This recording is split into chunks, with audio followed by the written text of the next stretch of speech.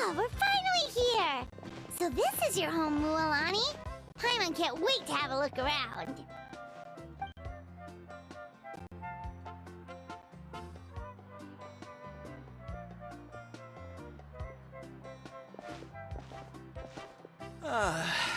See? What did I tell you? A dip in the hot springs after a battle is just the best. Fetch me a bottle of wine, would you, dear? Just one? Let's get another. It's still early in the day, isn't it? Want to go to Golden Dusk later? Now this is a vacation. Absolutely amazing. Wow, it's so lively around here. Is there some kind of holiday going on? We try to treat every day like a holiday around here. We believe every day is worth celebrating. Now, let me show you around. Where to start? Shochiqui Cattle Records, Kalamchi Plaza. Oh, there's so many options, but I recommend starting with the real highlight around here.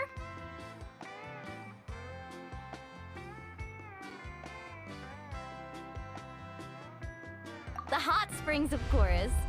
Natural hot springs have tons of health benefits.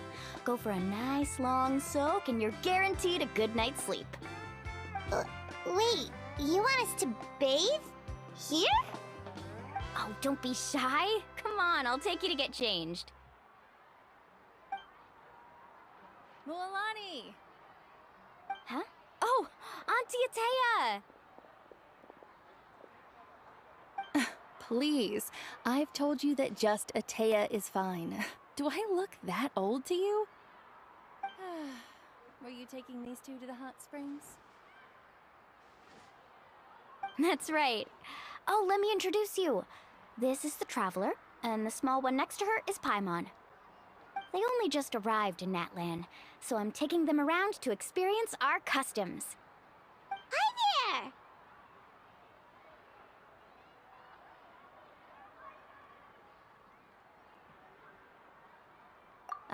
I'm Mualani's neighbor, Atea. By the way, Mualani, I heard you lost to Kachina during the pilgrimage. Is that true?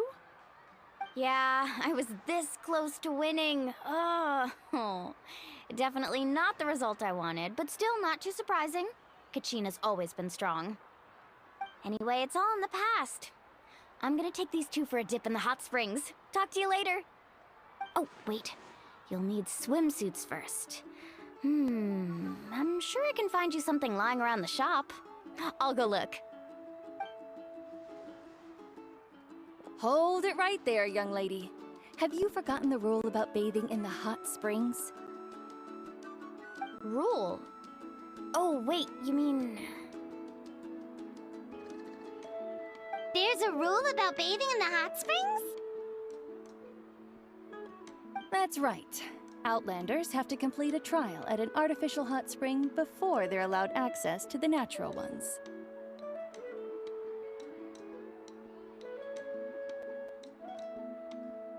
It's not nearly as scary as it sounds. Basically, natural hot springs have higher temperatures that not everyone can withstand. A few travelers have gotten scalded by the water in the past, so now we have an unwritten rule.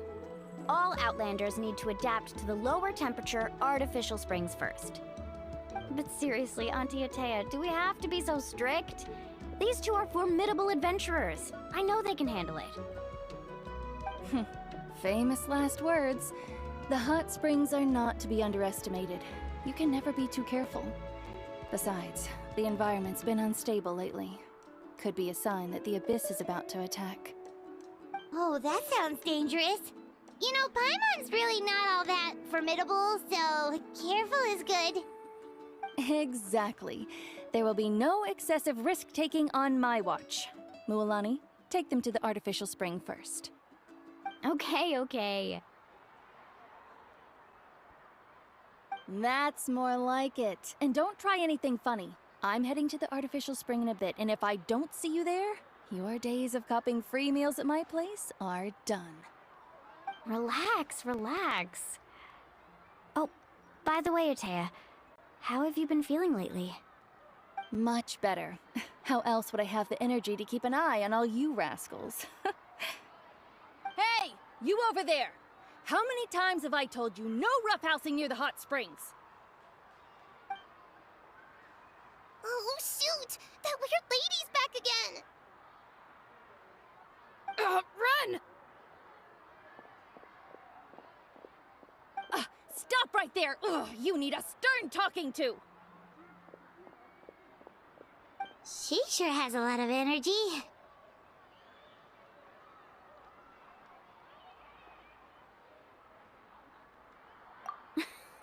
She's a legend in our tribe. Everyone knows her. Back before I inherited my ancient name, she was one of Natlan's most renowned warriors, famous for her love of hot springs. In fact, she often threw parties at the hot springs. She referred to anyone who came to these parties as her hot spring buddies.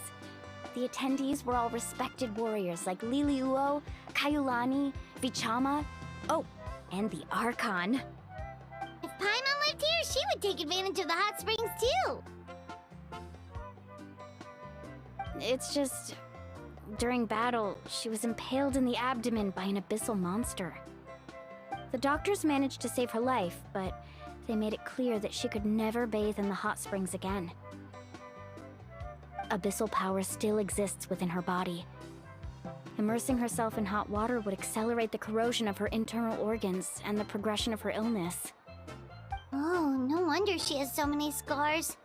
Paimon had no idea she was so seriously injured. That's normal. She never talks about her injury. She's worked tirelessly over the years to dig up artificial springs so that more and more people can experience our tribe's natural wonders, even though she can't enjoy them herself. I really respect her for that. Anyway, let's head to the artificial springs. If Auntie Atea gets there before us, we're gonna be in some real hot water.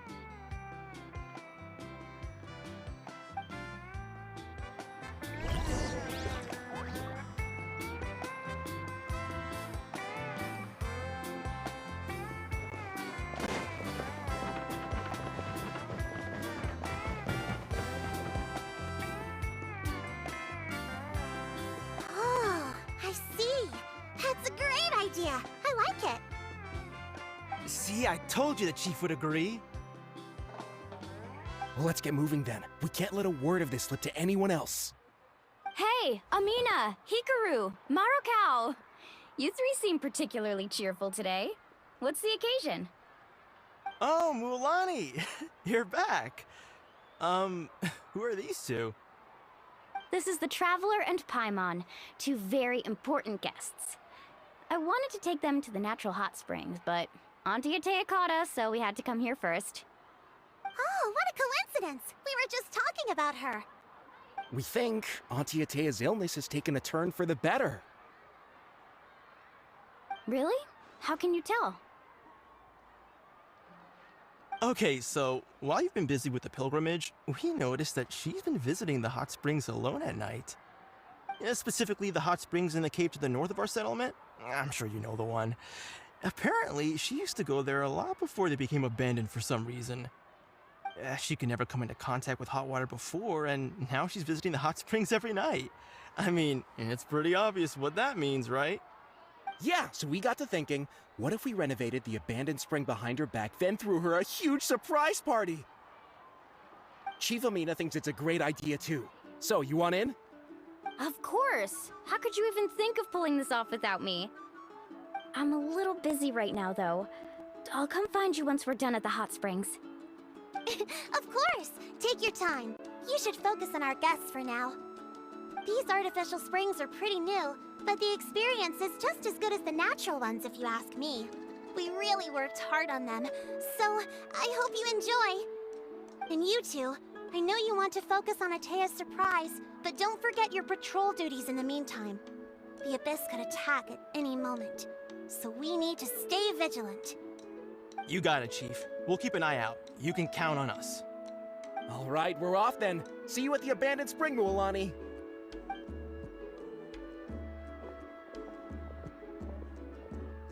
I'm also gonna head out. Have fun!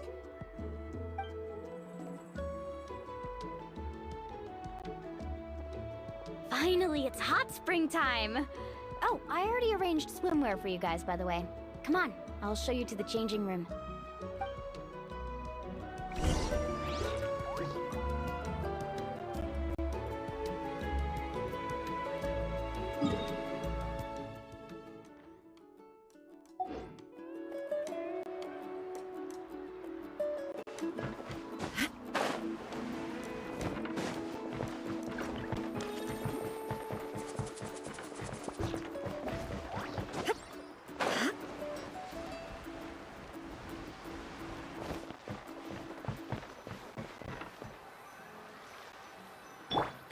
May I present?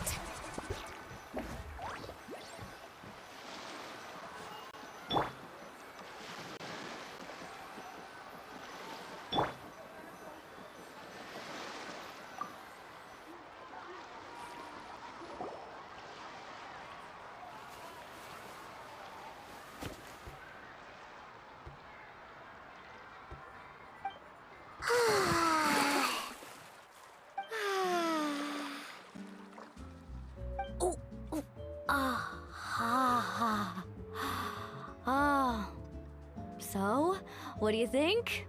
Can you feel the warmth relax every muscle in your body?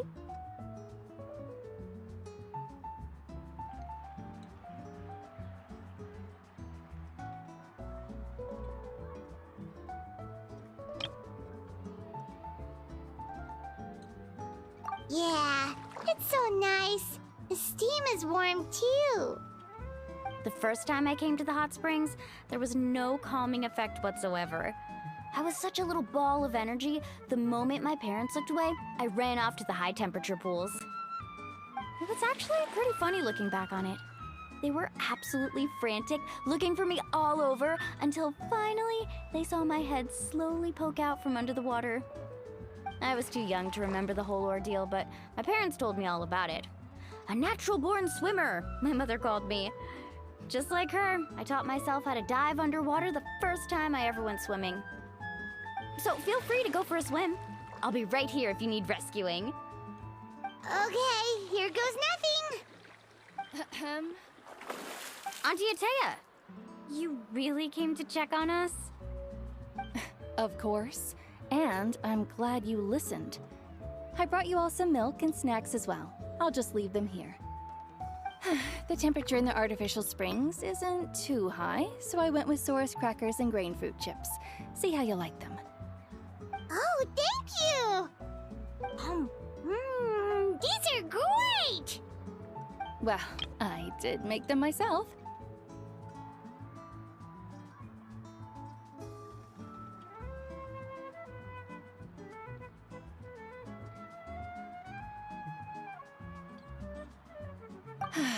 Very few young people know how to truly appreciate hot springs, so listen carefully. The temperature of the hot spring not only determines the type of snacks you should choose, but also the amount of time you should spend in the water. To bathe in a hot spring is to completely empty your mind. As such, swimming around the pool is incredibly disruptive and impolite, and something you should absolutely not learn from Mualani. Hey! All right, looks like you were able to adapt to the temperature, no problem. You should be able to switch to the natural springs then. Well, I've got to get going. Oh, and make sure you drink your milk. I'm looking at you, Mualani. I still remember how you used to pour it into the water when you were little. That better not happen again, whether I'm here to catch you or not. Okay. Paimon didn't think you were the type to do something like that.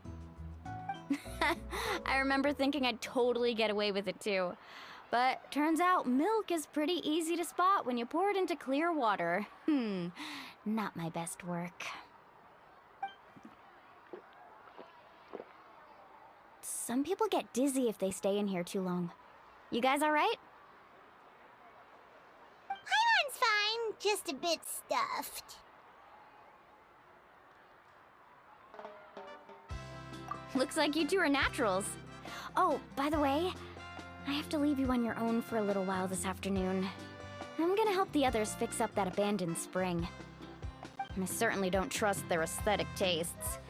Who knows what will become of the place if I leave them unattended? In exchange, though, I can recommend a couple of shops that are worth a visit.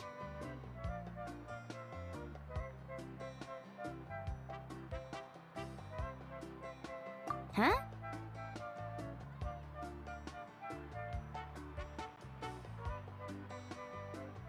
Yeah, she brought us snacks and taught us about the hot springs. We want to do our part too. Friends are supposed to help each other out. We'd feel bad otherwise. Well then, the more the merrier. Alright, we should get going. Let's organize the best hot spring gathering Natlan's ever seen.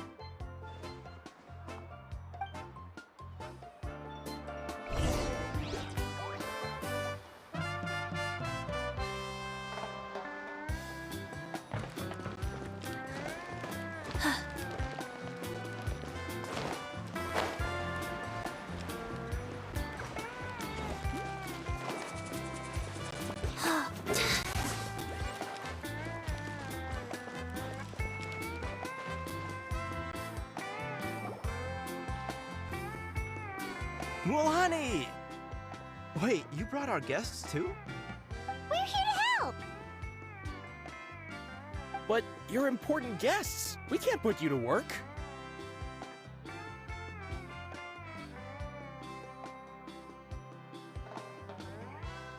All right. Stop trying to out-polite each other, would you? The sooner we get this party started, the sooner we get to enjoy the real party. Now, where to start? Looks like the water outlet is blocked pretty bad. We'll need to dig under it. Ooh, those boxes in the corner need to be thrown out as well. Oh! They're moldy as all get out! Ugh. Also, someone needs to go out and get some cloth, wood, and decorations. Oh, and snacks too. I say we get enough for 20 or 30 people. Bulk purchases fetch the best prices after all. Oh, but don't just accept the first offer they give you. I'm not good at haggling. Why don't you go? Hey, I'm not any better, and I wouldn't even know what to buy. How about we handle things here while you three deal with the shopping? Yeah, that works too.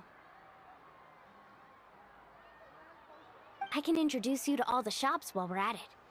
All right, let's meet back here later.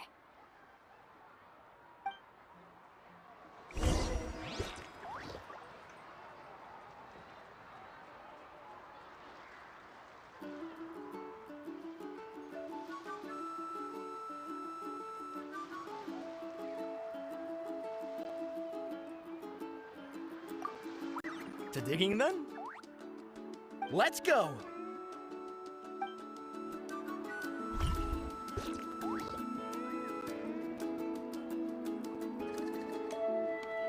To digging then?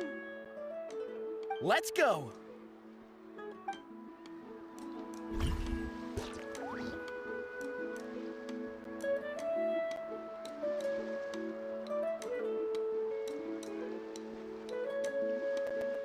To digging then? Let's go!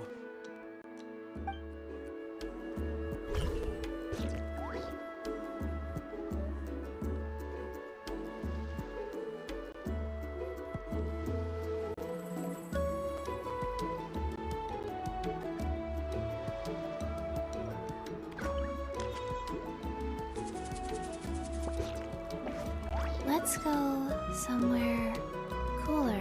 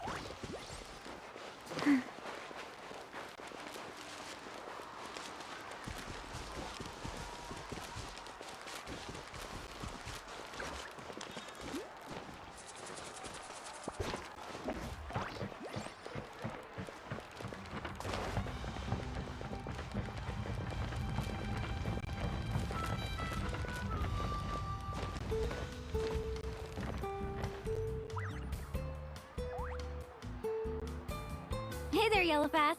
Hope business has been going well. Well, if it isn't Mualani, back from the pilgrimage? That's right. Didn't make the cut this year, though. Well, it wouldn't be a competition if everyone got to win. So, what'll it be today? Here, it's all on the list. Quite a sizable order, as you can see.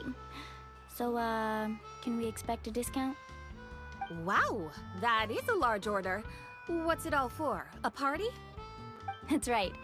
Keep this between us for now, but we're throwing a hot spring party for Auntie Atea. Wait, you're saying she can go in the hot springs again? That's great news! How about this? You can have the decorations on the house, and I'll give you 20% off the cloth and wood. Come on, I know you can sweeten the deal. That pile of wood's been sitting there since I left for the pilgrimage. At this rate, you need to get rid of it or it's gonna go moldy. All right. Such a handful. Just give me a moment while I pack all this up for you. Wow, that was amazing, Mualani! All in a day's work. By the way, Yellowpath, are these 2 stones for sale? Interested? They won't come cheap. I'm not planning to haggle this time, I promise. Package them separately, would you?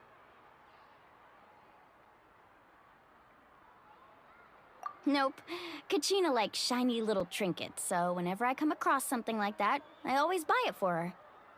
I'll hold on to them for now. It'll be a nice little surprise for her when she returns victorious from battle. I'm sure she'll like it. All right, that should be everything. If you could just double check, make sure nothing's missing. Let me see. Huh? What's this crate of juice doing here? That's on the house.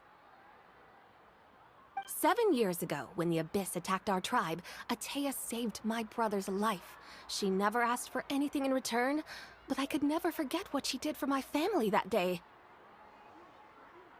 So, send her my regards, would you? And have fun! Oh, we will. It's gonna be a party to remember. Thanks a lot, Yellowpath. Well, that's our shopping done. Let's head back.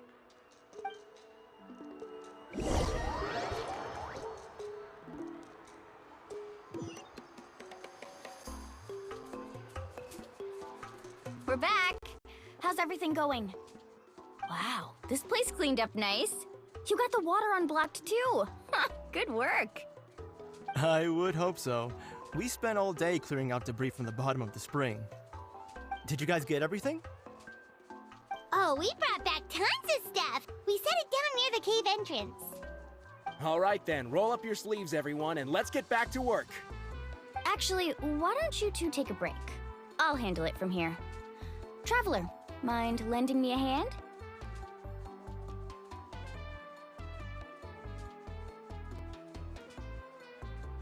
So, I was brainstorming on the way over, and I'm thinking we could draw something on the wall over here, and the snacks and drinks can go over there.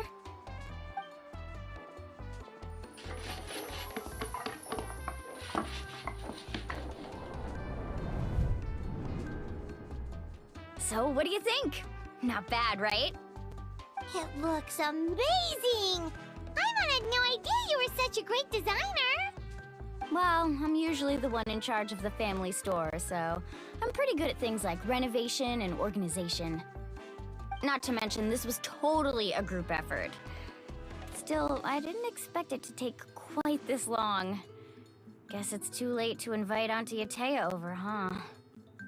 Yeah, tonight's definitely not gonna work.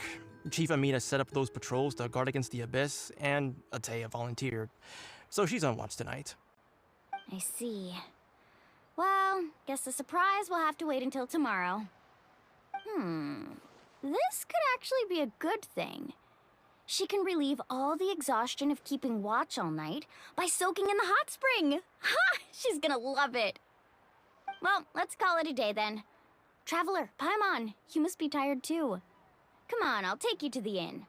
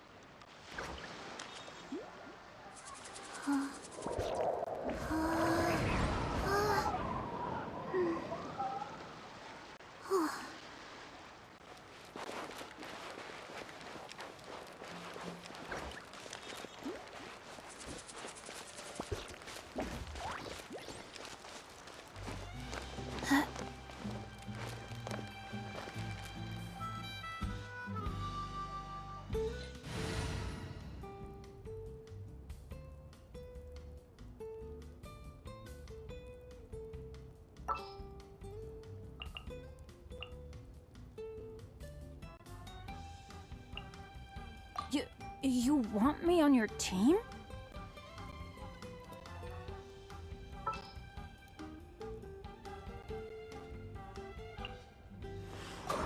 Let the wind lead.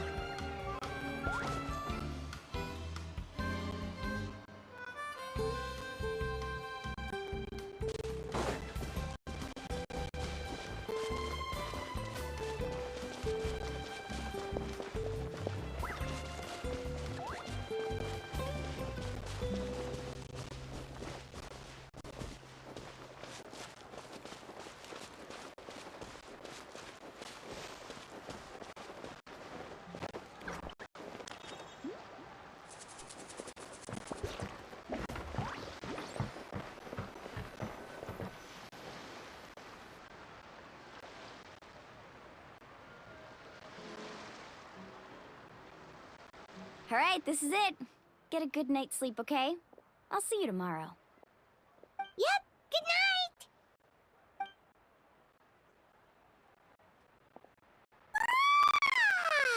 Paimon's exhausted. We really went all over the place today, didn't we? Anyway, we need to be well rested for the party tomorrow, so let's head inside.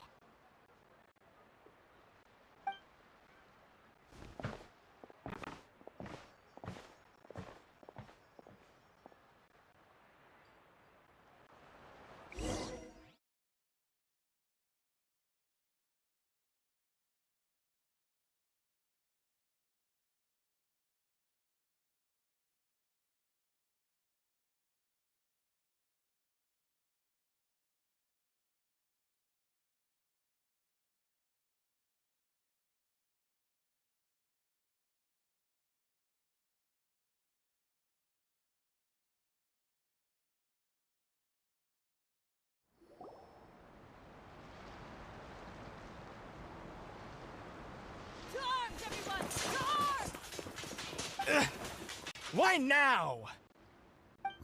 Hi? What's with all the noise?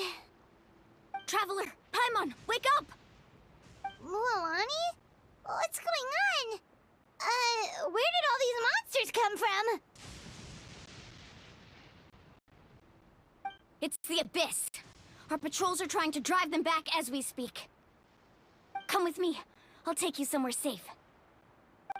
Mualani, a little help over here. We can't hold them back much longer. One moment. I'll be right there. Couldn't have said it better myself. Hang in there. We're here to help.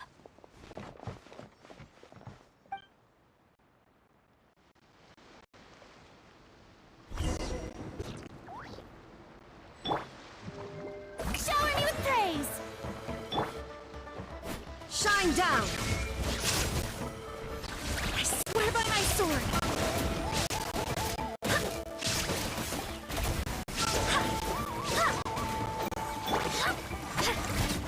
Let her rip!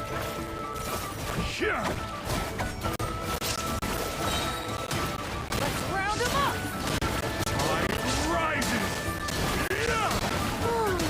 Have they been contaminated by the Abyss? No, they are the Abyss. Destroy them!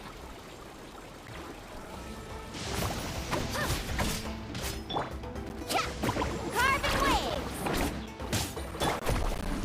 There is no escape! Inazuma shines eternal! Thank you. I'm alright. Go help the others. I almost died.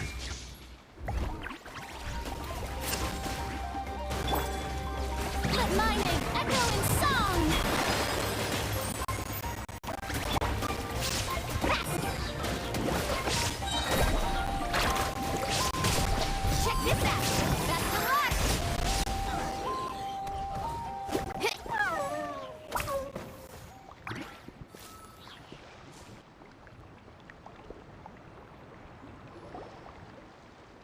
We've cleared out most of the monsters over here.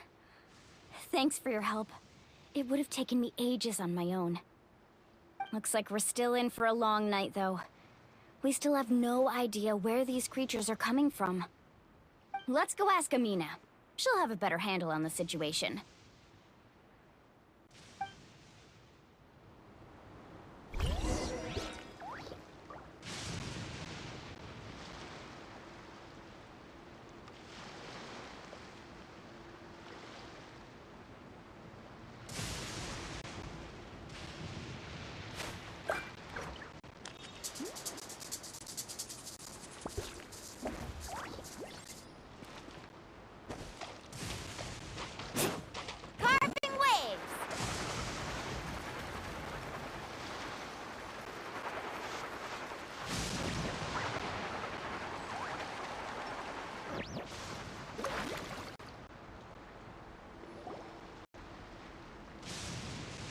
Amina! Oh, it's you three. Thank you for helping clear out those monsters. We were prepared for an attack, but we didn't have enough people to prevent them from breaking through our defenses. No casualties so far, though. Where'd they come from this time? The east side. We've pinpointed the position of an abyssal pylon, but we don't have enough manpower to take it down. An abyssal pylon? What's that? A kind of gate created by the Abyss. One that allows monsters from the Night Kingdom to enter the physical world. The only way to end the attack is to destroy the pylon as soon as possible. Otherwise, the endless hordes of monsters will exhaust our defenses. Exactly. That's what I'm most concerned about. Their numbers suggest there might even be multiple pylons in the area. We're searching for them as we speak. Alright, we'll go seal off the one to the east. Traveler, Paimon, can I count on your help again? Of course! We can't just sit back and do nothing! On behalf of the people of the Springs, you have my thanks. We're counting on you. Let's go. There's no time to lose. Take care, Amina.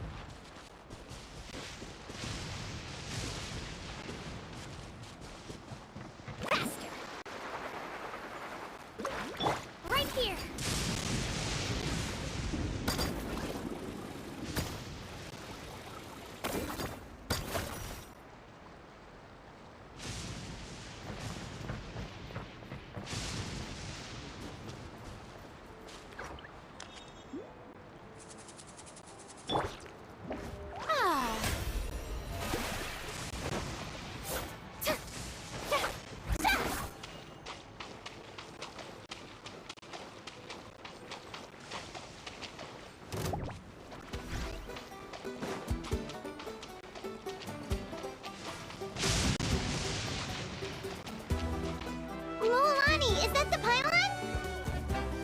That's it, all right. Come on, let's get...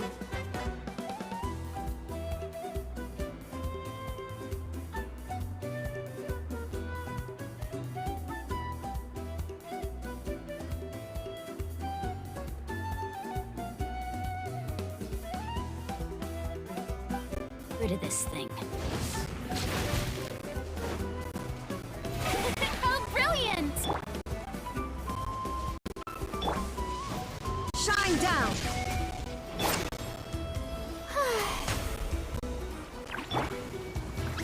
Out of the way or get blown away! Let's ride!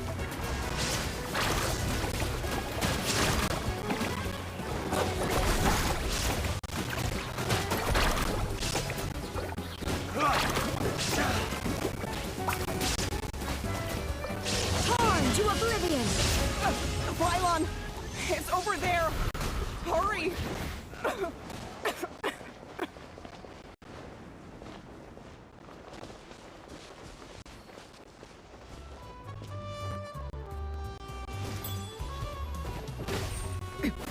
Erase all threats.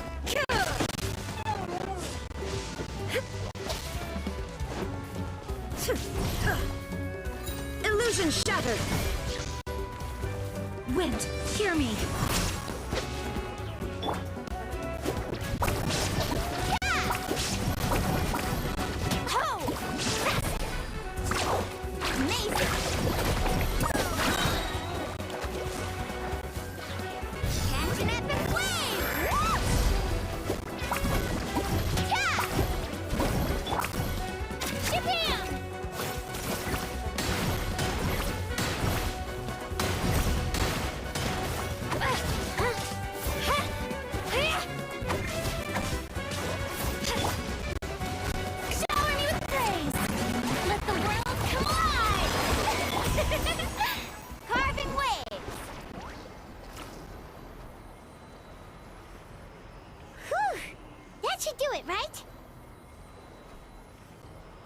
I don't see any more monsters, so looks like we're in the clear. Do these attacks happen a lot? Must be hard on your tribe.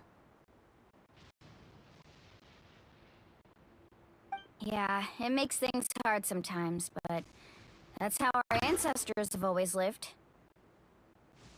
Besides, the Abyss doesn't care how difficult our lives are. Fighting back is the only option. Come on, we should head back. Huh? What are you looking at? Is there something over there?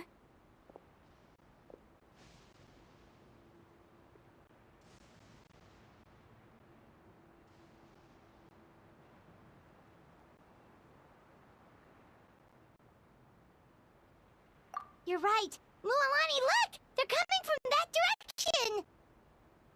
Wait, that area looks kind of familiar.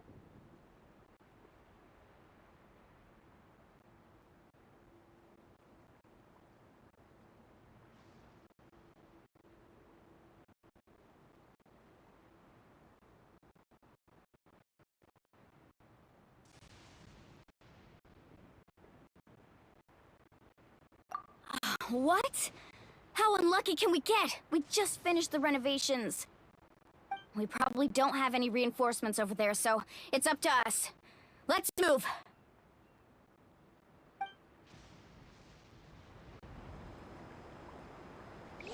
Huh? Seems like the monsters are decreasing in number. Come on, everyone, keep it up!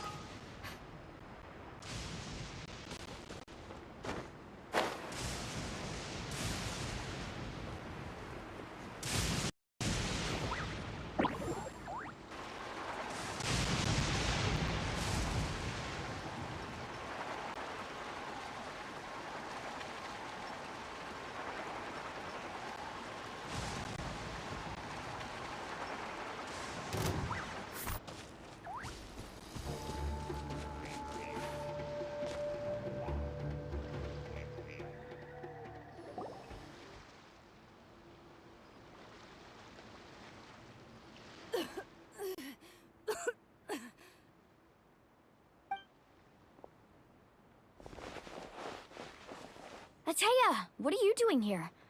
Where's the pylon? Where do you think? If I'm here, means hurry, so it's not my best work. You should check if all the important stuff is still here. Stop talking for now. That wound looks bad. The abyssal power is corroding your body. Is this the right area? Hello? Anyone there?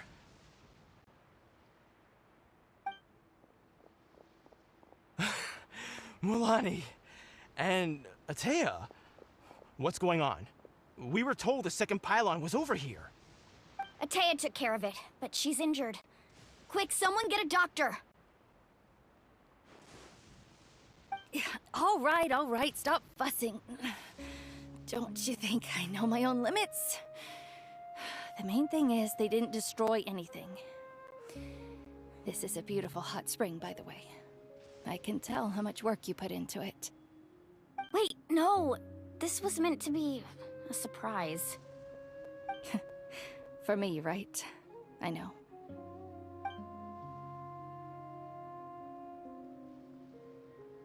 Ateya! You think I couldn't tell you were avoiding me on purpose? Not one of you stopped to say hello today. It couldn't be more obvious that you were hiding something. And you, Mualani, were you the one that brought the snacks? How many times have I told you, you have to choose them based on the temperature of the water? Oh, forget about that. The doctor's almost here, and you're gonna get all better. Then we can have a meal together, and I'll help you make whatever you want, okay? You just have to hold on.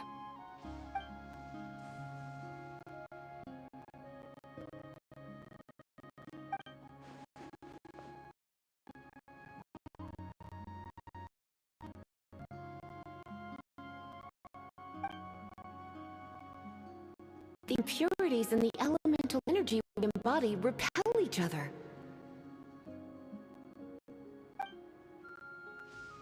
What? The crystal has been purified? When? The anguish he feels has brought him to tears. I also came across a teardrop crystal. Can you purify it?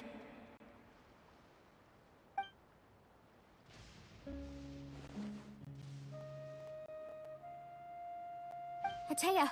Ateya! Wait, what do you mean?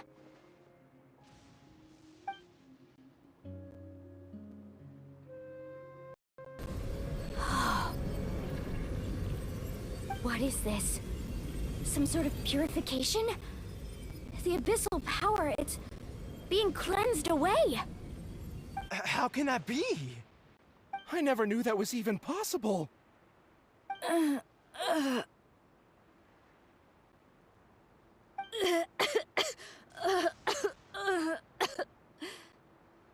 Ateya!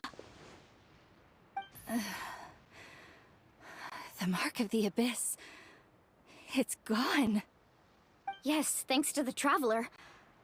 By the way, Traveler, are you all right? I just saw you purify abyssal power from Ateya's body. That didn't injure you in any way, did it?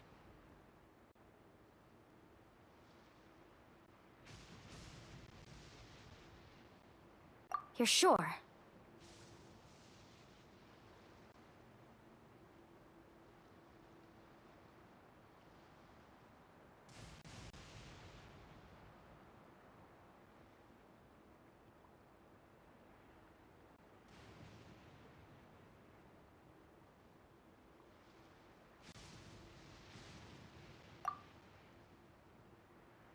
Good. Good. Thank goodness. You scared us all half to death just now.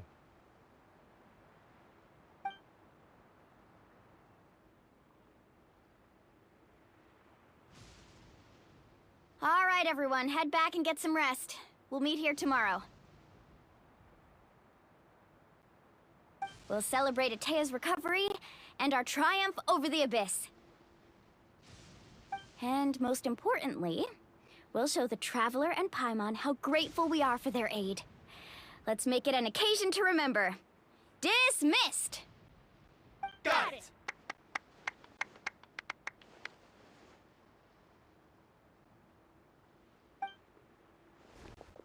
Got any other secret powers I should know about? But seriously, you really came through for us tonight, so thank you. Paimon almost forgot you had that ability. You used it back in Mondstadt to cleanse Dvalin's tears, didn't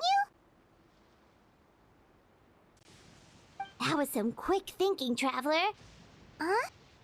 You look like something's bothering you. What's wrong?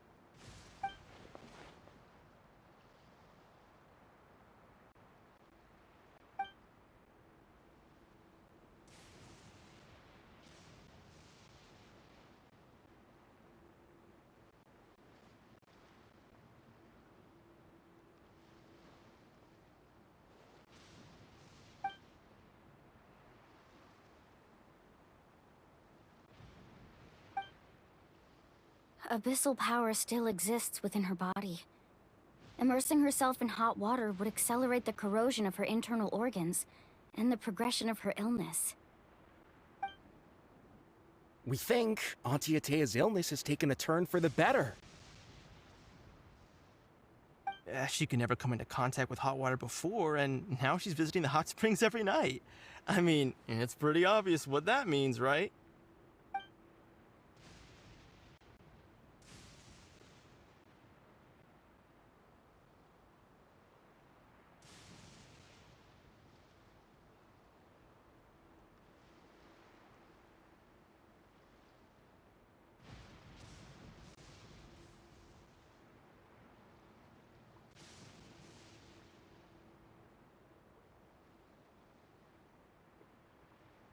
Hello? Traveler! Maybe you can zone out some other time because Paimon can barely keep her eyes open. Let's head back for now.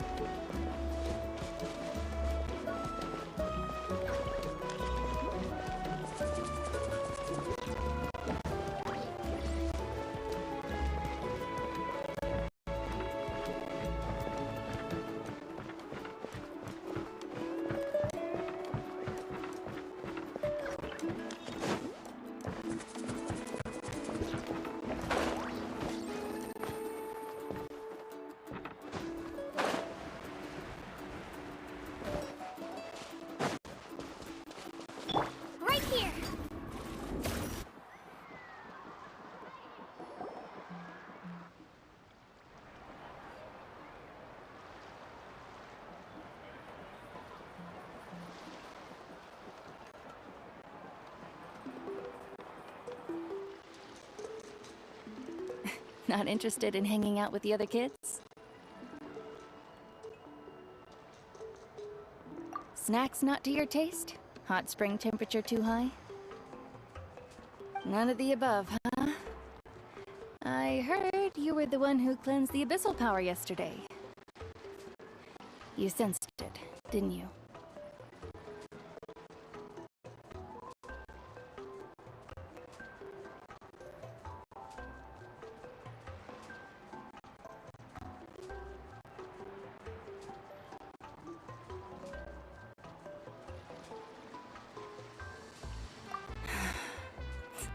I was hoping to keep it a secret for a few more days. Didn't want to ruin the celebrations and all, but looks like it was no use. Hey, kid! Who? Me?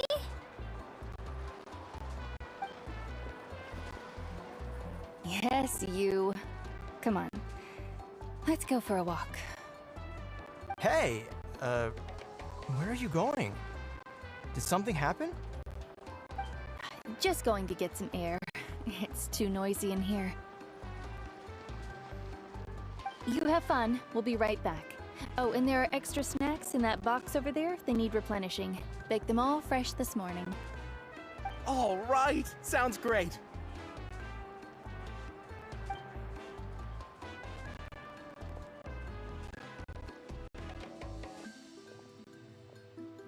Mualani. Yeah?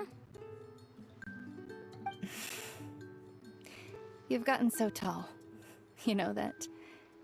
Feels like just yesterday you were that rambunctious kid causing trouble all around the hot springs. It's like all that time passed in the blink of an eye. Tell me, how are your parents?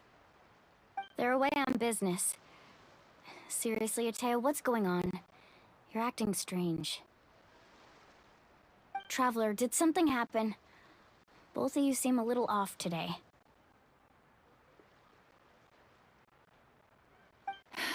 I guess I should explain. I wasn't visiting the hot springs because I was getting better. And that pylon yesterday, I didn't go face it by myself because I was reckless or too anxious to wait for reinforcements. It's because my body isn't going to last much longer. Your friend saved my life in that cave, and because of that, I got to enjoy this celebration with you all. But I'm just a few days shy of the end. The hot springs, I'm just trying to enjoy them for as long as I have left. Oh. Mualani? That better not happen again, whether I'm here to catch you or not. That's what you said back at the artificial spring. I had a bad feeling then, but I didn't want it to be true. I wanted to believe you were actually recovering. You want to know something? Recovery, death, to me, the two aren't all that different. Both are worth celebrating. You've never been resurrected, so you might not understand. But Death and I, we're old pals by now. There's nothing sad about being reunited with an old friend. I lived with regret for a long time. Regret that my illness meant I could no longer take to the front lines, especially as our nation slid deeper into crisis. But yesterday, I was finally able to let go of that regret. Not only because I found the strength to fight the abyss, even at the end of my life, but because I got to see you in action, Mualani. Seeing you out there, it made me realize that I don't need to worry about our tribe or our nation's future. You have the capacity to bring us all together. Even if I was never injured, old age would still take me one day. But I've done what I needed to do. The future is in your hands now. Just remember, whether in life or death, I am always with you. I understand. Seems like you've given this a lot of thought, Atea. Thank you for telling me all this. I'll do everything in my power to protect our tribe, our nation, and live up to the example you set for me. Good. Oh, and if any of you have the chance to meet with the Archon, could you give this to her for me?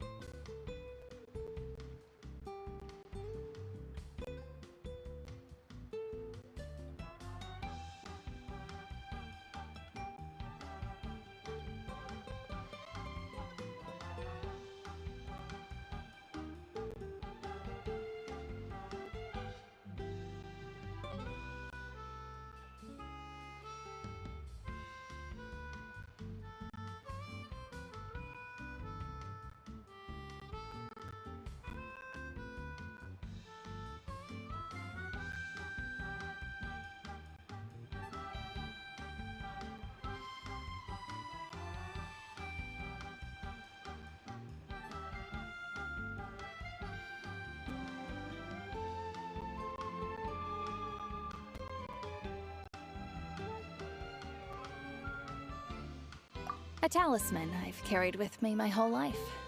It may seem strange to say while I'm still alive, but just think of it as a relic I'm leaving for her. It's brought me good fortune in battle. Even after I became too sick to fight, I never took it off.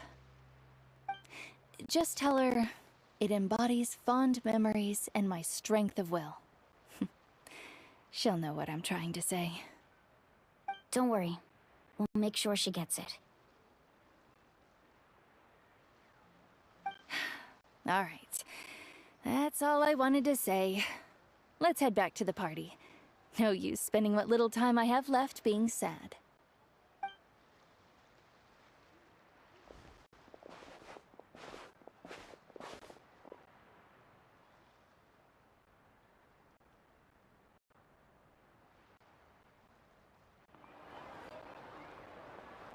Traveler, Atea, Mualani! If you don't hurry up, there won't be any snacks left! Excuse me, what did I say about bathing in the hot springs on a full stomach? Hey, are you listening to me?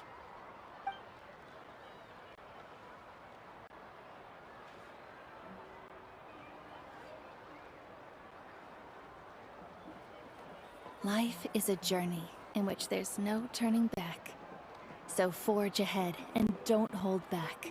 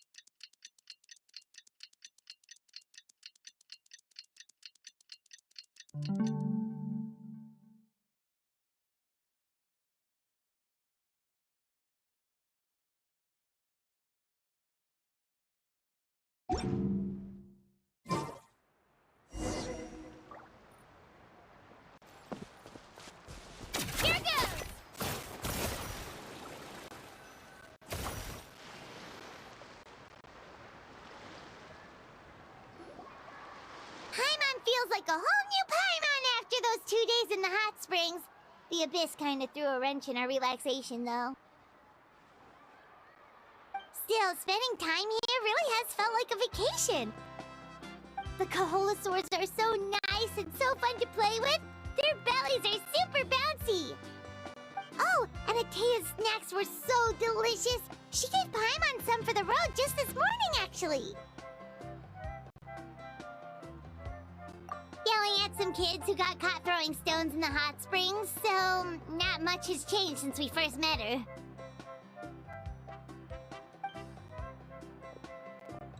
Hey, you guys. Sleep well last night? Yep, this area is so nice. Glad you like it. I was thinking of taking you guys out to do some sea fishing. Later tonight, we can eat whatever we catch. Fresh fish is absolutely delicious right off the grill. Hey, Mualani! Yeah? What do you need? The team sent out to fight in the Night Warden Wars has returned. And Kachina? Is she back as well? Kachina fell in battle. But don't worry, the team was victorious, so the Rite of Resurrection will be held in the stadium soon.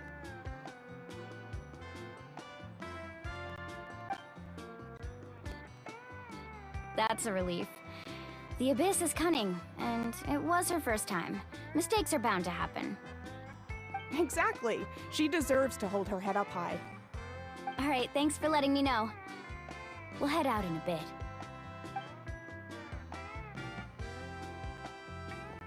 Jeez, she sounded a little anxious there. Had me thinking it was bad news for a moment. Mualani, you said the Abyss was cunning just now, but it seems like the Abyss just wants to destroy everything. Like, think about all those monsters that attacked your tribe. If there really was some sort of cunning plan, wouldn't it make more sense to send them to attack Kachina and her small team? Not that Paimon wants them to be in any more danger, it's just... Relax, I get it. The Abyss is difficult to understand, that's for sure. At a glance, it certainly seems like the only goal is total destruction. The Abyss isn't a living entity after all, so what capacity for logic or planning could it possibly possess? But through our long history of fighting the Abyss, we've realized things aren't quite so simple.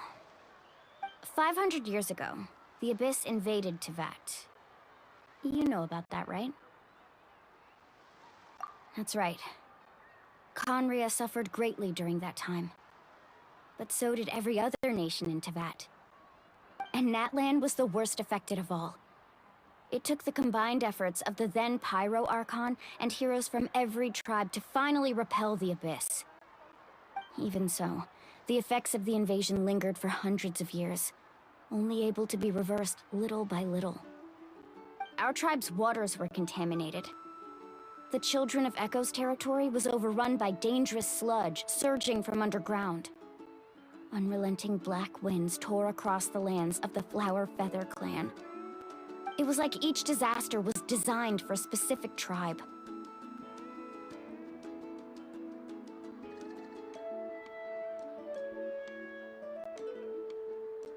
Exactly. We once thought that the Abyss's desire for destruction was a sort of primal instinct, but its methods are, in truth, marked by intelligence. We now believe the Abyss has invaded the Night Kingdom, and has the capacity to read the memories of this land at any given moment. And that's how it became so dangerous and cunning. Almost like it knows you inside and out.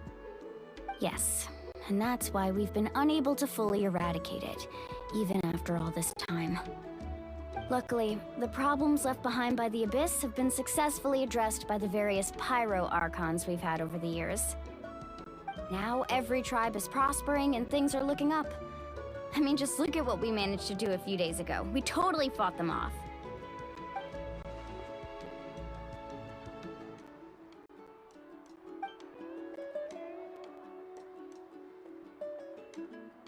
You must have had to sacrifice a lot to get to this point. Every battle, every sacrifice is in pursuit of a future where we get to stop fighting. Responsibility, duty, unavoidable burden.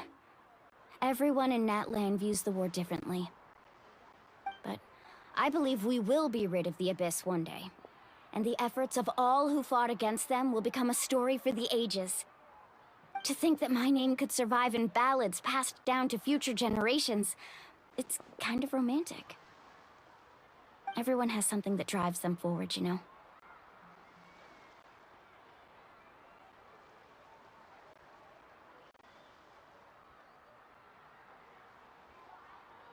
We have to. Not only for ourselves, but for our future. Anyway, let's head to the stadium. Our fishing trip can wait until Kachina's back with us. The sea's not going anywhere.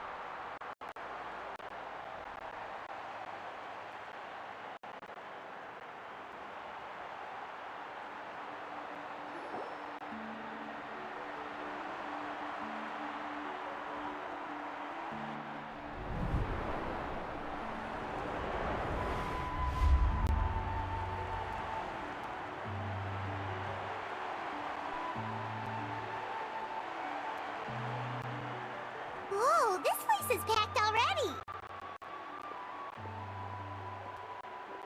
Of course. No one's gonna miss out on the chance to welcome our heroes back from battle. It's their moment of glory. Kachina's gonna be so flustered. She's never had this many eyes on her before.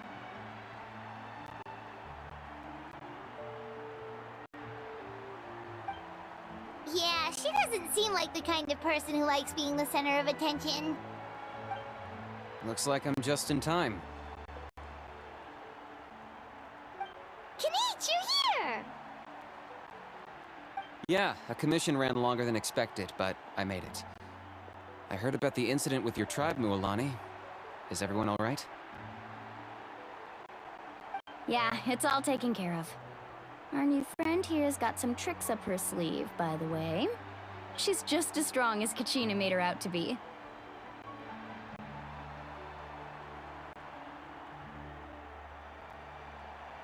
Hey, look! Is it about to start? That's right. Someone will come out and recite a eulogy, and then we'll sing the Ode of Resurrection together. Come on, let's find a spot with a good view. When the singing starts, just follow my lead and you'll be fine. Let's go somewhere higher up so Kachina can spot us.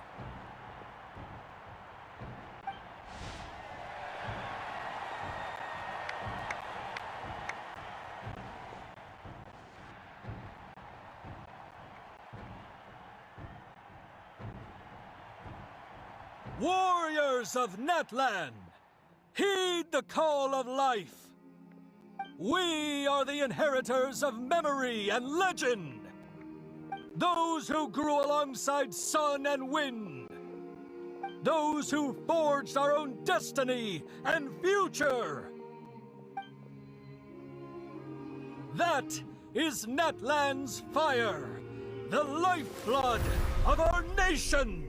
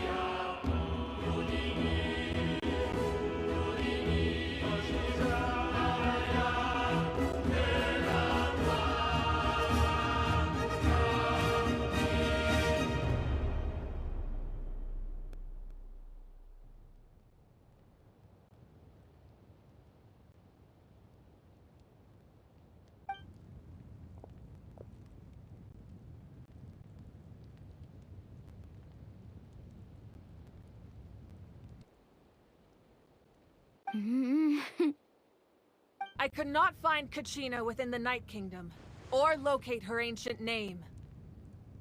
What? What does that even mean? Usually once the ode is complete, the Pyro Archon and resurrected person will emerge from the flames. But something went wrong. What's going on? This has never happened before. Well, I think it's pretty obvious. Clearly, the team sent to fight the Abyss didn't win after all. Think about it. The Ode rekindles all victors. We've witnessed it countless times. Since the Archon couldn't find Kachina in the Night Kingdom, that must mean there's more to this victory than meets the eye. Hey! You just haven't gotten over the fact that Kachina beat you in the pilgrimage! Pathetic. The both of you. Your wild guesses are misplaced. We completed our mission. Maybe you did, but who's to say whether that little girl even contributed at all? Maybe she got scared and ran off. Why would the YUB recognize someone like her, even if she was on the winning team? How dare you insult a hero of Natlan like that? Kachina sacrificed herself to repel the abyss. She doesn't deserve to be subjected to your vile rumors when she's not even here to defend herself. Calm down, Mualani. There's no point arguing with the likes of them. I can't just sit here and let them slander her like that. To insult a hero of Natlan, the person actually has to be a hero. You... Think about it, everyone. Who do you think is really at fault here? A girl who never should have even gone to war? Or the great Pyro Archon? Why would the rules of our nation suddenly stop working? That's true. If she wasn't revived, it must mean she failed to achieve victory. Maybe the Wyab interpret victory in different ways? I mean, that girl didn't look all that strong to me.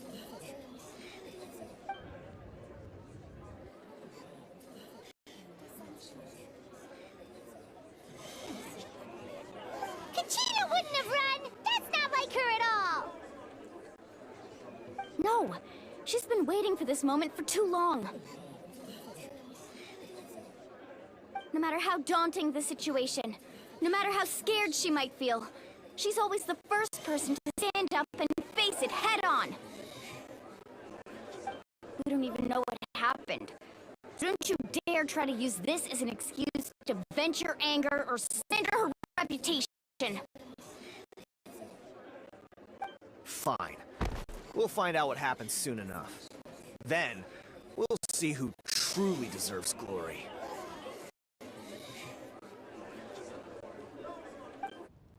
That's enough. There is no doubt about today's victory, or Kachina's part in it. She is a hero worthy of our admiration and celebration. However, the failure of today's ceremony is undeniable. Kachina has not been rekindled, and I offer you all my deepest apologies as I continue to investigate this matter. To prevent further casualties, I have decided to suspend the pilgrimage until this matter is resolved. What? No one is all-knowing. No one is infallible, not even myself. But doubt is a means by which we seek the truth, not a weapon we wield against others. I didn't mean it that way, Archon. I just... If there are things you wish to clarify, then ask me directly. Doubt my answer if you wish, but now's your chance. You have concerns? State them. No, of course not. Even though I have said nothing to change your mind, then it would seem the truth never mattered to you at all. That guy doesn't even have the courage to answer the Pyro Archon's question. So much for all that glory talk earlier. I have a question, Archon. My friend Kachina. Do you have any idea where she is? It's extremely important to me. I know you said you were investigating the situation, but I'm sorry, that's not enough. I've already shared everything I know. If you want to learn the truth and rescue your friend sooner, you should join the investigation. So, what do you say? Of course I'll join. In that case, come see me in the speaker's chamber. We should join them. Oh, and if it's not too much trouble, could you drop by as well, Traveler? I'd like to have a chat.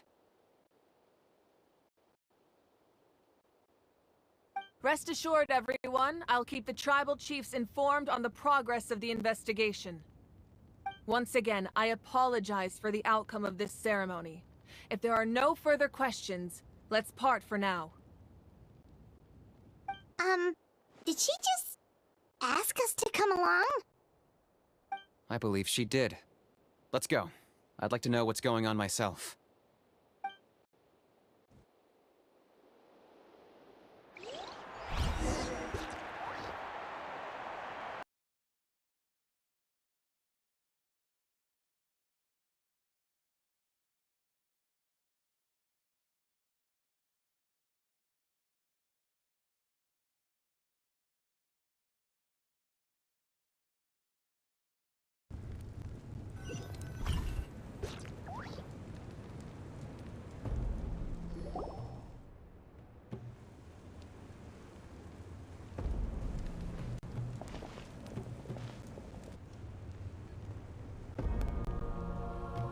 The situation is urgent, so I'll get straight to the point. Kachina is undoubtedly a hero of Natlan, and I'm deeply sorry this happened to her. There's been unrest in the Night Kingdom, but I don't know what's causing it. As a result, I've been unable to track down her location. Until we find and address the cause of the unrest, the Ode of Resurrection will continue to be ineffective. And that means Kachina won't be able to come back? That's correct. Not until the problem with the Night Kingdom is resolved. How long will that take? It's hard to say. Kachina always dreamed of fighting the Abyss, of doing her part to defend Natlan. She wasn't afraid of death because she knew, if it came down to it, the Pyro Archon would be there to bring her back to life. Whenever we sat down together, exhausted from training, she would always hum the Ode of Resurrection. She was supposed to come back to us. We were supposed to hug her and celebrate with her and share her joy. We supported her every step of the way, but what are we supposed to do now? Sit peacefully and wait for her return? Lose ourselves in grief over her death? Tell me, are we her friends? Or her murderers? That's not fair, Mualani. It's all right. I understand your rage and your grief. Kachina's life means a great deal to me, Mualani. Believe me, I want to bring her back as soon as possible. I would give you that peace of mind if I could. But please, hear what I have to say so I can at least give you a broader picture of the issue we are now facing. Considering the recent attack on your tribe, I believe the Abyss has found a new means of undermining the rules of our nation. You mean... The Sacred Flame. The foundation of our resistance against the Abyss. If we continue to hold the pilgrimage and send teams to fight the Abyss, there will likely be more casualties. But if we stop altogether, the Sacred Flame will only grow weaker. The Abyss will scale up their attacks, and the tragedy we saw with the people of the Springs will only be the first of many. If we compare the two choices, the former seems to be the lesser of two evils. Sorry, I know that may sound harsh, but I bear the name Malipo. Weighing the costs is my duty. The raw truth can be cruel, but we need to understand it if we want to approach this rationally. But what would you say, Mualani? This is personal for you, and unlike Kanich, I dare say it's not a simple case of weighing up which course of action is less painful, is it? No. I can't choose between them, and I don't want to. Saying that one is preferable over the other is disrespectful to the people who suffered. You're saying it doesn't matter whether I suspend the pilgrimage. The consequences will be equally painful. Yes. What happened to Kachina breaks my heart. But I couldn't bring myself to sacrifice other people for her sake. And that is the crux of the problem. It's not simply a matter of choosing the lesser of two evils. Either way, there will be people who suffer. And the end result will be the same. Belief in the pilgrimage will waver. Once doubt has crept in, the people will no longer unite in battle against the Abyss. And that is exactly what the Abyss wants. Their ultimate goal isn't to break the rules that make the Ode of Resurrection work. It's to destroy the people's faith in them. To prevent what happened to Kachina from happening to anyone else, we need to suspend the pilgrimage. So that is my current plan.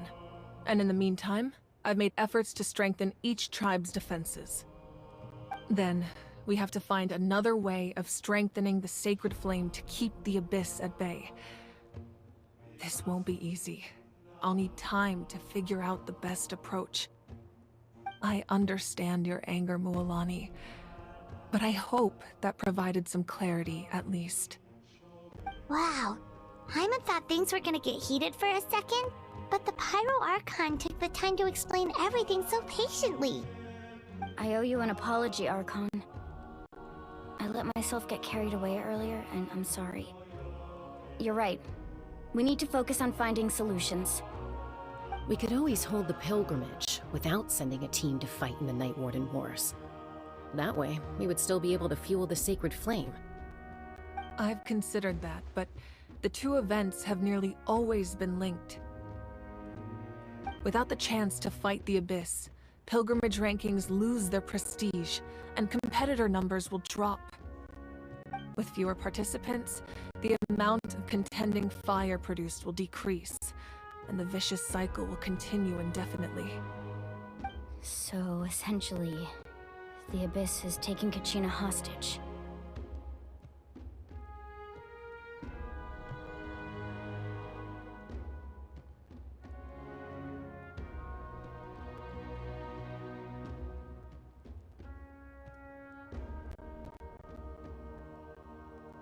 You've learned about the concept of ley lines during your travels, yes? The Night Kingdom is something similar. Staying there for a short period of time shouldn't have an effect on the person. But with the Abyss in the picture, it's a different story. Your sense of self will be devoured until eventually you become one with the Sea of Souls. Imagine pouring a cup of water into a rushing river. You can try to scoop up another cup, but there's no chance it will be the same water you had before. I won't sugarcoat it. That is the danger Kachina is currently facing. Just like you said, Archon. Both of these problems need to be addressed. You can focus all your efforts on dealing with the Sacred Flame. I will go search for Kachina. The Abyss poses the same threat to you as it does to her. It is very possible you will not return. Knowing that, do you still choose to go? Kachina's waiting for us to rescue her. That's all that matters. I failed to protect her during our campaign, but I can make it up to her now. I choose to go as well. Traveler? What do you think?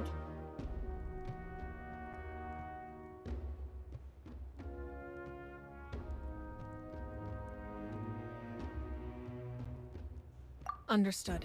Then I'll support you in any way I can. The Masters of the Nightwind have a technique that can extract an ancient name from the ley lines.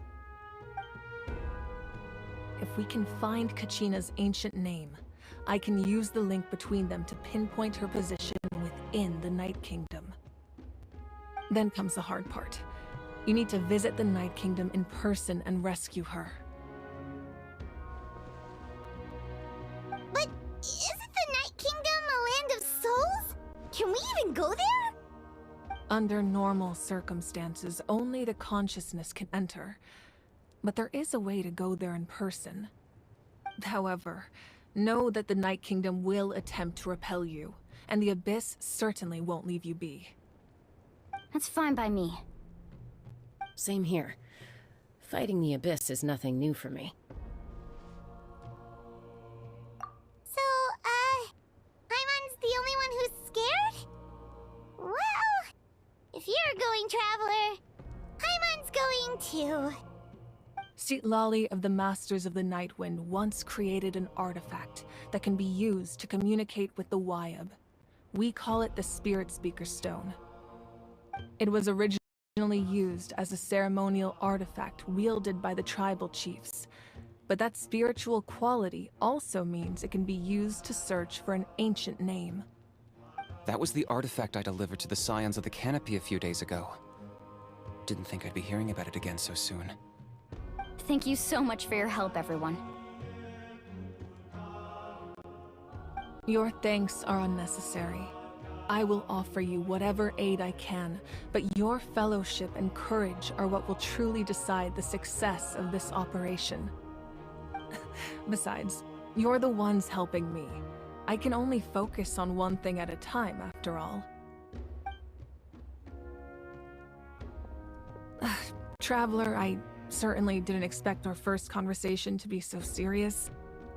I've heard all about your accomplishments. Ever since you arrived, I've been hoping to meet you and offer you Natlan's highest level of hospitality. Why? Why? Is that not what happened in the other nations you visited?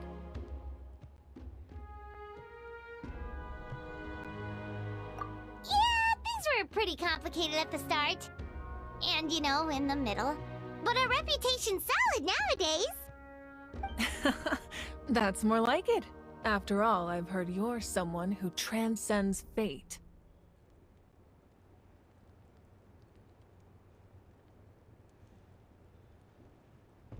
Perhaps even more than you can imagine. But we can talk about that some other time. Ideally, this would be the perfect night for a drink and some musical ambiance. But there are important things to be done. Oh, I almost forgot. Atea was wounded in the fight against the Abyss. She wanted us to give this to you. It embodies fond memories and my strength of will. That's what she asked us to tell you. She said you'd know what that means. I didn't think this day would come so soon. The flames of her life force. I can feel them flowing within the talisman.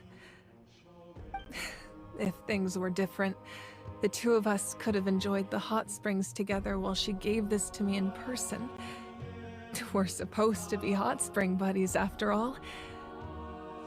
But don't worry. This talisman means a great deal to me. I'll take good care of it.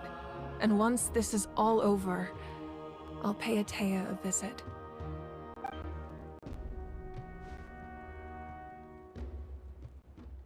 You said you didn't want to jeopardize the production of Contending Fire. But that's not at all why you decided to suspend the pilgrimage, is it? You're right.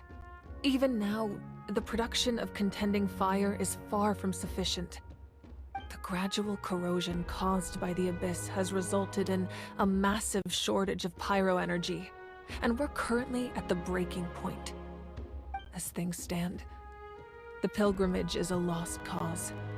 Suspending it allows us to save our strength to defend the tribes. The Abyss has brought catastrophe to Natlan, and Kachina's disappearance in the Night Kingdom is a direct consequence of that. We can't let the general public know that. No. If the public learned that Natlan's destruction was close at hand, there would be immense panic. But if I said nothing at all, they would have continued to question the integrity of Natlan's heroes. Another simple choice. The latter was clearly the better solution. But you chose otherwise. I have never subscribed to the belief that the right choice is the one with the fewest sacrifices. Let's go. There's still a way for the sacred flame to last a little longer. You mean? Yes. Come with me.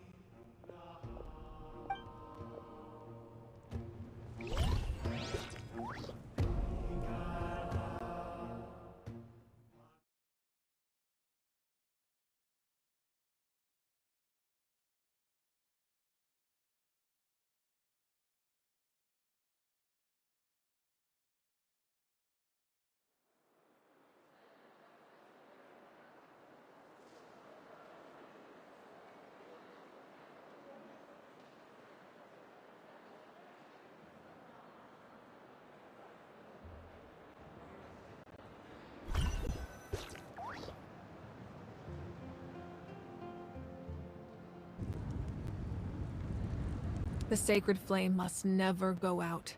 Not only does it strike fear in the Abyss, but it's also the pillar of Natlan's stability. So until our heroes are ready, I will sacrifice my power to keep it burning. But that can only last so long. I think we should focus on the remaining ancient name-bearers.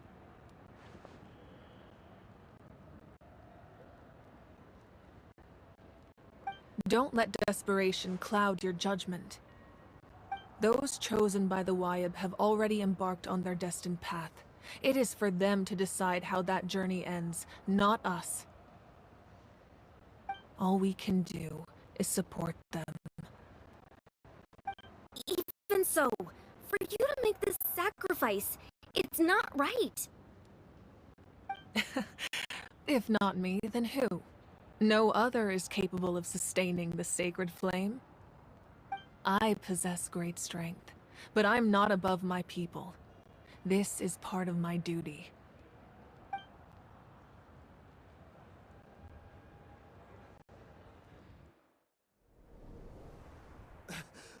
Archon! It's the Fatui!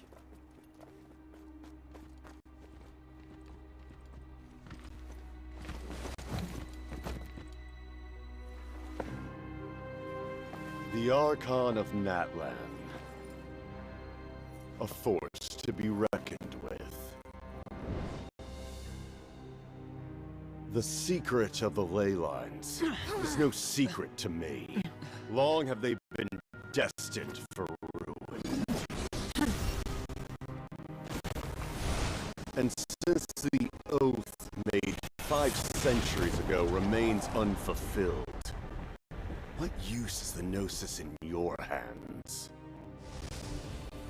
I don't know what you mean. But it sounds like this is about more than the Tsaritsa.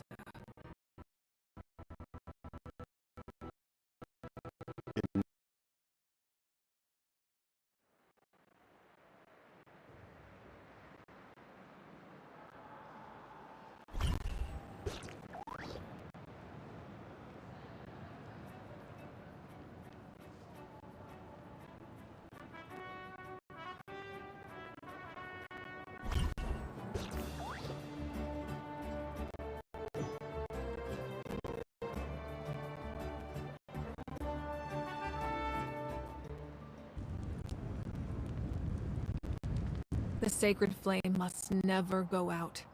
Not only does it strike fear in the abyss, but it's also the pillar of Natlan's stability.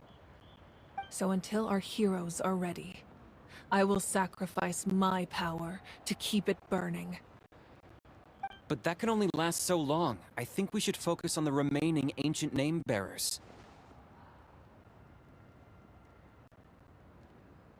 Don't let desperation cloud your judgment. Those chosen by the Wayab have already embarked on their destined path.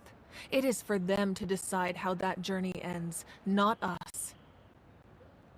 All we can do is support them. Even so, for you to make this sacrifice, it's not right. If not me, then who? No other is capable of sustaining the sacred flame. I possess great strength, but I'm not above my people. This is part of my duty.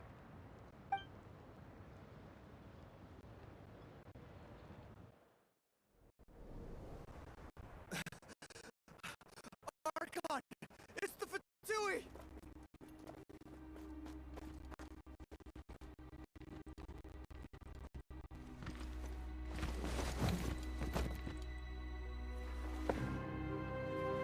The Archon of Natlan. A force to be reckoned with.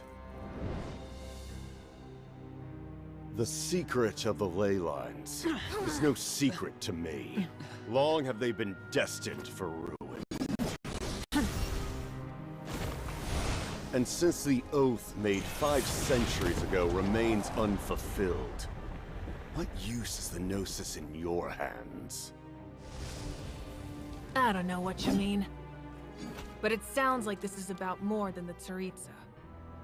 In times of crisis, someone must pick up the mantle of salvation.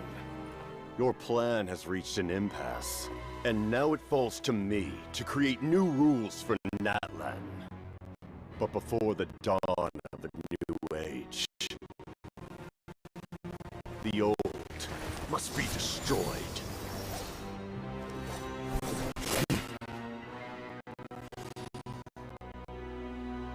I assume that's the end of your speech? Good. People like us.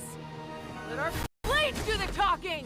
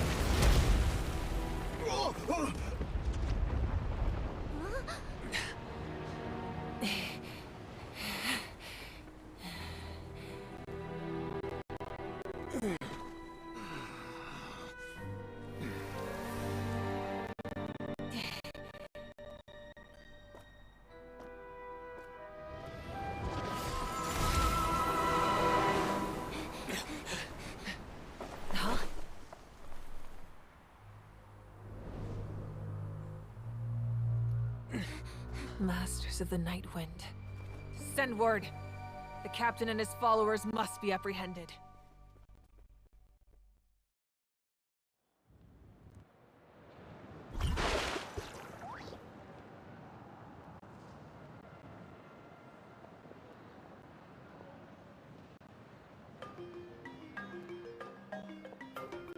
Are you alright, Archon? He was a formidable opponent. Exactly what I would expect from the first of the Fatui Harbingers. I never imagined someone could match you in combat. If the Tsaritsa sent him here, why would he bring up what happened 5 centuries ago? Yeah. And how much does he know about Natlan? The Harbingers are all driven by their own personal goals. The only purpose that unites them is collecting the Gnosis. But I'm sure the captain has his own reasons for being here as well. Whatever his motive, we should shift our focus to the Fatui. If they attack again, and we're not prepared, we're done for. No, we're running out of time. The wound I inflicted should hold him back and weaken him for the time being.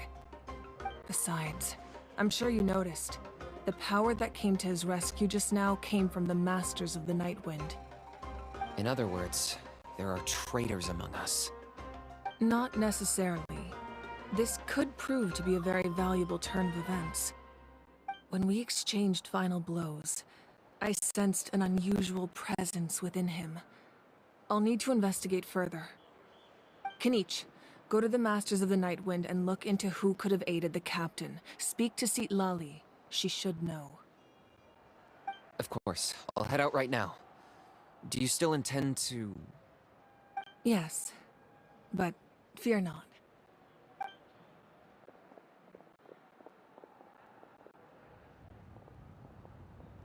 Natlan's strength has never rested solely in its Archon.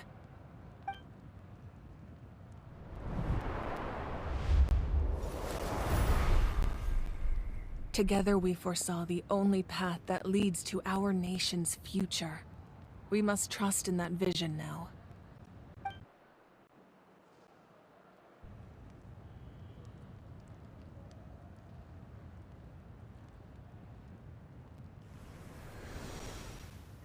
Is everything okay, Archon?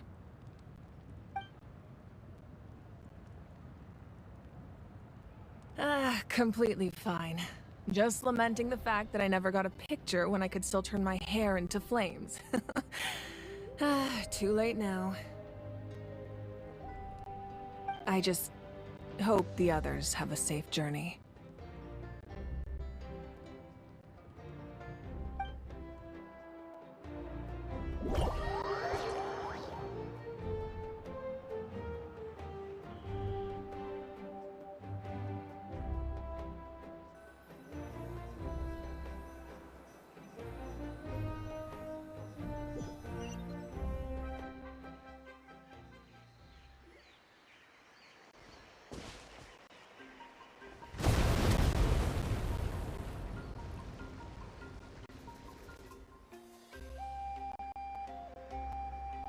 What's happening at the stadium?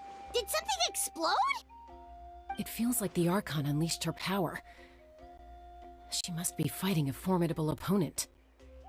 Should we go back and check what's going on? Have faith in the Archon. She wouldn't lose in a one-on-one confrontation. Once we find Kachina's ancient name, we'll head right back. Okay, let's just keep climbing. Emon really hopes nothing goes wrong.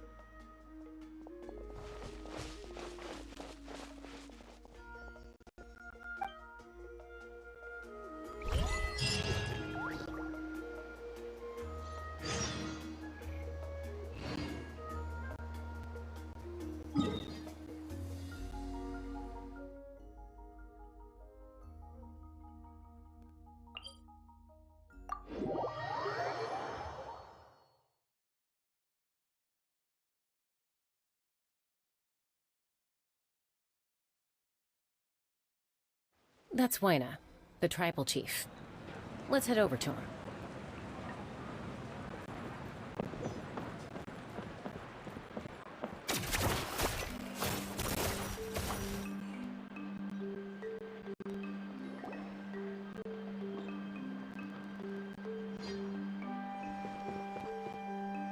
Chaska.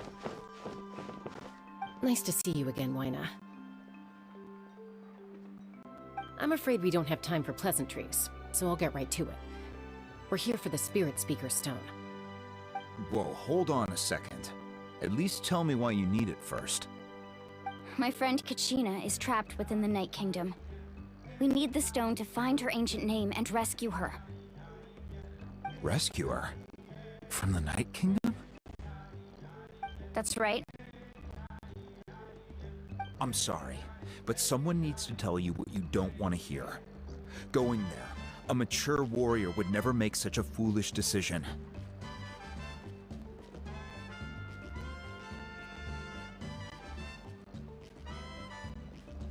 The nature of battle is unpredictable.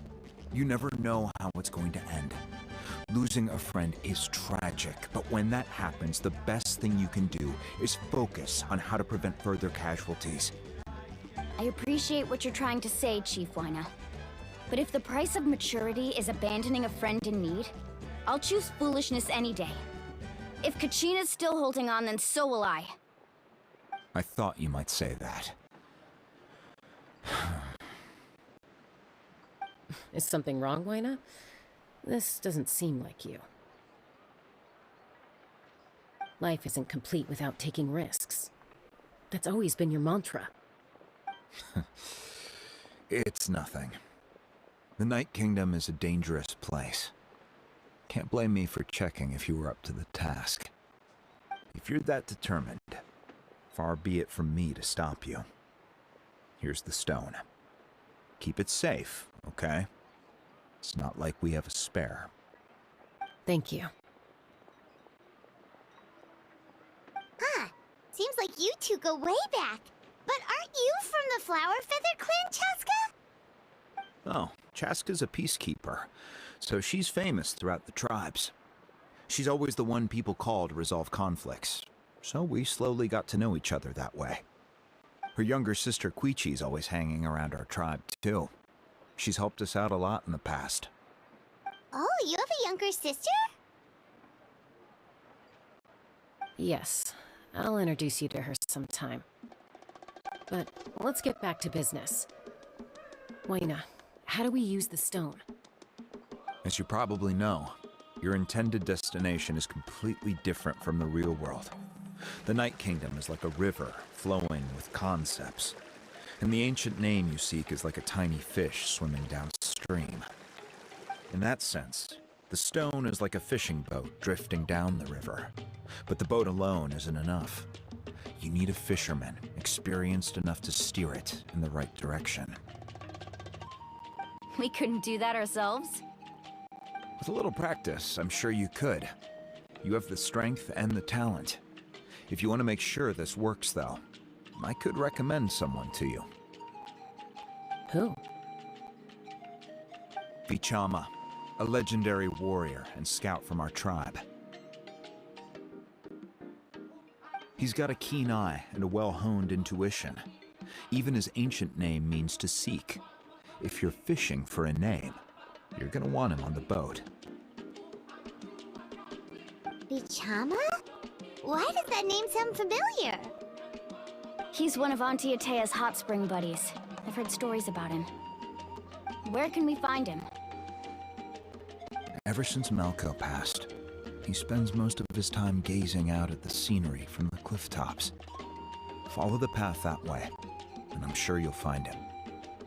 Thank you. We'll go look for him there. Good luck. I hope everything goes well.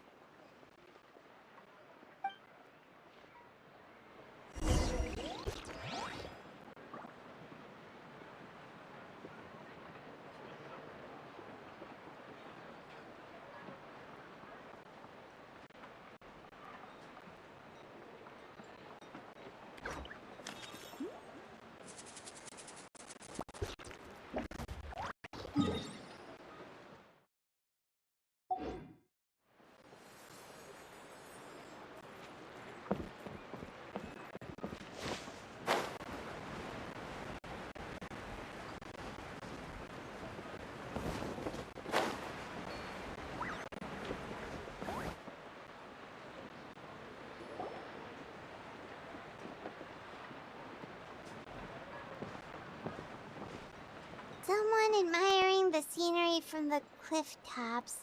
Ah! That must be him! Hello there! Are you Vichama? That's me. Did you need something?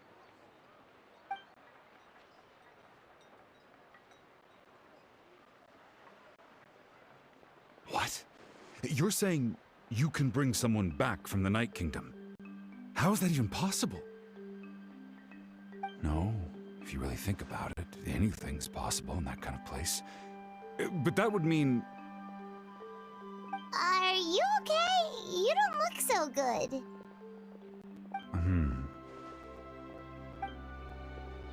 Everything's fine. I'll help you, but I do have a small request. After I help you find Kachina's ancient name, I want to use the stone to look for my friends as well. Your friend?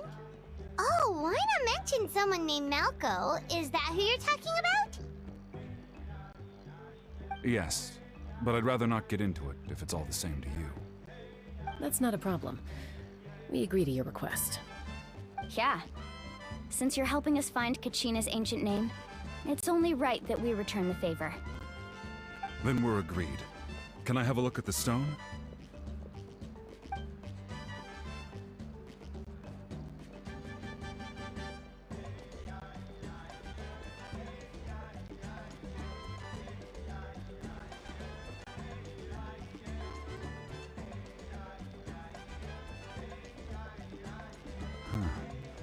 I see.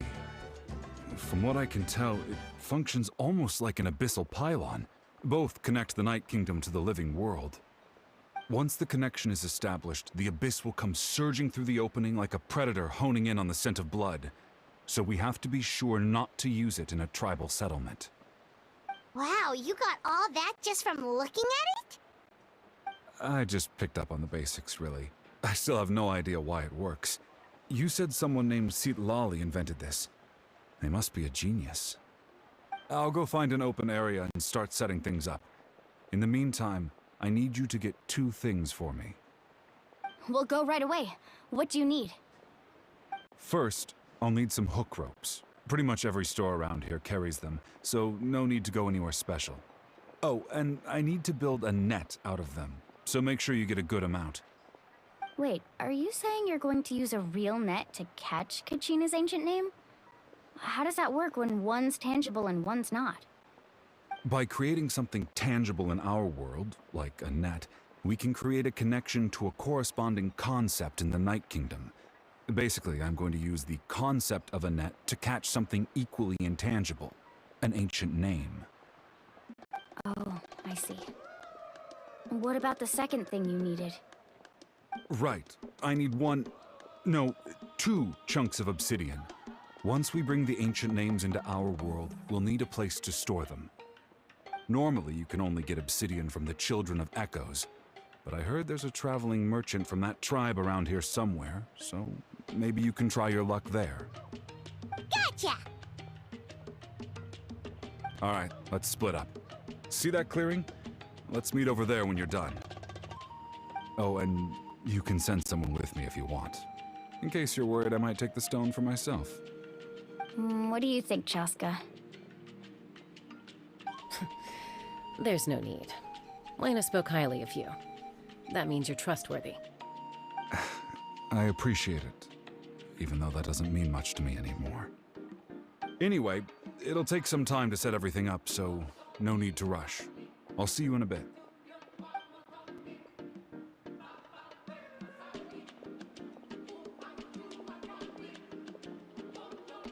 What an odd guy. He seems so defeated, but also really invested in the stone at the same time. I don't have any more insight than you, Paimon. Let's just focus on the preparations for now. Hang on, Kachina. We're coming for you.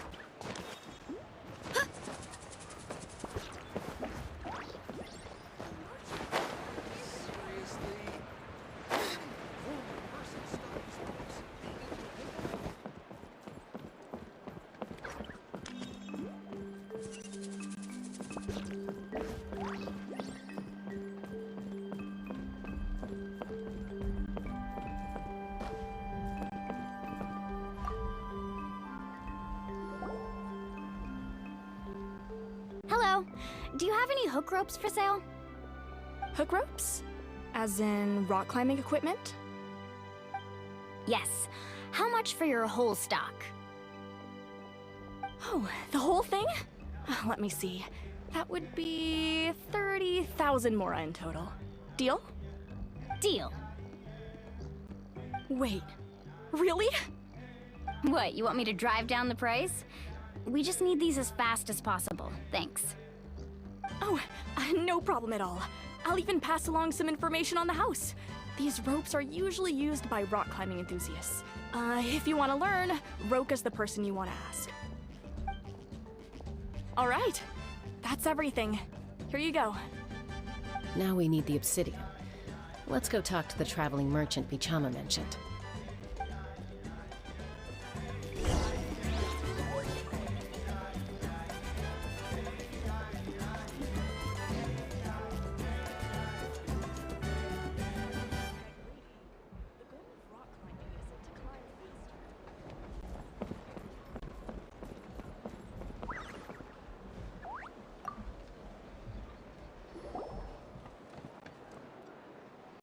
Excuse me, do you sell obsidian?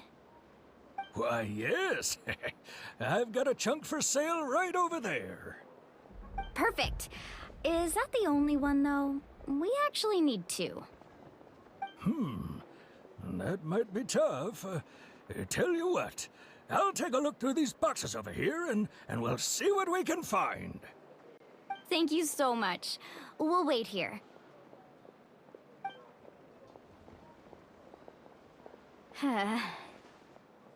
Relax. Everything's going according to plan. I know, it's just... I could tell Vichama feels the same way about his friend that I do about Kachina. I hope this chunk of obsidian isn't the only one. Kachina always carries all sorts of shiny stones with her. If I was the one trapped in the Night Kingdom, she'd have a whole pile of obsidian ready in a heartbeat. Well, would you look at that? I did bring an extra. Here you go, young lady. How does it look? Perfect! Thank you. How much do I owe you? If you hadn't shown up, these stones would have just sat here collecting dust. I'll take 3,000 mora for both.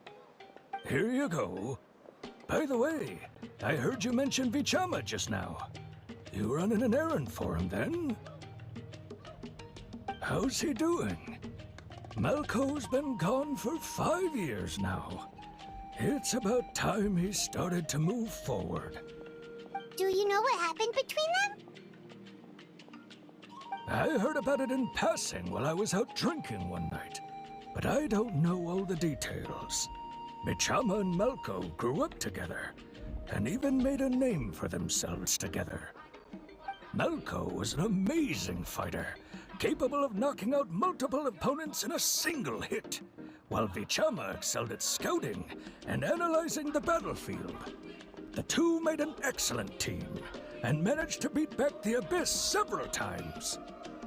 5 years ago, they both emerged triumphant in the pilgrimage, and were placed on the same team to fight the Abyss. But on the eve of battle, the Abyss launched an attack on their tribe, and Vichama suffered an injury to his leg while attempting to rescue someone. Then what happened? The team agreed that he couldn't fight the Abyss in his condition. Vichama didn't argue. He knew going to the front lines with an injured leg would make him a burden in battle. So they raised the issue with the Pyro Archon, and she agreed to let him stay behind. It's just... Malco and the others ended up facing hordes of abyssal monsters in numbers that far exceeded anyone's expectations. The team made an error in judgment, and they fell to the onslaught. Vichama went into a deep depression after that. He blames himself for everything.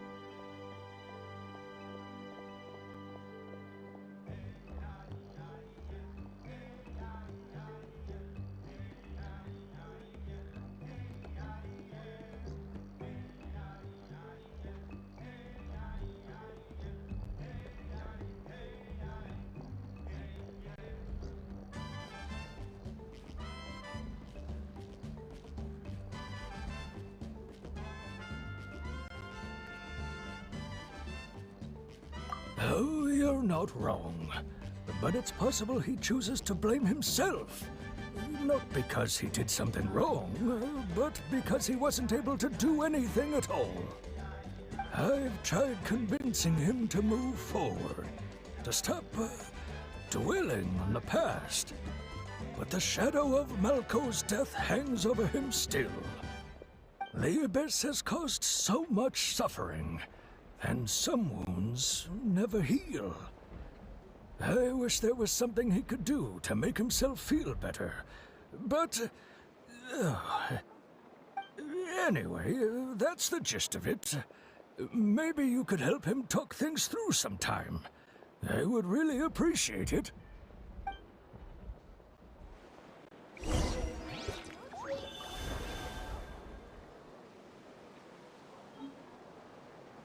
Whoosh! No one can catch me!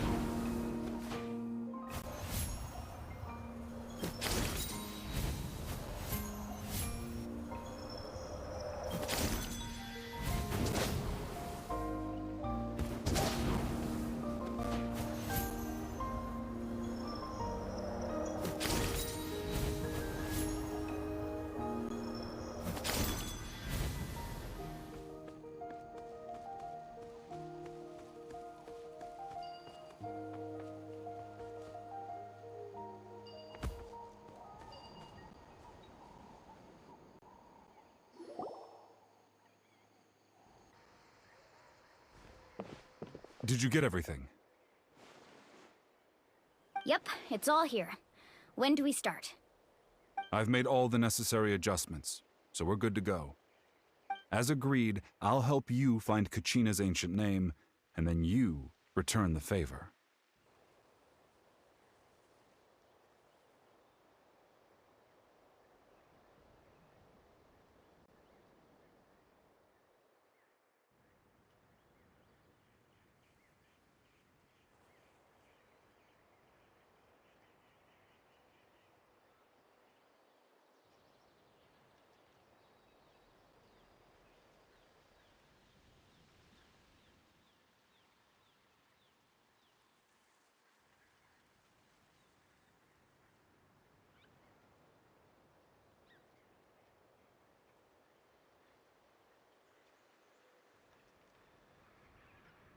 Go ahead.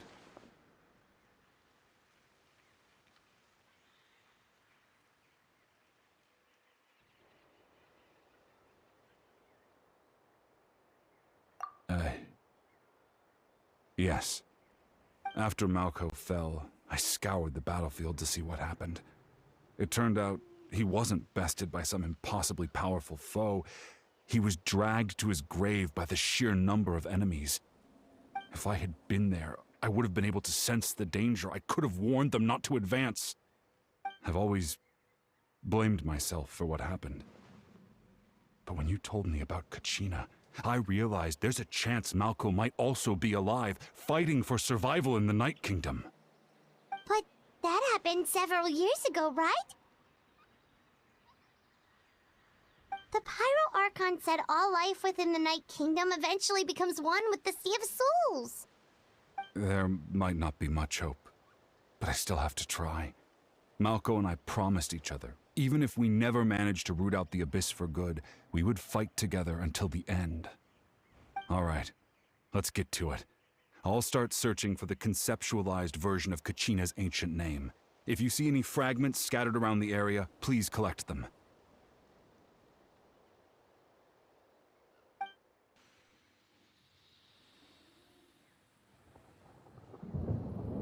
Make sure you prepare yourselves for battle. As I said, the stone will link the mortal realm to the Night Kingdom.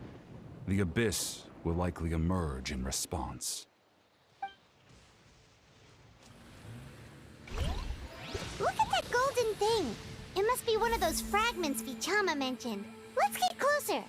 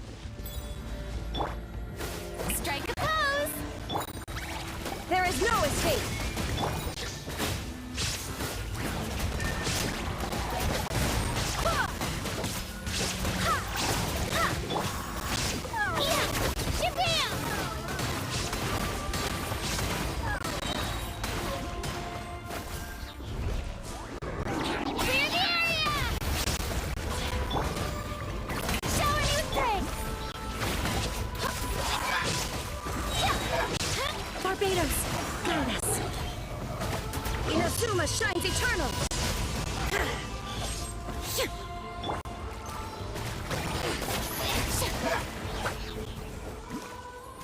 How much longer, Vichama? Not long! We're getting close!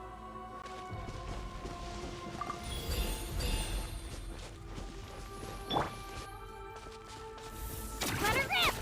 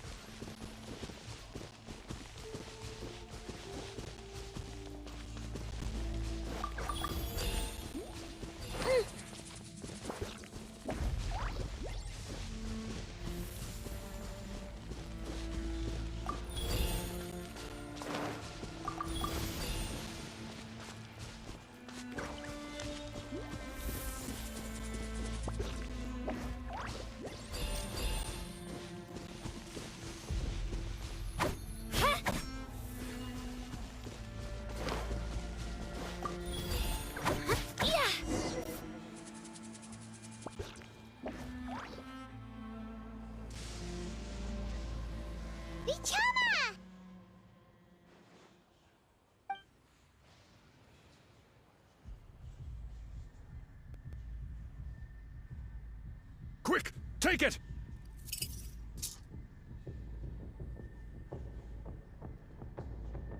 I found Kachina's ancient name. Hang in there, Malko. Just a little longer. Something's not right. The power of the Abyss is getting stronger.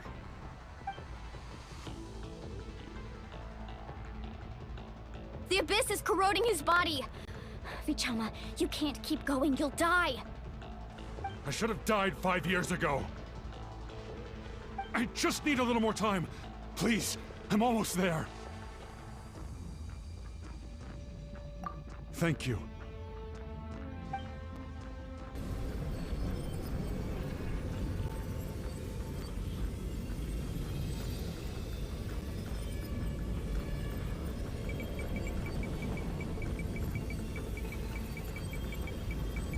Whoa, watch out! The power of the Abyss is strong.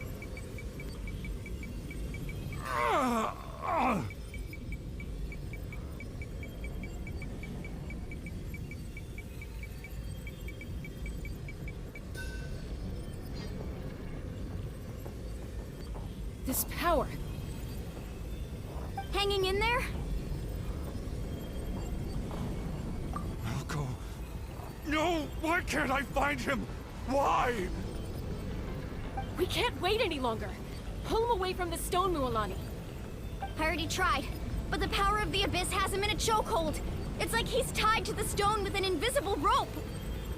In that case, we have no choice. I'm sorry, Sea Lolly. Get back! Chaska, wait!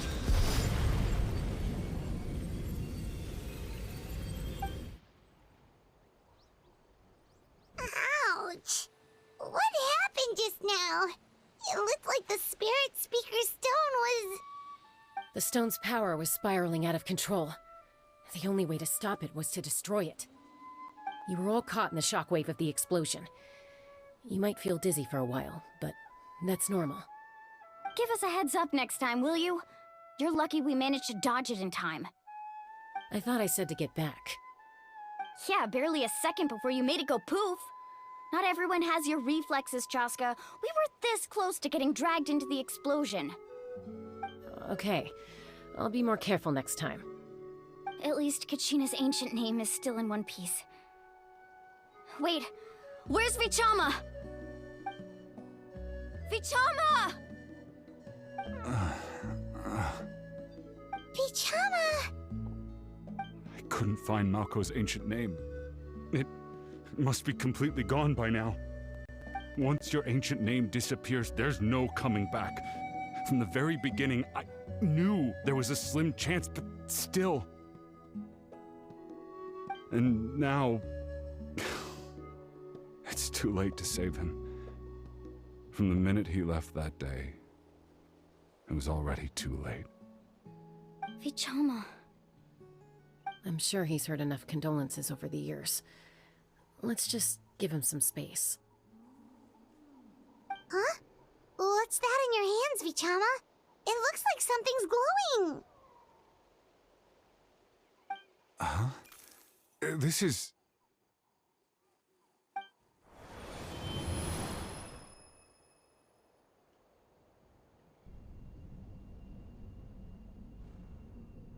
Hey, Malko.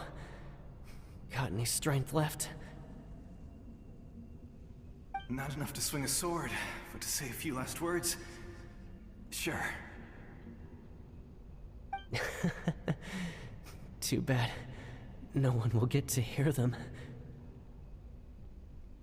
I never thought I'd actually die on this mission. Not that I'm afraid to die. It's just... hard. Thinking about my mom's face when she hears the news. Guess I have something to be thankful for then. My parents died a long time ago. They won't have to mourn me.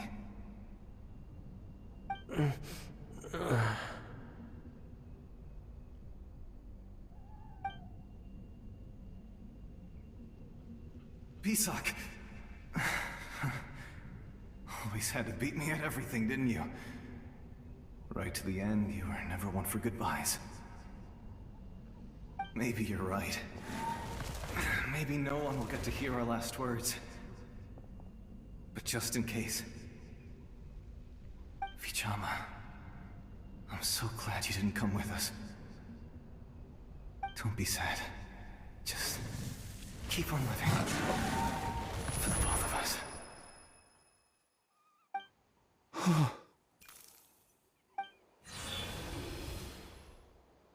Was that a memory?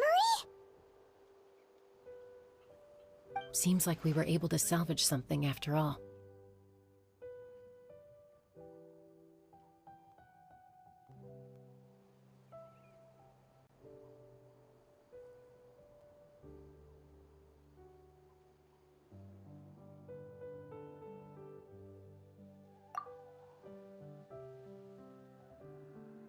Of course.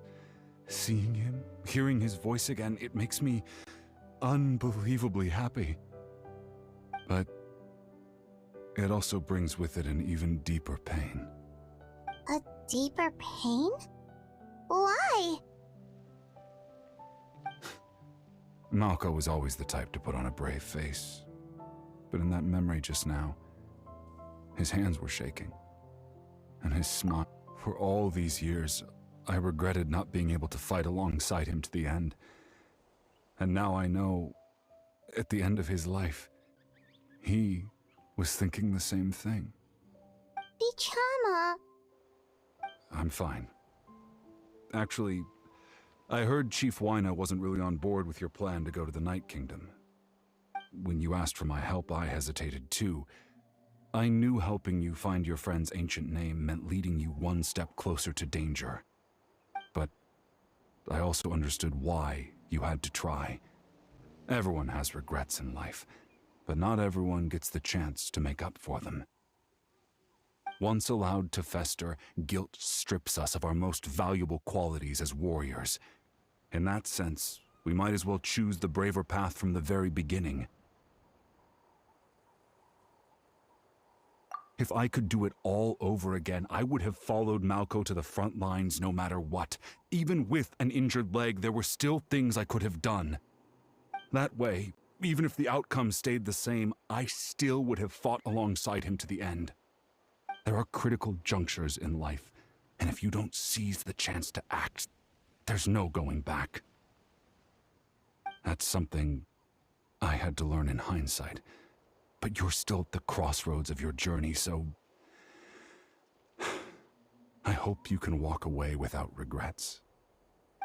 Thank you, Vichama. I feel even more determined now. Kachina will come back to us. I'll make sure of it. I promised I would find her, and I intend to keep that promise. That's good to hear. Strange. My body, it's... Once abyssal corrosion enters the body, a portion will fuse itself to your internal organs. Even though the Traveler possesses powers of purification, the corrosion can never be fully eradicated. Thanks to her, though, you are only briefly exposed. Slowing your breathing and controlling your emotions should help you keep the symptoms in check.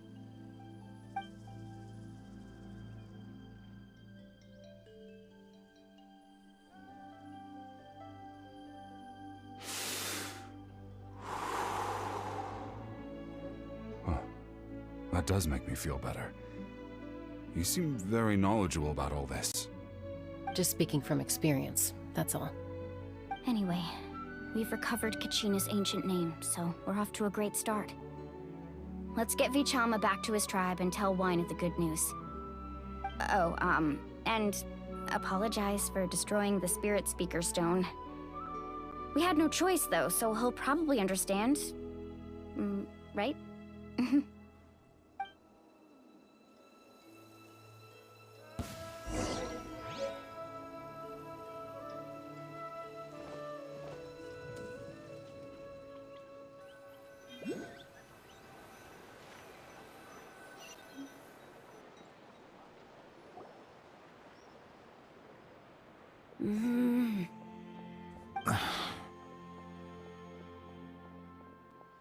Koichi, are you really gonna just stand there like that? I don't know what you want from me. I think think you know exactly what I'm trying to say, Uncle Wina. I can hear it in your voice. Honestly, it's just one thing after another with you two. They're back. Koichi? What are you doing here? Ha! Don't play dumb with your own sister. You know exactly why I'm here. My apologies, everyone. I just need to borrow Tosca for a few minutes. You come with me.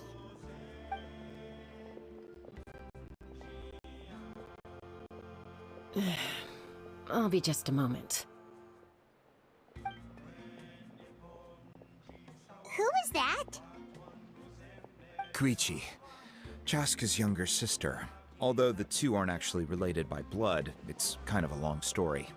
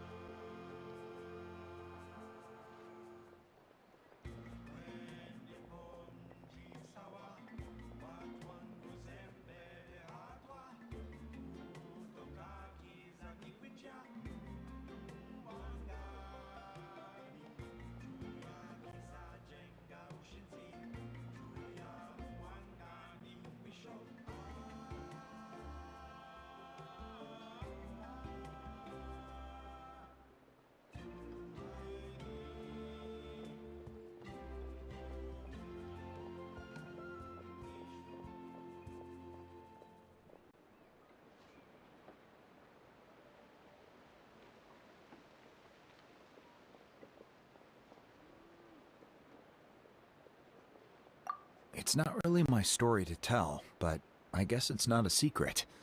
You see, Chaska was actually raised by cuckoo sores. She was afflicted with a rare disease when she was a child, and abandoned in the wild as a result. The Abyss found her out there, all on her own, and tried to devour her. But in the end, all that did was trigger her will to live. That strength of will pushed her to survive. But it also planted a seed of conflict within her. Eventually, she was adopted by the cuckoo sores. Wherever they went, she followed, getting into fights right and left. For some reason, Paimon can totally imagine that. Well, when Chaska finally returned to human society, it was Koichi's parents who adopted her. At the time, Chaska still had a habit of getting into fights, so Koichi was always taking her around, apologizing to everyone. Ah, I remember those days. One of those fights was definitely with me. But, you know kids, you're fighting one minute and your friend's the next. Eventually, she found a way to rein in that desire to fight. And now she's who people call to resolve conflicts. She's known as the Peacemaker. It sounds like she still argues with Koichi, though. Don't siblings usually stop fighting when they get older? That's partly my fault. Koichi asked me to stop Chaska from doing anything dangerous, but you probably know by now, once Chaska makes up her mind, there's no changing it. Oh, I get it. No wonder you tried to talk us out of going to the Night Kingdom. Chaska even said that wasn't like you. I'm all for your adventure. You need to take risks when you're young, because by the time you're my age, you couldn't attempt something like that even if you wanted to. Better try now than live with regrets later. That's what I say. Still, I can understand where Koichi's coming from. In the end, nobody wants to sit back and let a loved one put their life on the line.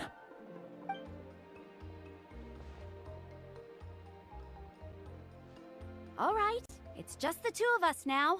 You have 1 minute to explain yourself. I don't have anything to say. You don't have to approve, but you should know I only do what's necessary. That attitude is exactly the problem. It's like you don't care. You try to sneak off to the Night Kingdom behind my back and then play it down as if it's just a trip abroad. Well, technically I am going abroad, right? Again with the excuses! We agreed, didn't we? There are 4 levels of danger.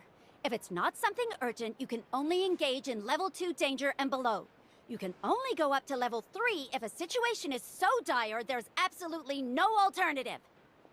But a trip to the Night Kingdom? If that's not a level 4, I don't know what is. And you were just going to sneak into the place without saying anything. What do you mean, sneak into the place? I always planned on walking in there with my head held high. You bought off Uncle Wina, didn't you? He promised me he'd stop you from doing anything dangerous.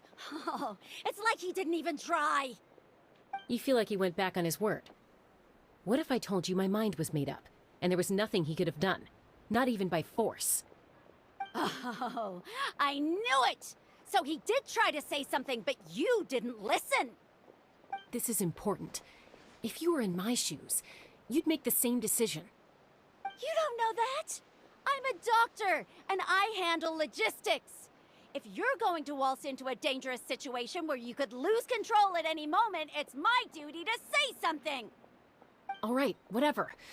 Anything else? What do you mean, anything else? Why don't you reflect on what you've done and promise me you'll stay put? Time out.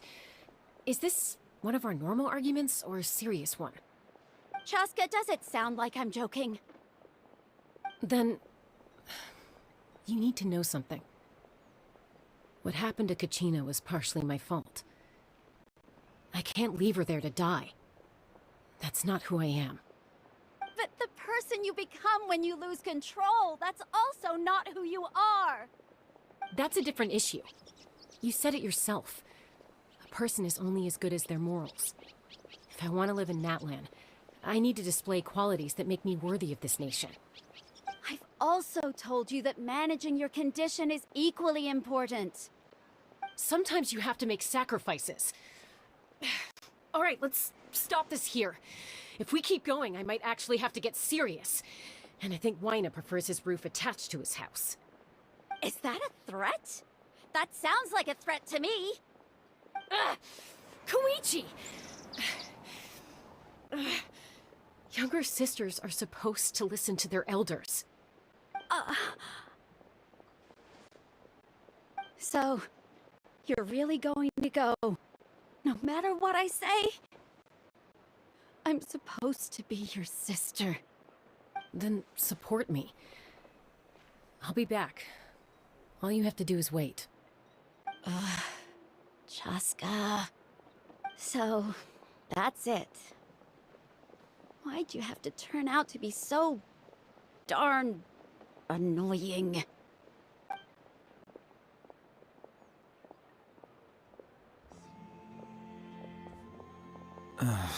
You two are something else. Something you wanted to say? I know you aren't related by blood, but you two sure are similar. Really? You know, I said that very thing to Koichi not too long ago, and she reacted the exact same way, down to the very tone of voice. It's not my place to get involved, but I will say this. Try to spend a little more time with your sister. You're tough kids. That doesn't mean you have to go it alone. Thank you. Anytime. All right. If you're done with the Spirit Speaker Stone, you might as well hand it over. According to Kinich, it's an important ceremonial artifact, so it'd be safer to keep it with me.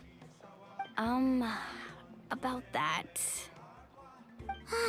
If only Tonegif Bard was here, he could have repaired it just like the Holy Liar. It might be in a few more pieces than you remember. Huh?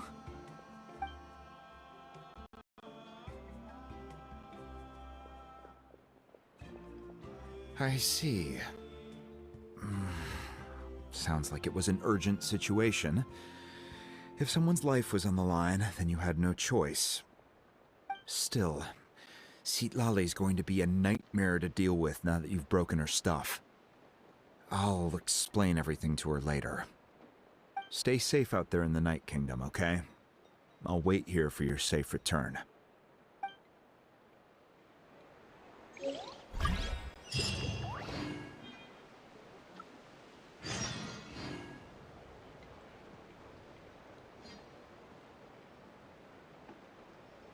I can do it.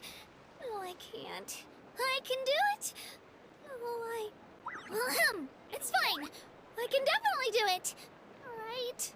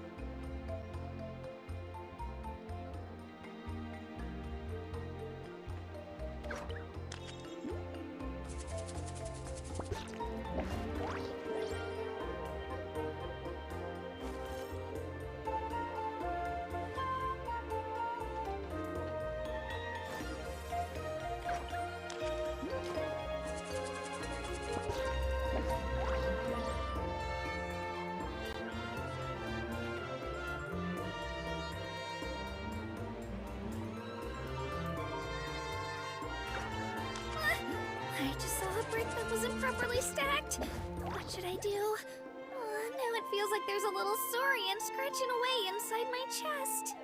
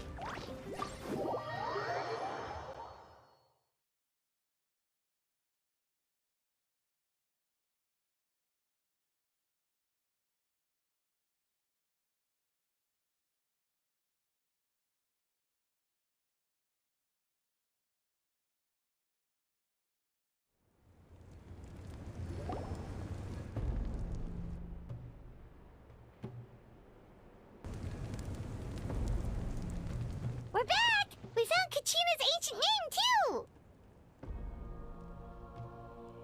Well, it's fairly complicated. Let me give you the condensed version.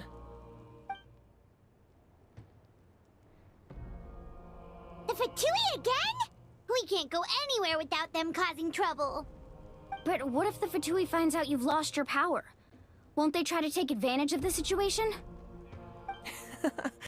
That's why it has to be our little secret. No one else can know, or we're asking for trouble. Look, I wish I could offer you some sort of consolation, but I won't lie to you. With multiple factions closing in, there's nothing comforting about the situation we're facing. Still, all you need to do is focus on your goal. You can leave the complicated matters to me. I can also step in on the Pyro Archon's behalf. There's a limit to what I can accomplish, but I'll help you however I can. There's no need to be so modest, Yan-san. Your incredible strength has long been a well-known fact. You're the pride of your tribe. Archon, I'm sorry about before. You have so much on your plate, so much that you have to worry about. But all I could do was focus on my own feelings. You have nothing to be sorry about. We all get overwhelmed by our emotions, myself included. Your reaction to Kachina's disappearance, I understand that feeling very well. Well, now that we have Kachina's ancient name, let's go track her down. Follow me.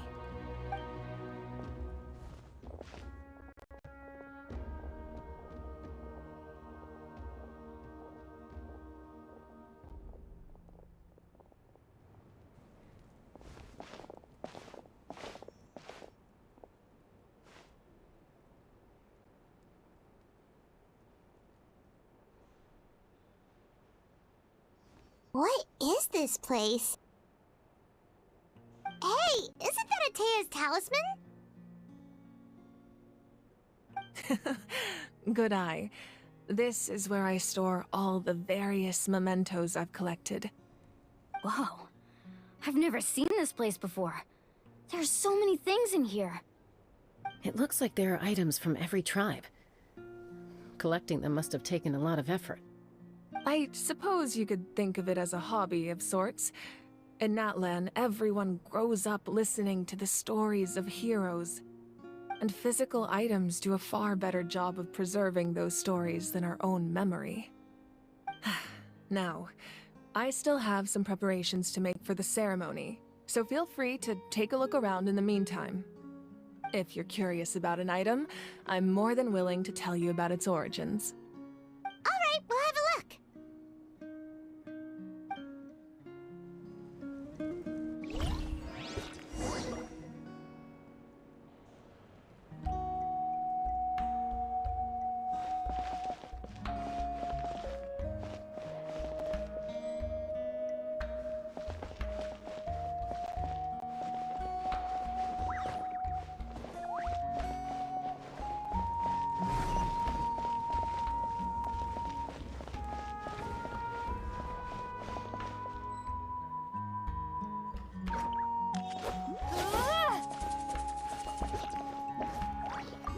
This flower looks like it's thriving. You must be good at taking care of plants, Archon.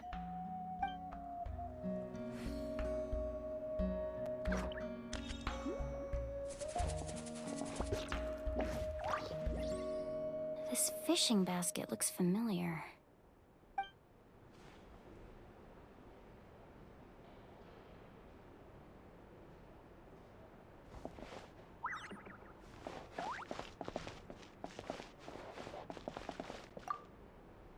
Like I said, I still have some preparations to make for the ceremony, so feel free to take a look around in the meantime.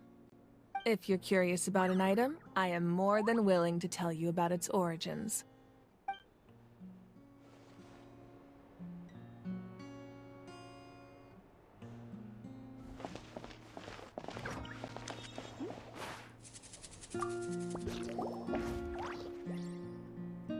There are so many jars and potions around here. Do they have anything to do with alchemy? No, those belong to the Masters of the Nightwind. They're ceremonial tools used to amplify the ability to communicate with the Night Kingdom and the Wyab. Yamaya is an expert in this field, and she taught me a lot. Even though she appears stoic and serious, she actually has a keen sense of humor. The tools you see here are quite traditional. Her students found them outdated, so she passed them on to me.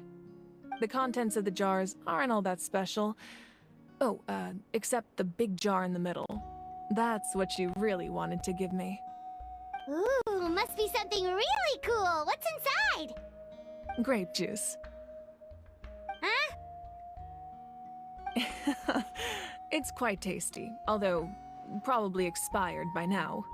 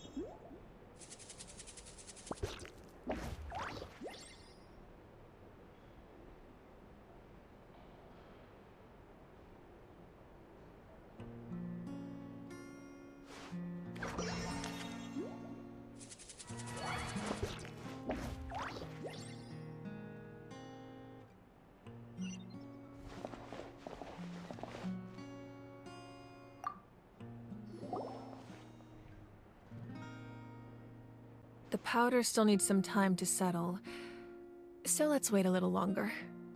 Well, what do you think of my collection? Do you feel like you have a better understanding of Natlan's culture now? Yeah!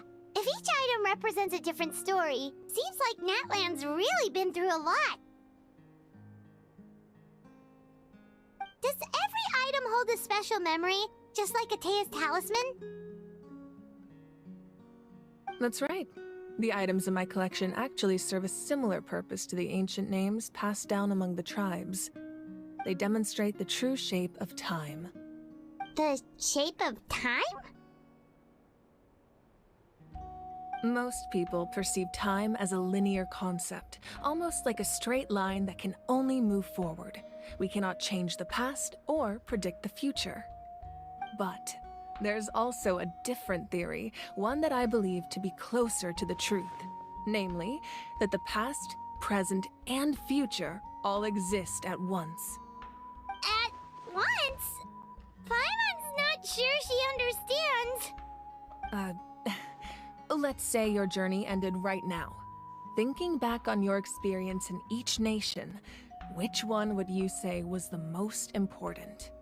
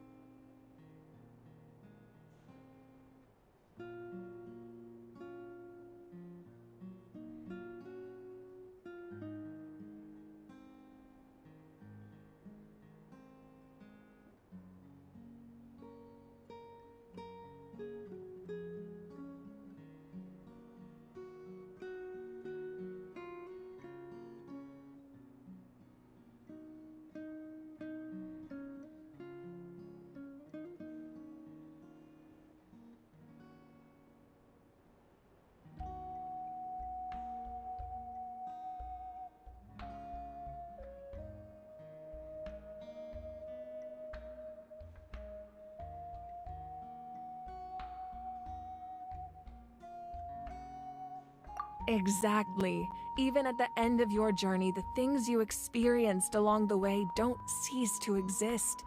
They become part of who you are. Take out a portion of that journey, and you would likely make very different decisions, and eventually arrive at a very different destination. The future is the same way. It exists even though it has yet to come to pass. We just lack the means to perceive it. Of course, there are those with the power to foresee the future. They simply call it by a different name. Fate. You're quite familiar with that concept, I would imagine. That does kinda make sense. The future hasn't happened, but already exists. Humanity excels at living in the present, but too often we forget the past and neglect the future. While the pilgrimage and the Night Warden Wars lead us to a better future. Only by uniting the people of Natlan across countless eras can we fight back against an enemy as formidable as the Abyss. To come up with such a set of rules, the first Pyro Archon must have possessed a level of insight I can only imagine.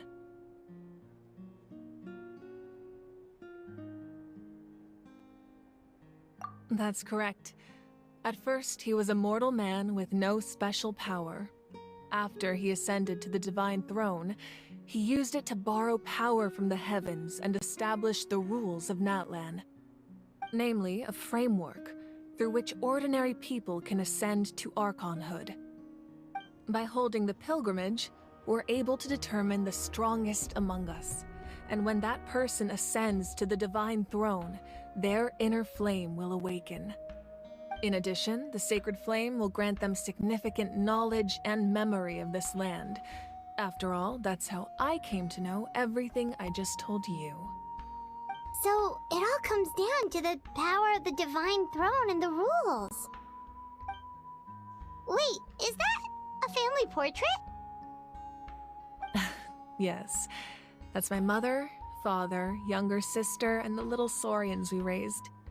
I turned a piece of my dad's leather armor into a canvas and commissioned a famous artist to paint our likeness.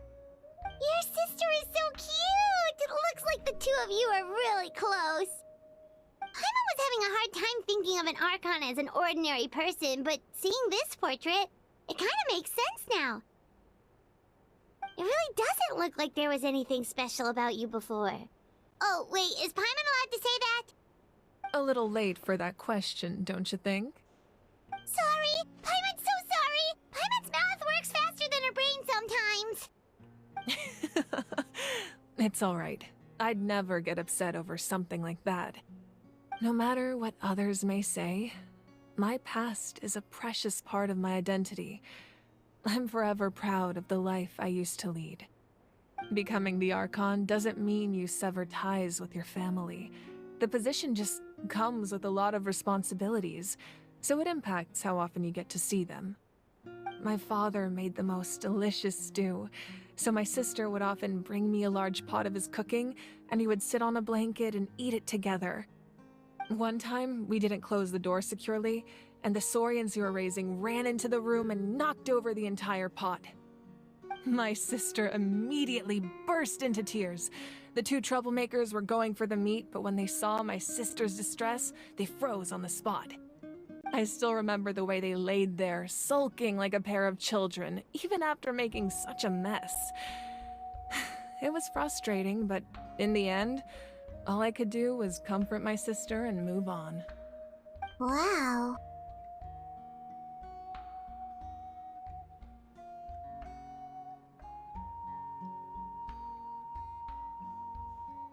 Isn't that what being a family is all about? I think about that story a lot, actually. As the Archon, I made a vow to defend this nation, and experiences like that, they remind me exactly what I'm trying to protect. Well, what happened after that? This portrait looks pretty old. Your sister must be all grown up by now, right? I believe she ended up working as an architect and artist. She built many houses and crafted many beautiful works of art. Anyway, that's enough about me. Now that the powder is settled, we can begin. Ian-san, Mulani, Chaska, over here, please. Place the ancient name up there, and then we'll begin.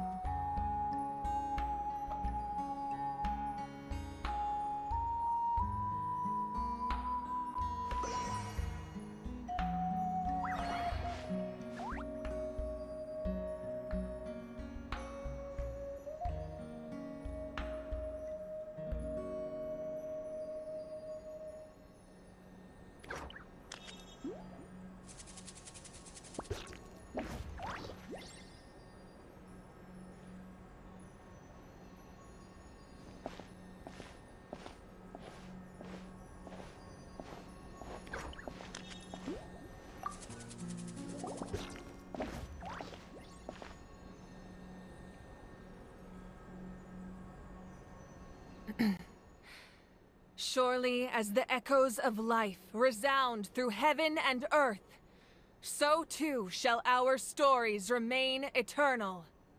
Ancient name, take us to your fated bearer. Allow her to answer our call.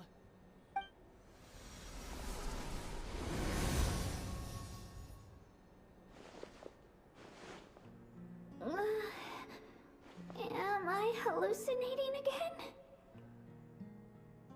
Kachina, are you okay? Huh? I'm not seeing things, am I? Is the Abyss playing tricks on me again? It's okay, Kachina. It's just us. We're trying to find a way to bring you back. Everyone, you have to listen to me.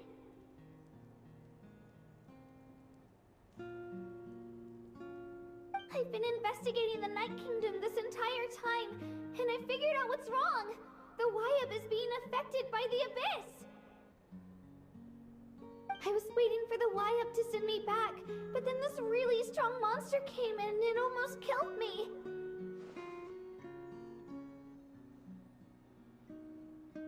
The Wayab saved me, even though its power is weakening, so I've been hiding from the monsters while trying to find a way to help. The Night Kingdom has become a huge mess, though. I keep hearing these awful sounds and seeing really horrible things. Don't listen to those sounds, Kachina. The Abyss is trying to strip you of your sanity. All you need to do is stay safe and wait for us. We'll be there shortly. It's okay. I feel so much better now that I've had the chance to talk to you guys. You don't need to worry about me. I've never been strong or special at all, really. So I don't blame anyone for forgetting about me or leaving me behind. Just knowing you care is more than enough. I'll find a way back. You don't have to put yourselves in danger to come rescue me. You're always like this, Kachina. Now's not the time to act tough. We're coming for you, and that's final. I don't know what lies the Abyss has been feeding you, but I'll tell you something right now. Nobody here sees you as a burden. You're a victor of the Night Warden Wars, a hero of Natlan. All you need to do is wait for us to rescue you, and you'll get all the applause and recognition you deserve.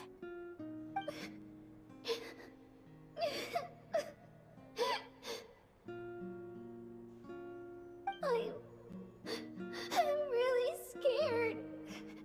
Everything's so dark and creepy here. And I want to go home. Still, I don't want you to put yourselves in danger because of me. I don't want to hold anyone back ever again. All you need to do is place your trust in us, just like you always have. No one fights alone. We're not leaving you behind. Not ever. Yeah, we're so close. We can't call it quits now. Thank you. Be careful. Looks like we've lost contact. Now comes the most dangerous part. You have to traverse the Night Kingdom in your physical form. This entrance to the Night Kingdom was left behind after an abyssal invasion. Even a brief amount of time inside could expose you to corrosion. I know. I'm prepared for that possibility. All right, then I wish you all the best. I'll tell Koichi to be ready just in case. She's very experienced in dealing with abyssal corruption. That face you just made. Don't tell me you two got into another argument. No, I just feel bad for creating more work for her. I'll go with them too, Archon. The more people, the stronger the party. Thank you so much for your help, everyone. It really means a lot that you're willing to brave these dangers with me. And there's no time to lose, so let's get going.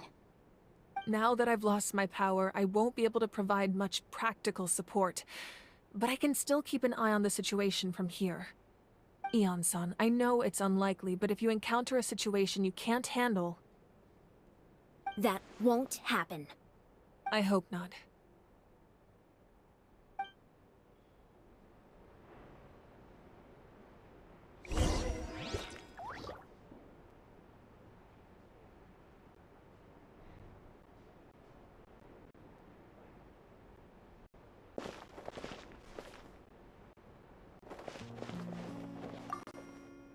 Be careful out there. I'll observe the situation from here.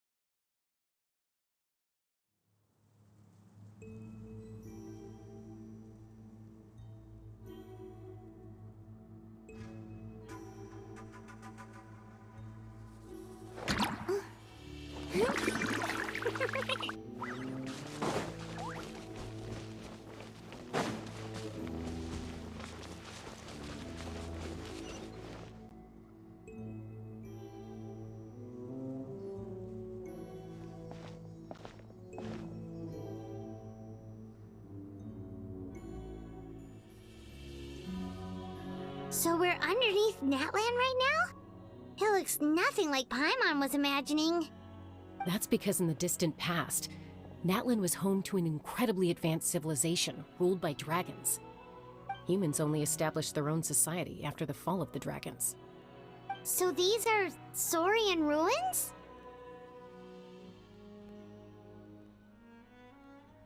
Wait, you mean like the elemental sovereigns? They had their own advanced civilization? Yes, a really long time ago. Very few records have survived until now, so no one really knows what the devices here are for. These ruins have been abandoned for a long time, but with the recent increase in Abyss activity, the installations around here have somehow been activated again. So what you're saying is, we're not in for an easy trip to the Night Kingdom. No. It's going to be obstacle after obstacle from here on out. Why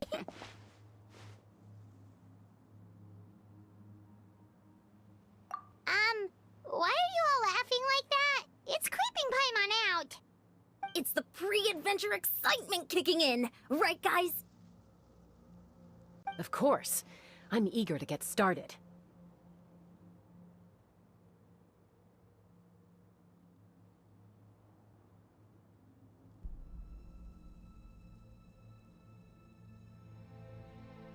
Then let's go.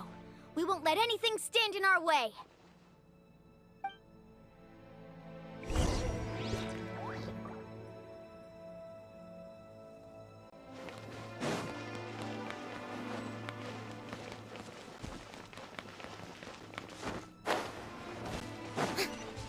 Seems like the road ends here. How should we get across?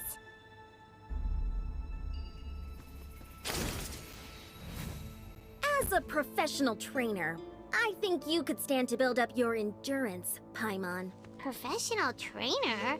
Paimon thought you were a warrior from the Collective of Planning. Well, that goes without saying. But I actually work as a sports coach. I provide professional guidance for many of Natlan's popular sports. And I don't just mean physical training. I design nutrition plans as well. Ah, so basically no sugar, no soft drinks, no grilled meat. Yeah, we'll be here all day if you list them out one by one. It's much faster to just focus on what's good for you. Such as? Vegetable juice. Want some? You know, Ian-san, Paimon feels like the two of us might not see eye to eye. Those guys look familiar. We've fought them before. Let's go. Show no mercy.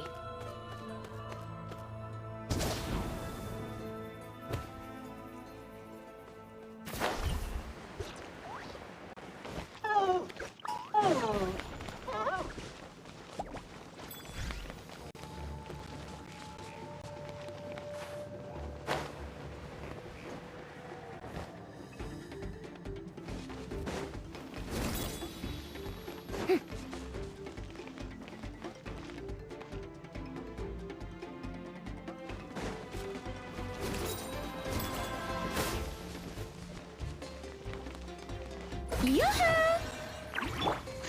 Life goes on. Everybody stand back! The wind knows me. Clouds high. The birds call.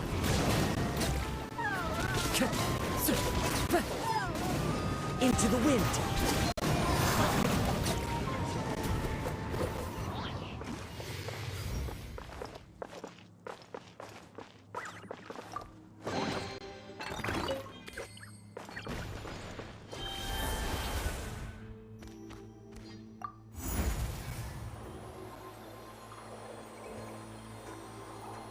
Whoa, the place we need to go seems really high up.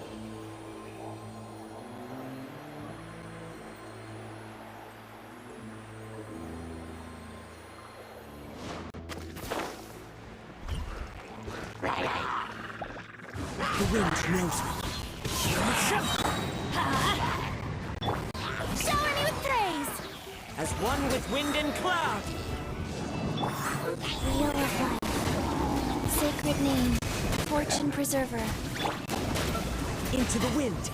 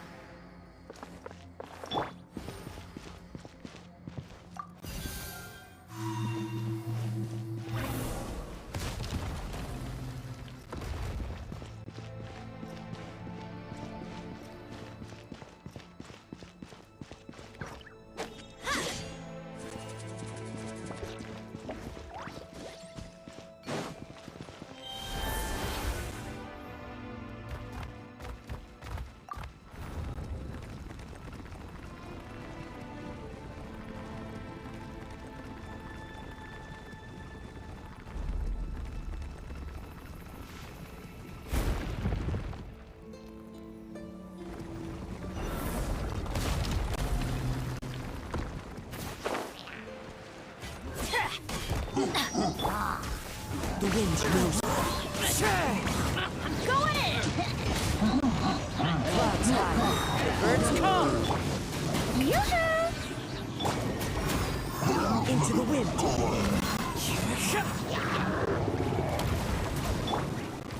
Life goes on. One with nature. Teamwork is dreamwork! As one with wind and cloud. Opening box of Adeptitrix.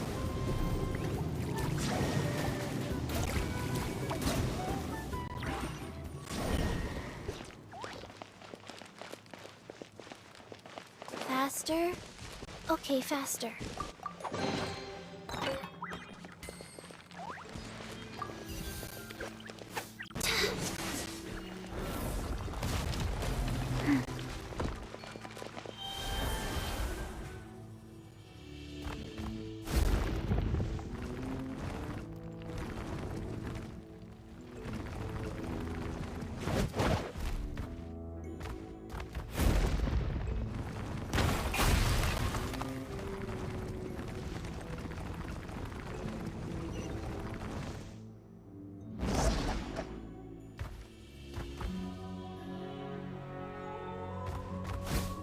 This is the final stretch. We just need to climb up, and we'll be there.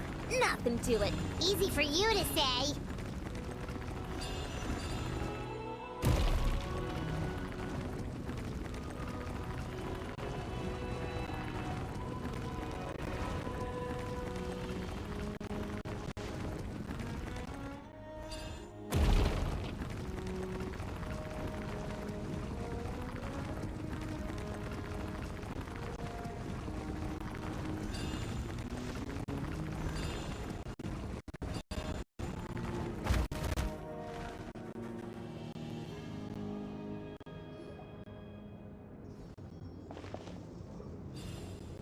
This must be the entrance the Pyro Archon told us about. The one ripped open by the Abyss. Yes. There's something in the depths of this place that feels familiar, yet also foreign. We actually have to go in there? Okay, Paimon just needs to psych herself up. Don't push her through before she's ready.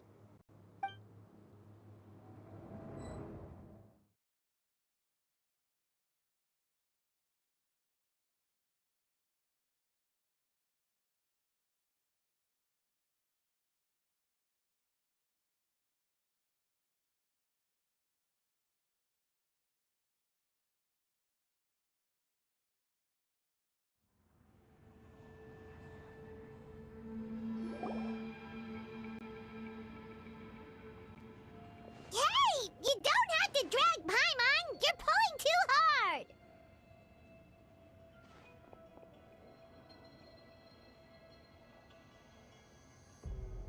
Looks like we made it. This is the Night Kingdom.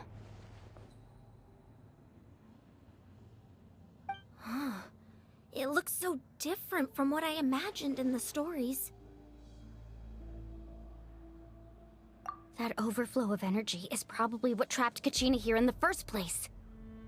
From this point forward, everything we know about the real world no longer applies. Anything can happen here. Paimon's more worried about how we're gonna make it out. We obviously can't go back the way we came. Do you see that patch of light on the ground? It's shining down from that fissure in the sky. Oh yeah, right in front of us. So that's coming from up there?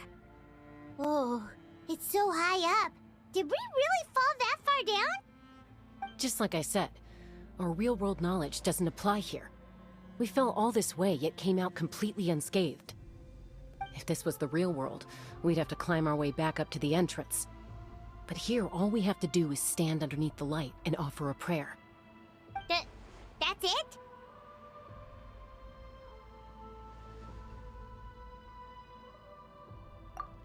Right. We still got a job to do. So that means all we need to do is find Kachina and bring her to this location. Exactly. This light is streaming in from the real world. It's a link between the two realms. The terrain looks difficult to navigate, and the visibility's not great either. How are we supposed to find Kachina in these conditions? Yeah, these floating black things don't look super friendly either. Those are all manifestations of abyssal power. Be careful. Ghost! Attacking ghost! Calm down, I'm here to help. You're the ones who helped Vichama, right?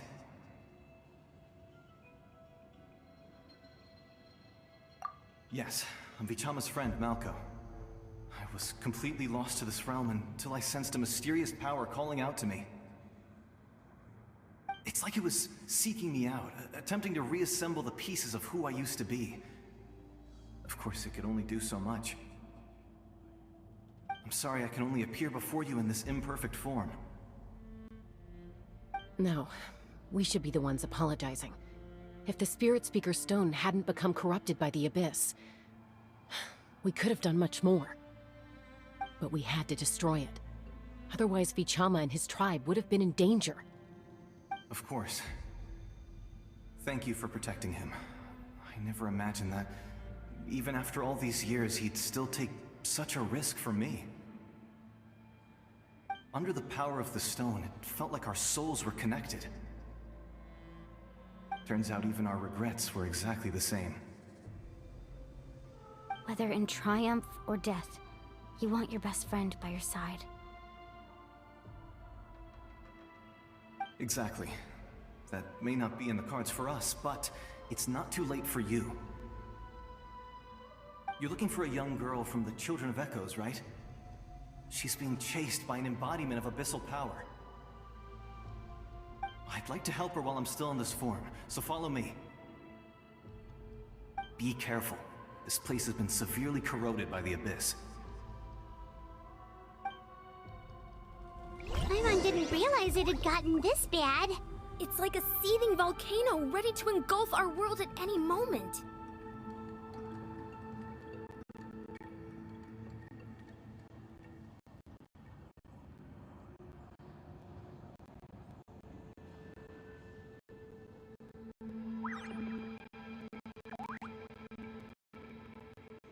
One, two, breathe.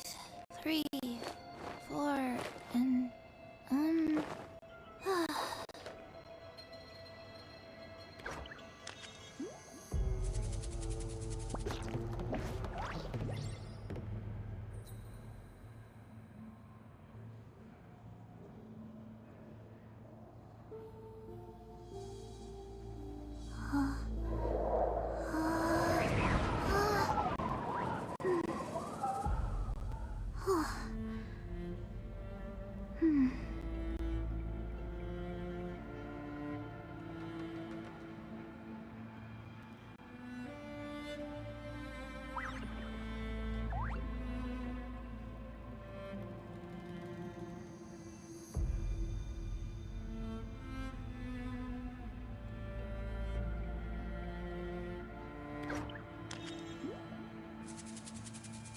One, 2, 3, 4, 2, 2, 3, 4.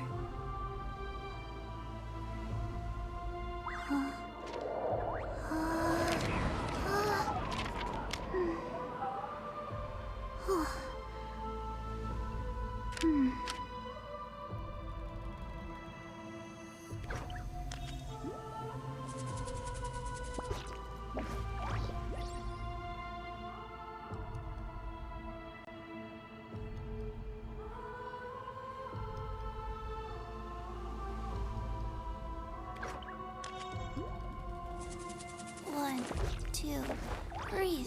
3, 4, and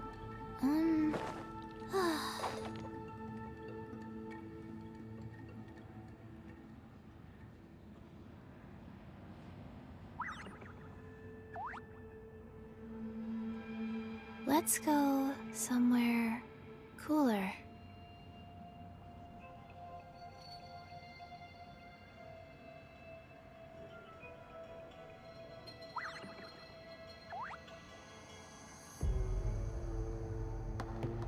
One, 2, breathe. 3, 4, and,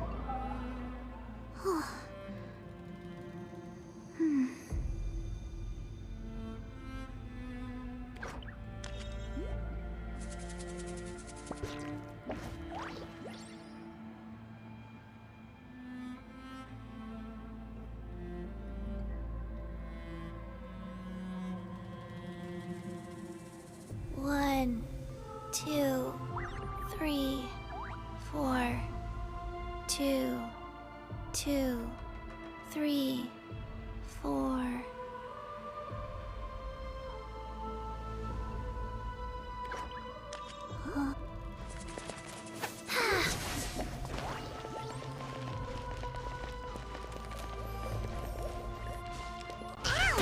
Quick, get back here!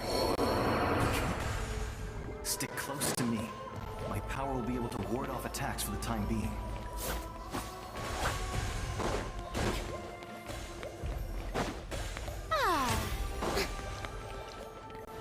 The show begins! We won't be able to keep this up. Let's try another route. This way.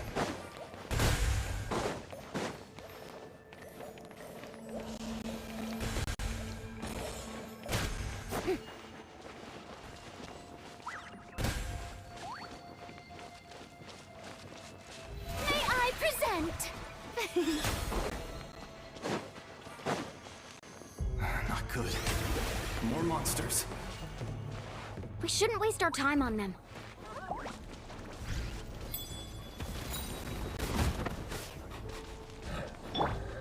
Rise. Let's light it up! The wind knows me.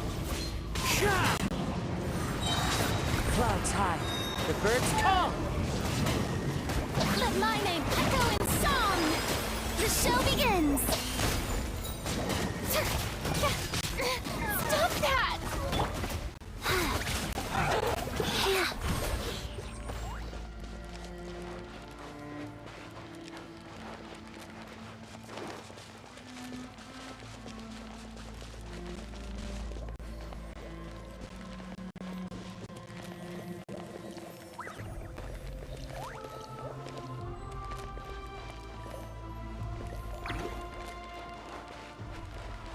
Oh, Paimon can't see anything!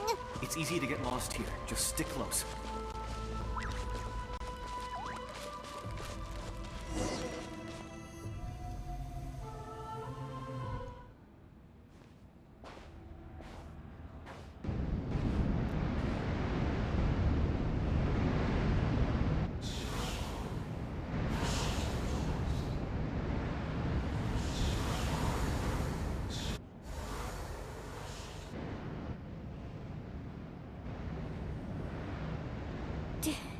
Did you hear that?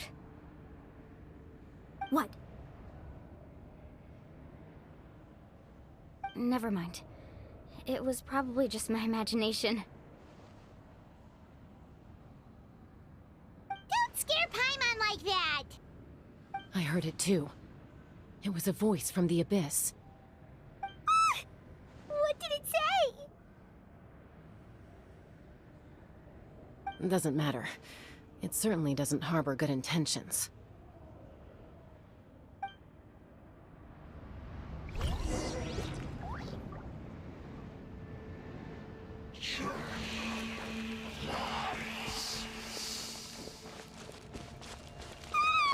Paimon just heard it too!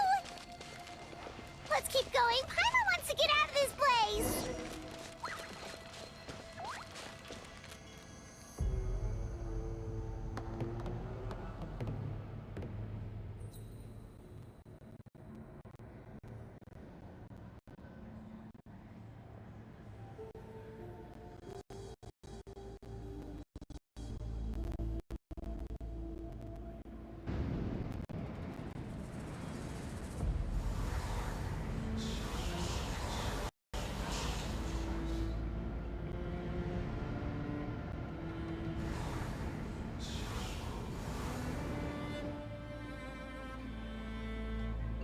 You're here, Kachina! Honey? You made it! Looks like our reunion will have to wait until we take care of these monsters. Good idea.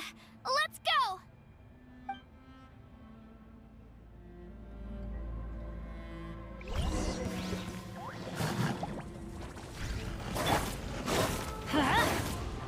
Everybody stand back!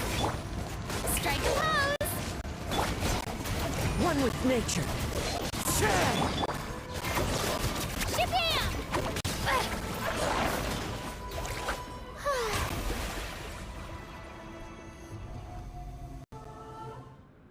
You're here. You're finally here. Thank you so much. That monster can appear from anywhere. It almost caught me a bunch of times. The Wyab's power helped keep me hidden, so I just tried to stay out of sight until you got here. Atta girl. You did so well. And most importantly, you weren't hurt. Should we start heading back then? Actually, I have a request. Will you come visit the Wyab with me? I can't exactly put it into words, but something's wrong with the Ode of Resurrection. And I know it has something to do with the contamination from the Abyss. That was the Pyro Archon's theory as well. Everything we've seen here certainly seems to back it up. In the Night Kingdom, there are 6 main totem poles representing the Wyab of each tribe. You can think of them like the body of each Wyab. Additional totem poles, like the ones around here, serve as proxies to which the Wyab can extend their consciousness. There are countless proxies scattered around the Night Kingdom. Through them, the Wyab can extend their consciousness over the entire realm and track down souls no matter where they roam. But if a proxy were to become severely contaminated, then a soul could become lost within the Night Kingdom. Judging by the current situation, I don't think we're dealing with just one contaminated proxy. Even if we could drive back the abyssal power from one of them, that probably wouldn't even put a dent in the problem. Still, we can't just leave the Wyab to suffer. It's protected me this whole time.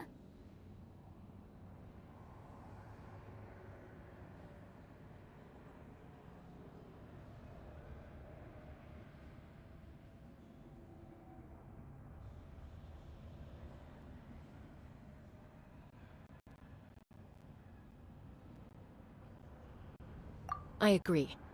We might even manage to draw out the monster that's been hunting Kachina.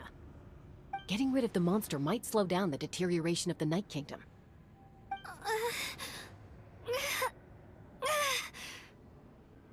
Kachina? What's wrong? Nothing. Just a headache.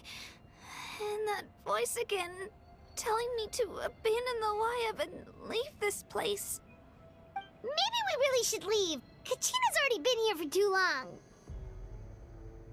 No, I'm fine. I don't plan on listening to that nonsense. I can hold on.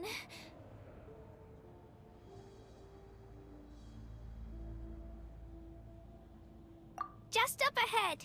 I'll lead the way. Besides, I can still fight, so please, help me out a little longer. Listen to me, Kachina. We'll come with you, but that's because we want to help the Wyab, not because we have something to prove. You don't have anything to prove either. It's okay if you reach your limit.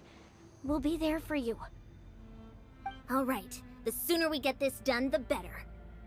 We've already come all this way, so we might as well try to get to the bottom of this. Let's go. This way. I'll stay here and try to stall the Abyss monster. All by yourself? That's too dangerous! It's all right. I may not be as strong as that monster, but I'm definitely more familiar with the area. Besides, I don't have much time left. If you're anything like my friend, I'm sure you're not particularly fond of goodbyes. So go. Achieve your goal, and return to the world where you belong. Thank you for everything. You're a true hero. Thank you.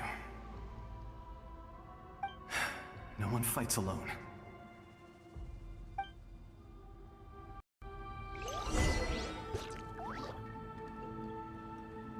Does your head still hurt? Let me help you walk. I'm fine. You should know I'm made of stronger stuff than that.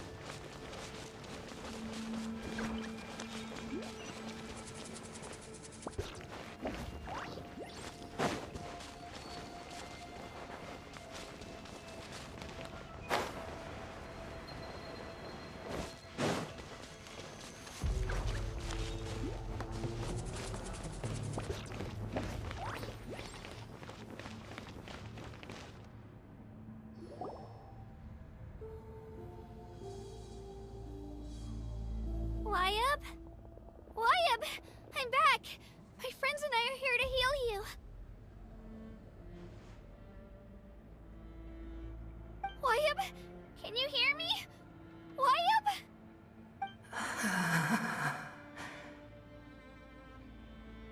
So we were right.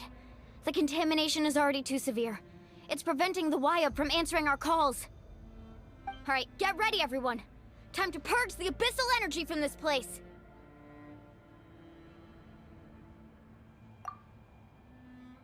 Careful. We've got company. Already? You really think that puny soul could slow me down? Courage in the face of futility is pure folly. He tried to get in my way, so I disposed of him. You killed Malco? He would have dispersed with or without me. Rather than worrying about him, I would urge you to focus on yourself. You may have defeated others of my kind in the past, but underestimate me now, and it will be to your peril.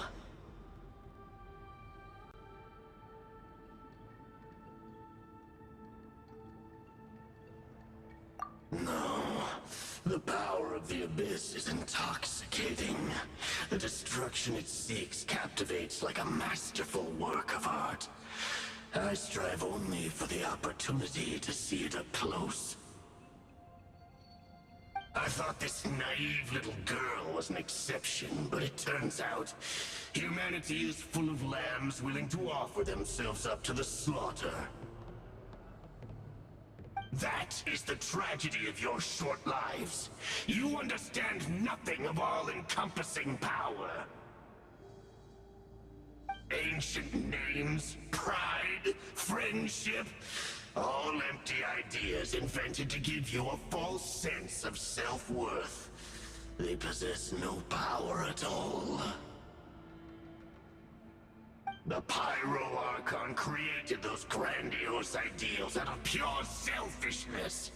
Anything to avoid sharing power. Anything to avoid handing over the primordial gift to ordinary people like you. Don't believe me? Then ask yourself, why is the Pyro Archon strong beyond measure, while you, Kachina, remain so pathetically weak?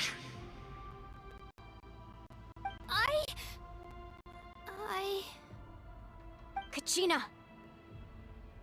Give me your hand.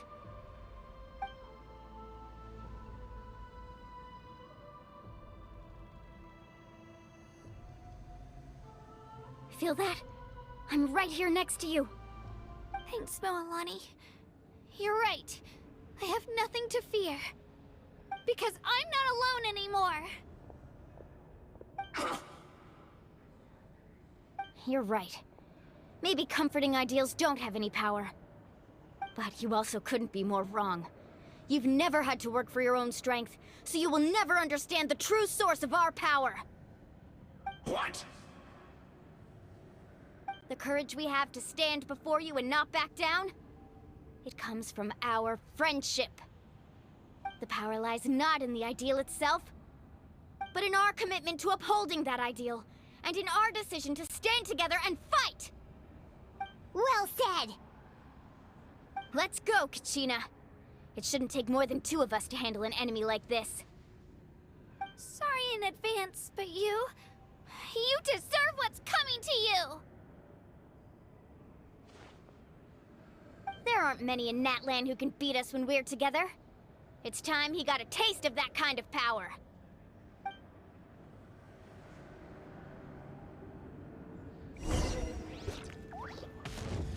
From the ashes to the power of flame compels. Check this out! Best of luck! Hear the inferno call! Drilling down! With the flames of redemption rage! Hear the inferno call! Woohoo! Eruption begins! Oh!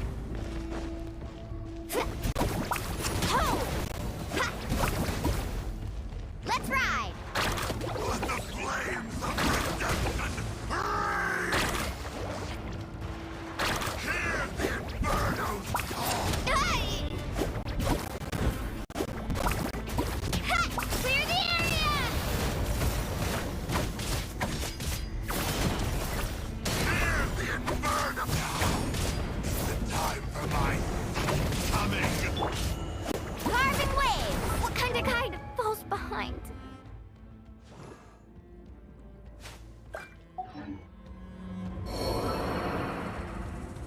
Revelation from a...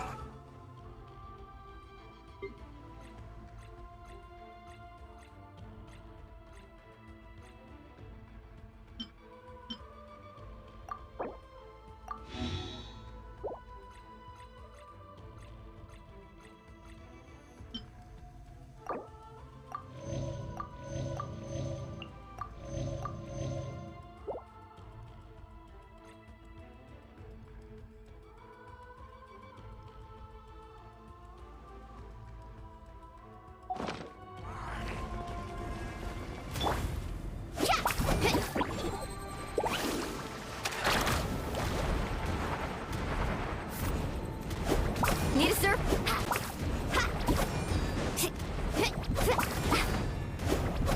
Let's ride!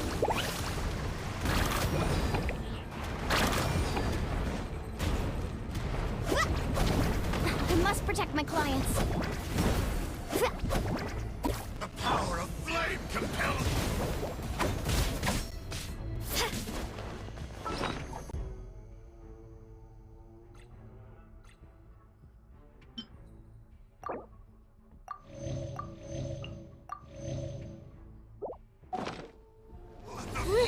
Let it rip!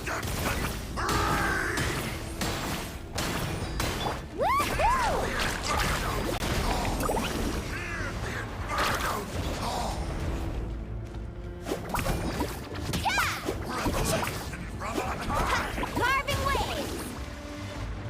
A glimpse of the beauty. The fate of this world is already We won! We actually won!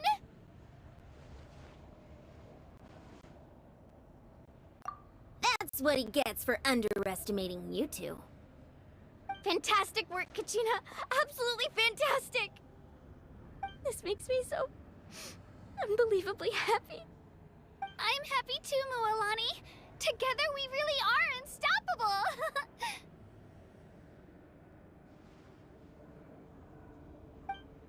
Huh? What's happening?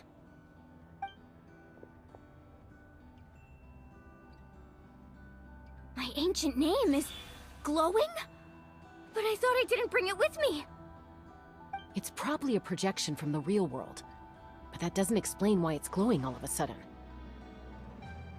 Wait, does that mean you're...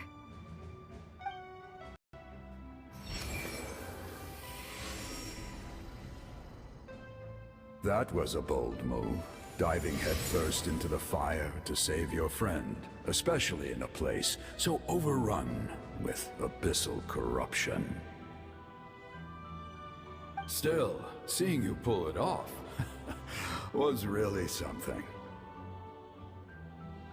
Everything you said was exactly right. As isolated individuals, we stand no chance against the power of the Abyss. It took years' worth of scars and lots of unnecessary suffering for me to understand that for myself. The Pyro Archon's plan will unite us as one. Everyone has a part to play. Only then will we have the power to defeat the strongest of foes. Who are you? Tupac, a warrior from the people of the Springs. I fought against the Abyss during the invasion 500 years ago. I've heard that name before. You were the giant who saved all of Natlan. Since you were able to awaken my words from your ancient name, that means you have fully embodied the aspirations of the Wayab. Under the name Umoja, you shall unite the tribes and save Natlan from its impending doom. Me? As long as blood still runs through your veins, even the tiniest spark of steel against stone can ignite a flame. Its blaze will become one with our vision for Natlan. Even amid everlasting darkness, our bonds remain eternal.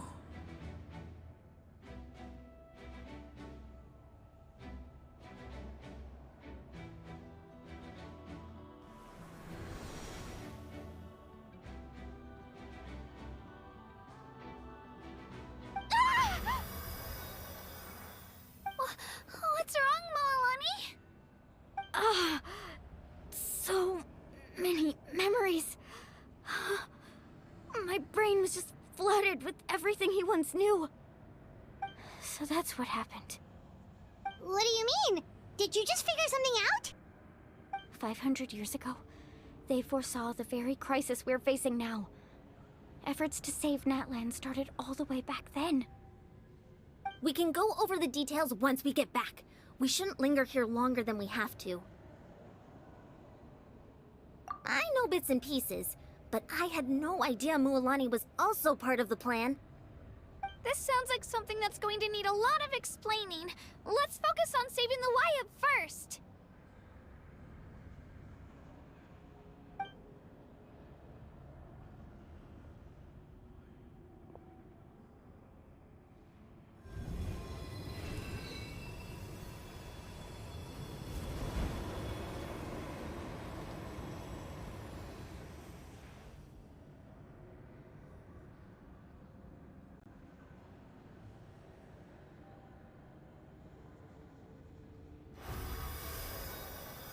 Okay, that should be enough.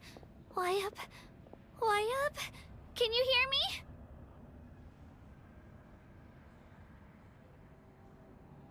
I hear your voice, Kachina, my dear child.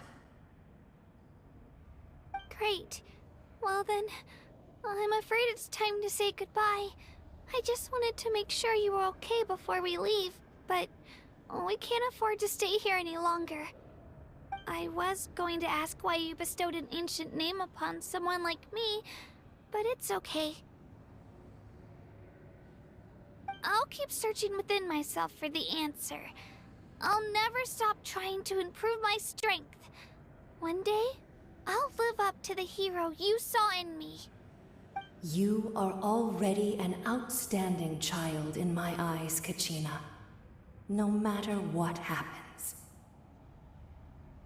Huh? You are all my most beloved children. It has always been my honor to protect and nurture you.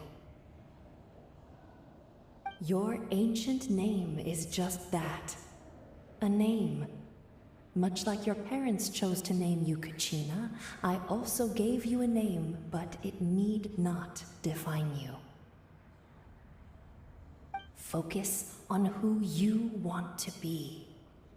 You are already worthy of your name. Now, you need only devote yourself to becoming a better you. The story of your ancient name is for you to continue. Just like your parents, my love for you will never change, no matter what the future holds.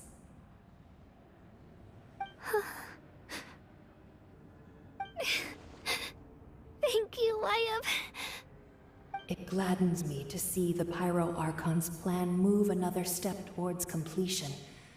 But it is time for you to leave this place. The situation here is getting worse.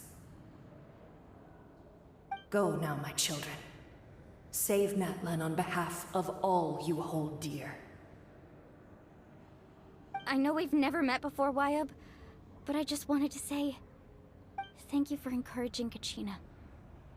It was exactly what she needed to hear. Whoa! What's going on?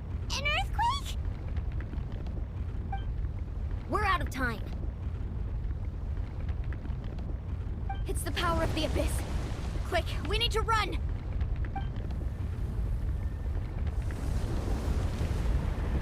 It's a Seelie! The Seelie opened the way for us!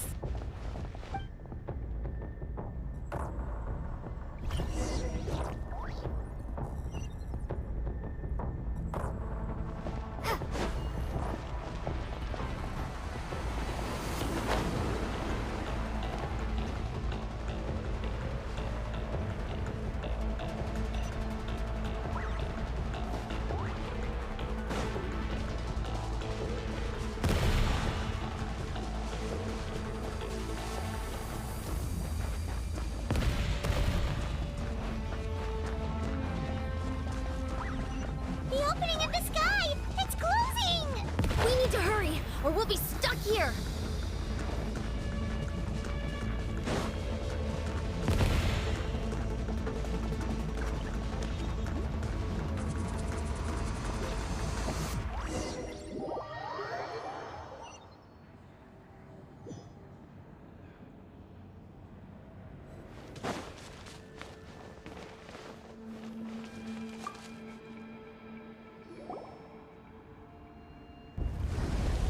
Whoa! What's going on? We're out of time. It's the power of the abyss. Quick! It's a Seelie! The Seelie opened the way for...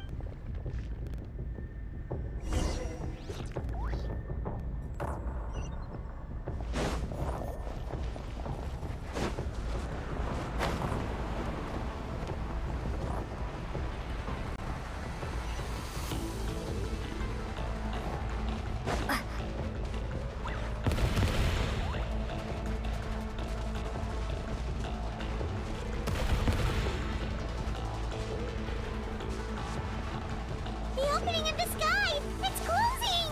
We need to hurry, or we'll be stuck here!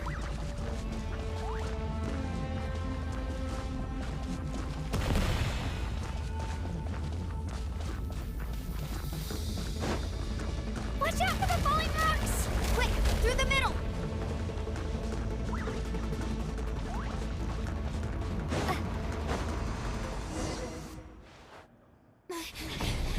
Come on, faster!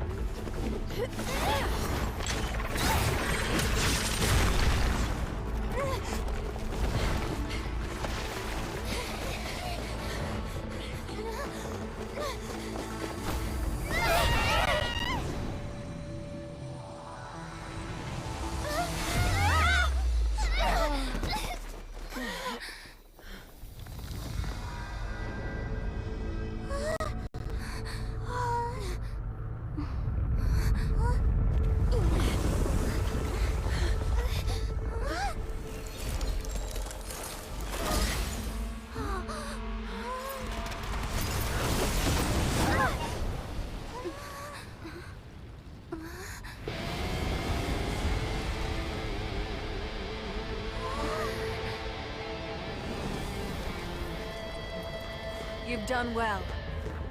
Now come home.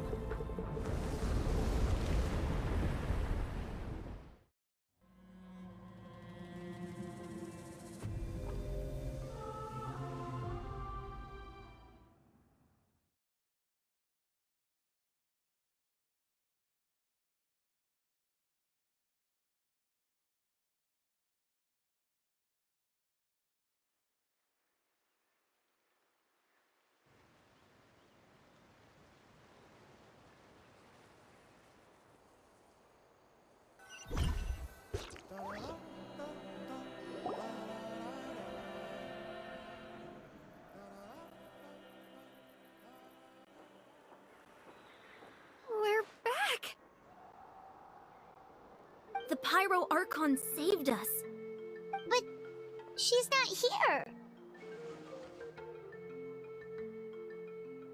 Yeah, didn't she say she used it all up? She's still in the speaker's chamber. What we saw in the Night Kingdom was just her consciousness. So you're saying her consciousness did all that? Every great display of power comes at a price.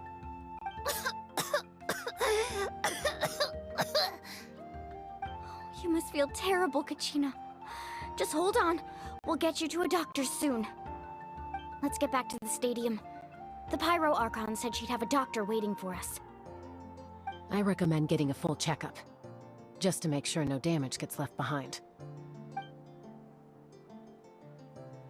Paimon feels okay. What about you, Traveler?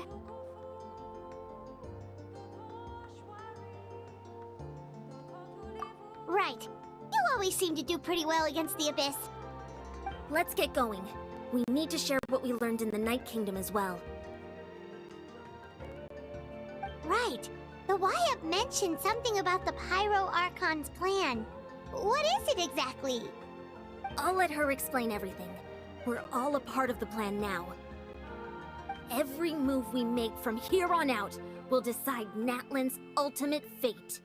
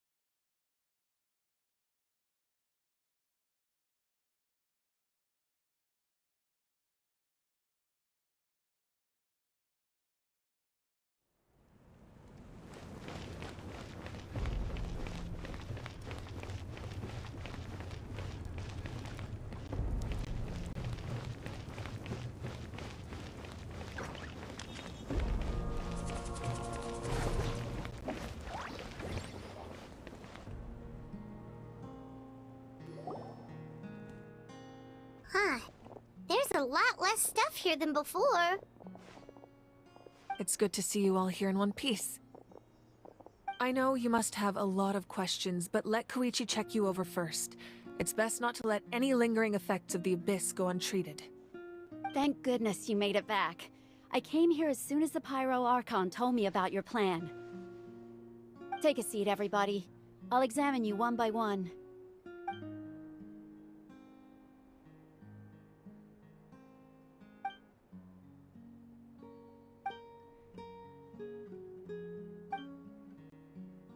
All right, that should do it for now. But just to be safe, I'll perform another checkup in a couple of days. I have to say, though, I've never seen anyone react to the Abyss like you, Traveler. It's like you're completely immune to its power. She's always been special like that. She can even purify its power. Wait, now that you mention it, Paimon doesn't think she's affected either.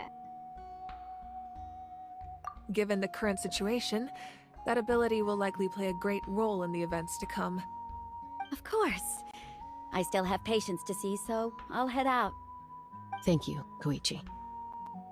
All right, all right. We might not see eye to eye, but we both had good intentions.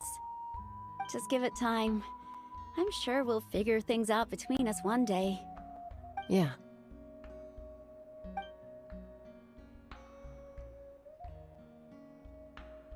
All right.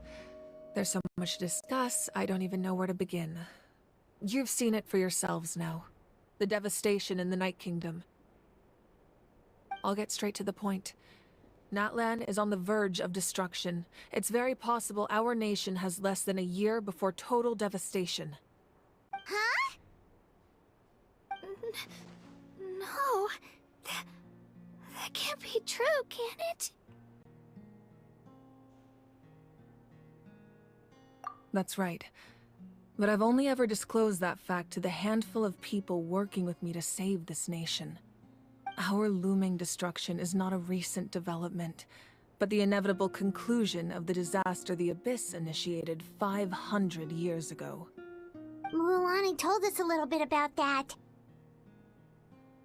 500 years ago, all the nations of Teyvat were invaded by the Abyss. Unlike the other nations, Natlan never had stable and deep-rooted ley lines, so we suffered the worst of the invasion.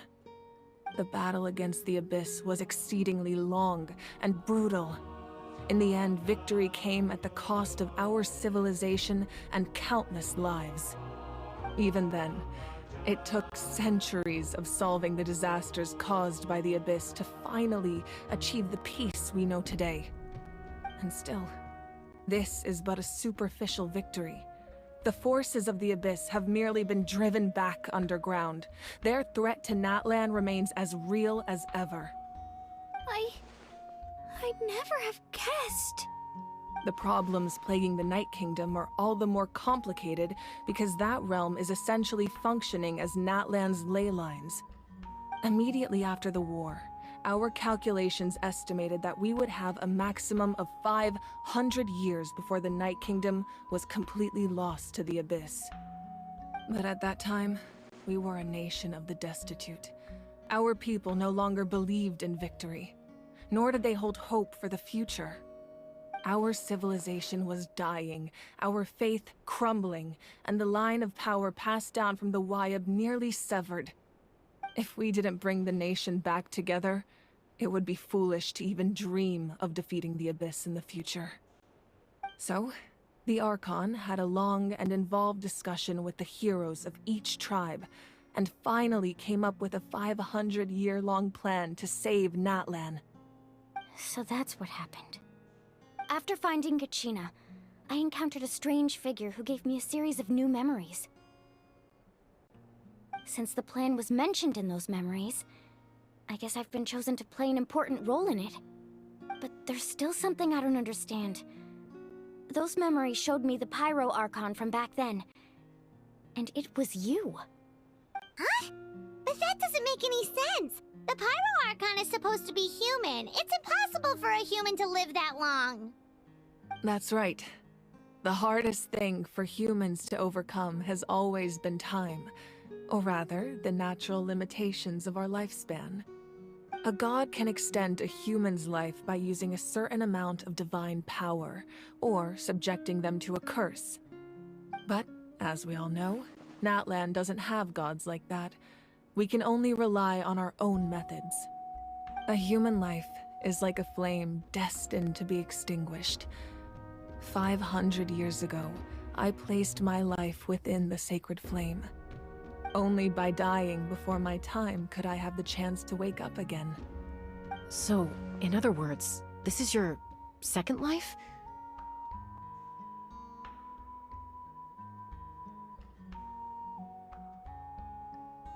Yes. We only managed to defeat the Abyss all those years ago because the tribes came together as one. If the Natlan of the future was to have a fighting chance, the Pyro Archons that came after the war had to rebuild the decimated tribes.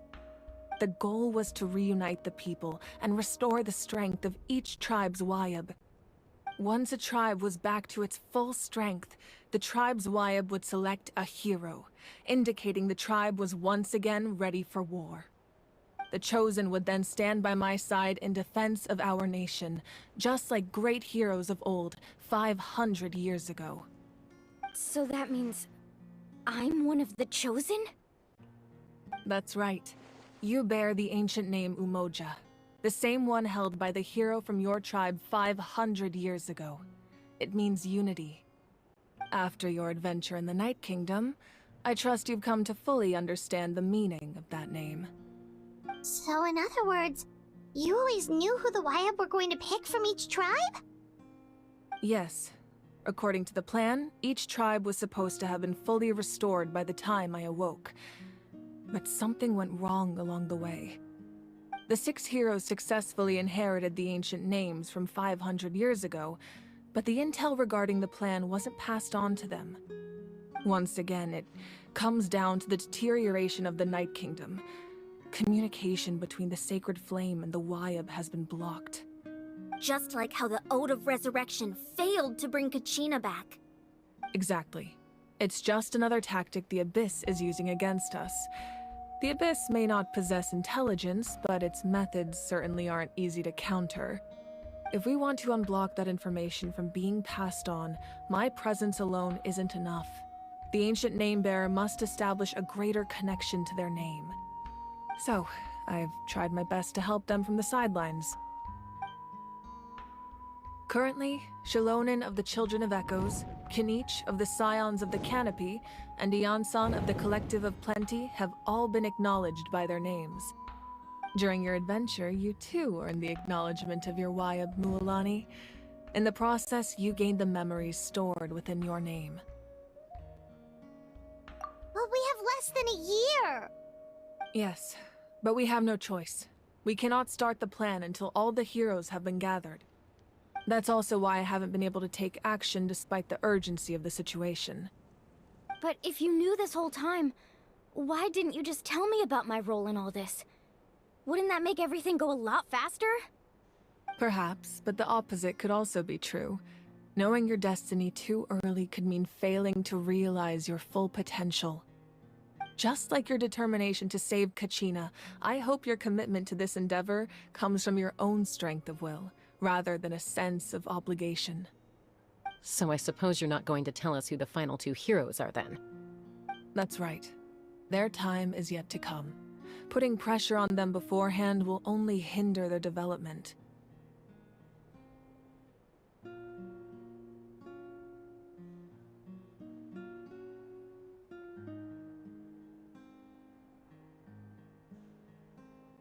I can only trust in the judgment of the Wayab. I have never believed I could solve this crisis alone. In fact, it was precisely because I chose to trust and rely on others that we managed to get this far. Natlan's salvation lies not in its Archon or any singular individual, but in us all.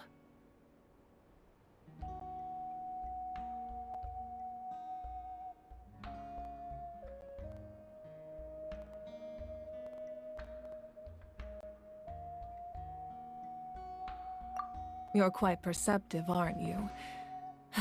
I thought I might get away with avoiding the topic. Huh? Oh, right! All of the stuff you stored here before, where did it all go? Even though I sacrificed my power, I still needed a contingency plan to ensure you would make it back from the Night Kingdom. After all, I was the one who allowed you to take that risk, and Mualani has an important role to play in my plan. In addition to their sentimental value, the items I stored here held a much more important purpose: fuel. Fuel?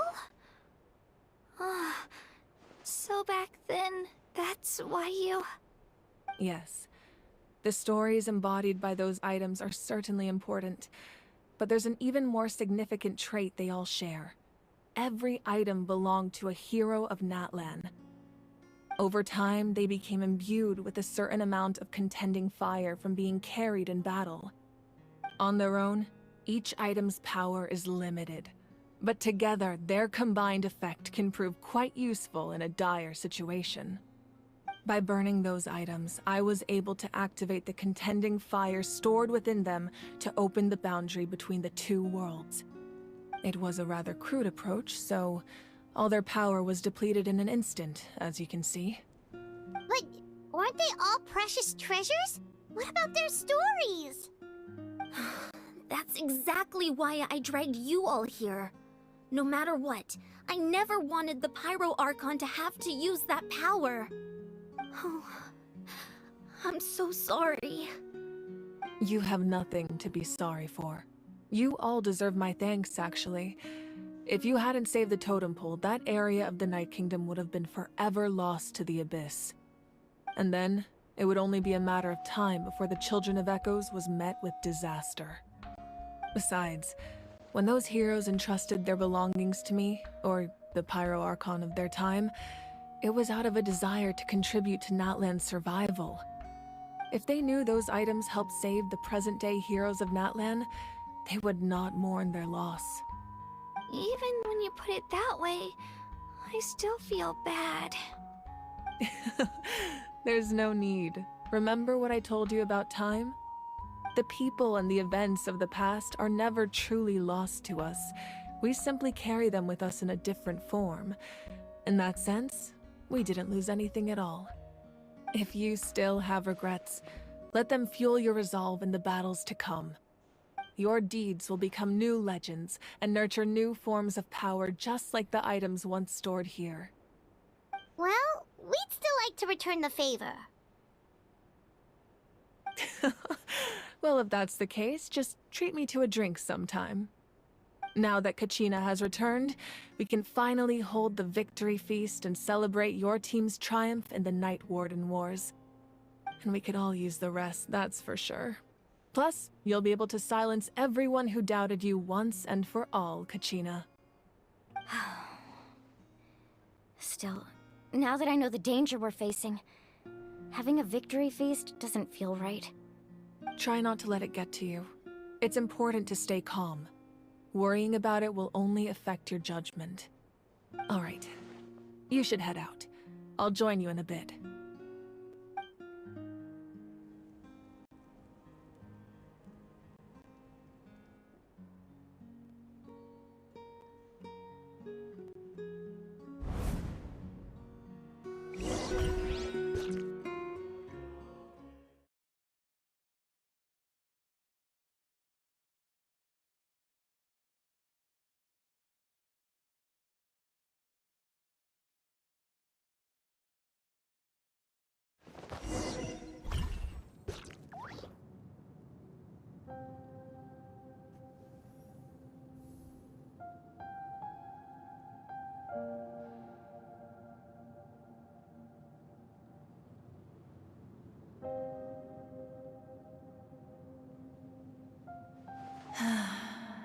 When I was young, I used to sit by the hot springs and listen to the stories of warriors from all over Natlan.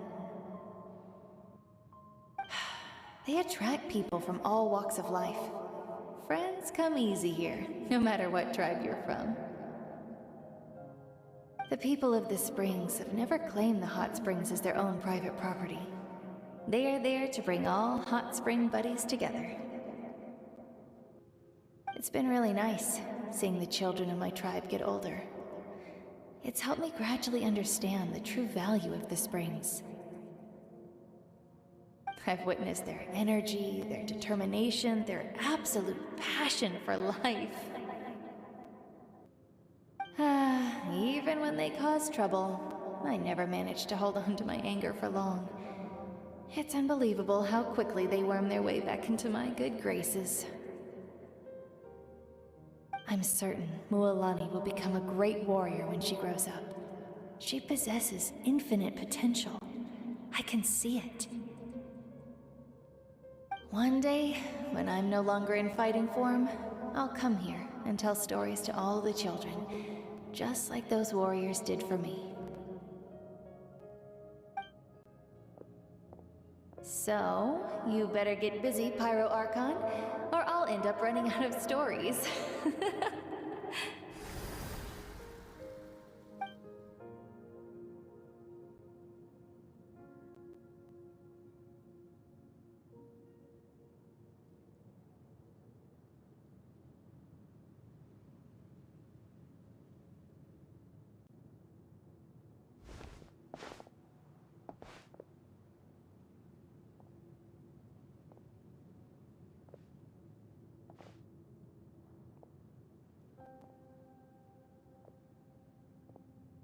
Our nation is engulfed in darkness. Our tribes stand divided, and yet you promise victory in the distant future. The Abyss is a cunning enemy, one that I faced in battle many times. Were that not the case, I would never understand exercising this degree of caution. My rage will never know absolution, and my power will no longer aid you in victory. But you came to me because you knew you could convince me with just a single sentence. I understand your choice. The heroes of today will forge the path ahead with blood and fire. Just remember to earn us the victory we are owed. Otherwise, rest assured, I'll find a way to collect the debt. For Natlan.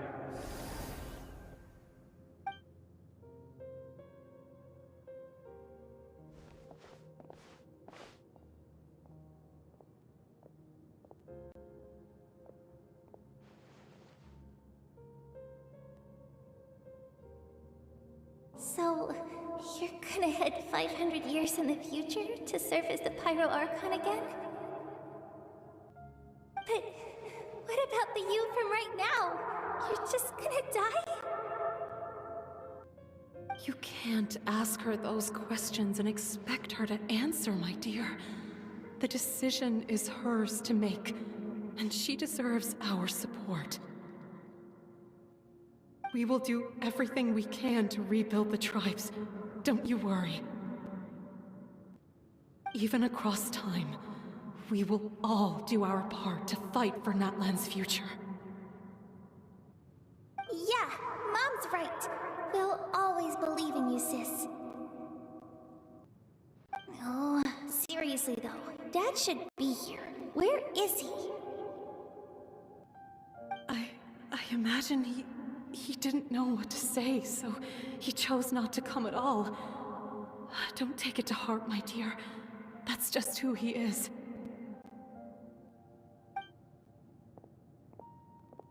Just remember, no matter what happens in the future, we will always love you.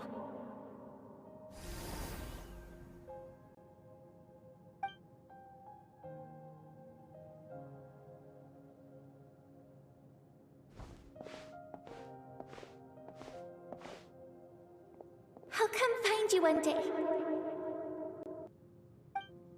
I know I can't live that long, but I'll think of something. There has to be a way for us to meet again one day. If there's an answer out there somewhere, I'm gonna find it. So, don't forget about me.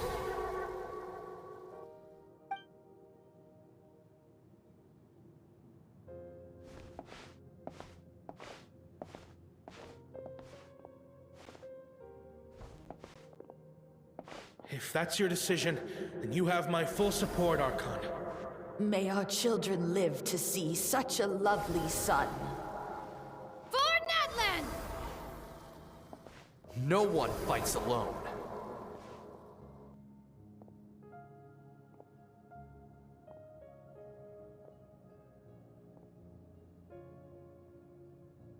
The rules are my legacy.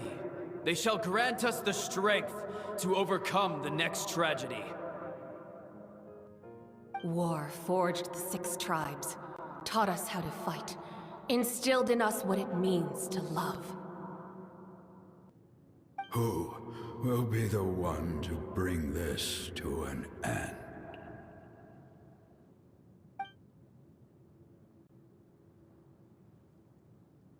We are the inheritors of memory and legend. Those who grew alongside sun and wind. Those who forged our own destiny and future. That is Natlan's fire, the lifeblood of our nation.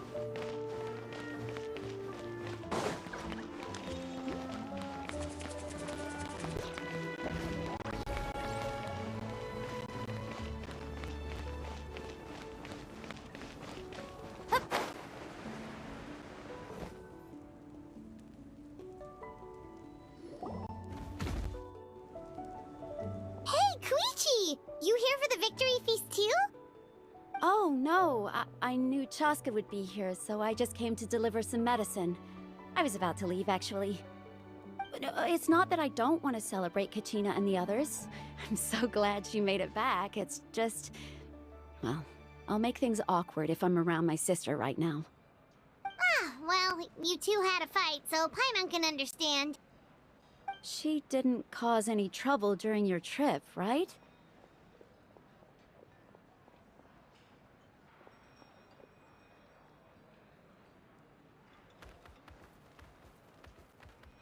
Yeah, she was super helpful. She gave us a lot of useful information about the Abyss.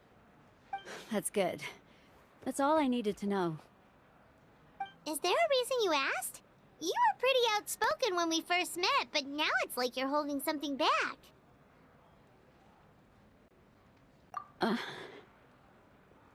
Maybe it seemed unreasonable, picking that fight with her before you left, but I did it for a reason. Her impulse to fight is extremely strong. Her mental strength helps her rein it in, but she still loses control sometimes. I had no idea what you might face in the Night Kingdom, so I didn't want to take any chances. So what you're saying is...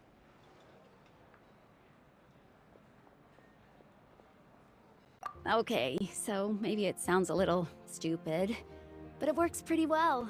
It helps her keep her cool for a little while, at least. Anyway, I'm just glad you were able to make it back safe and sound. That's all I wanted. But do you really have to go that far? Can't you just talk it out? No way. Chaska never opens up about her own pain, especially to her family. She can't learn about this, or it'll be even harder to help her.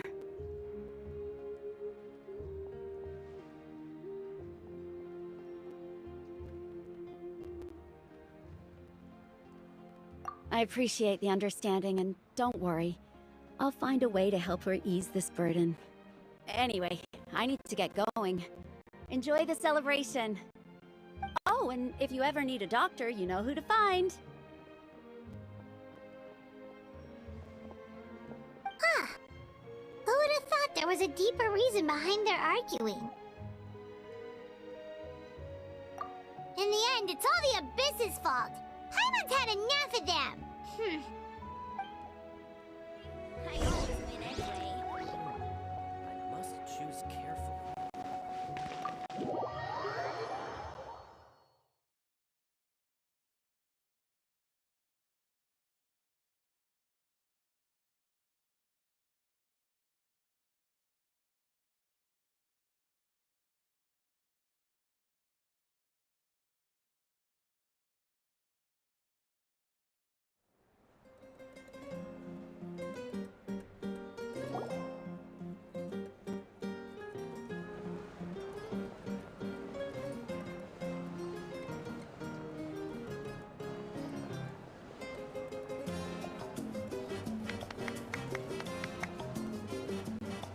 Let's give a huge round of applause to our brave young warrior, Kachina!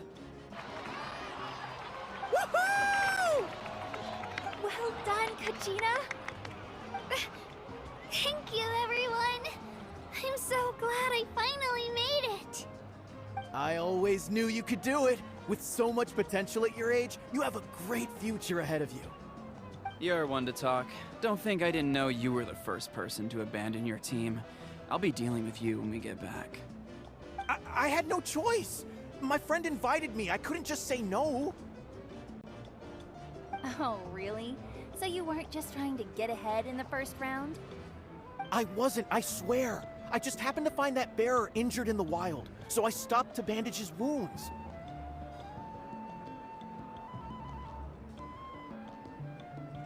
When he insisted on repaying the favor, what was I supposed to do? I'm just one person. I figured Kachina would have no trouble replacing me. But the fact of the matter is that after your departure, everyone else started thinking about swapping teams too. I'm really sorry, Kachina. It was wrong of us to abandon you like that. It's amazing that you still made it all the way through to the Night Warden Wars. That's the highest honor. So, what about you guys? Did you make it far? Our team captain drank too much the night before the competition and turned up late to the stadium on the day. We got disqualified.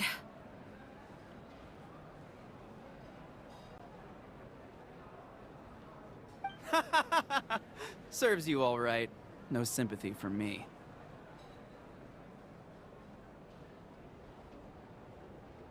Alright. There's no need to be like that, Uncle Pakal. Dear friends, I'd like to say a few words. Firstly, I'm grateful to my friends and our great Archon for helping to bring me back. This traveler and her companion Paimon are some of the strongest people I've ever met.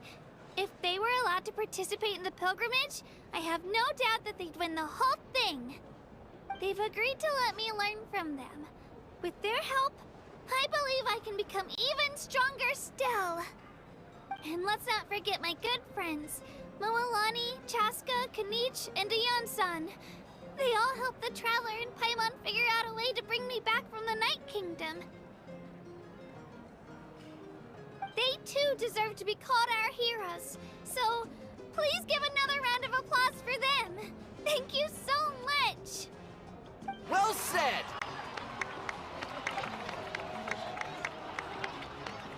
I'll drink to that. How does it feel being a hero, Kachina? To be honest, it's a bit overwhelming. It all just feels so surreal. Well, you better get used to it. Next up, undefeated champion! Hey, please don't make fun of me.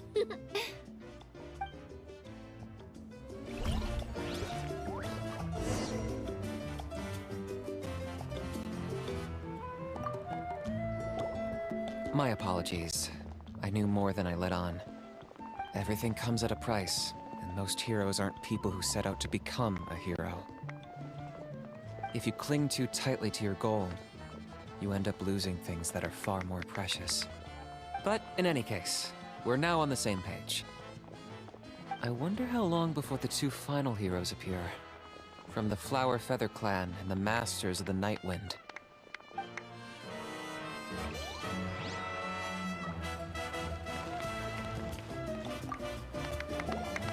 I've been through so much all at once. Everything still kind of feels like a dream. Are you still feeling unwell? Nope, all better now. I told you I bounced back pretty quick, so don't worry about me.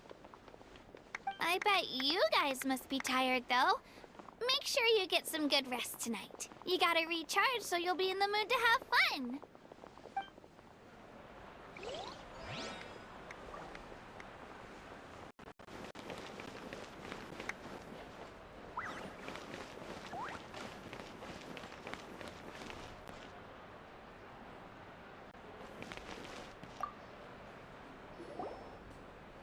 Ah, you're here.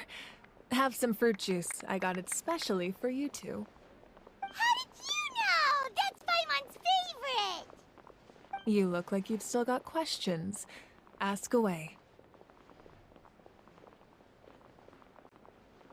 Because they had their own lives to live. The thought of telling them, abandon your families and everyone you love, and come with me to the end of time, for in 500 years Natlan will be destroyed, it seemed too cruel. You could just as easily point out that everything in this world would come to an end eventually. But life is short, and beyond a point, it just doesn't seem real. Imagine if I said, let's leave right now, and go save the sun because it'll flame out in a few million years. It would sound quite ridiculous. I couldn't make them shoulder that burden with me. Besides, every generation will have its heroes, this one included. The plan could still work without them. Or, of course, without me. But since I was the one who came up with the plan, I felt duty-bound to see it through to the end. I'm suddenly remembering that portrait in your room. Was that your your family from back then? Yes, it was. So when you asked me who my sister grew up to be, the truth is that very little information survives. From what I've been able to piece together, I can conclude with a reasonable degree of confidence that she ended up as an architect and artist. She played an instrumental role in rebuilding the scions of the Canopy tribe, designing and building many houses. But of course, none of her buildings are around anymore. Still, it was an impressive achievement, and I'm very proud of her.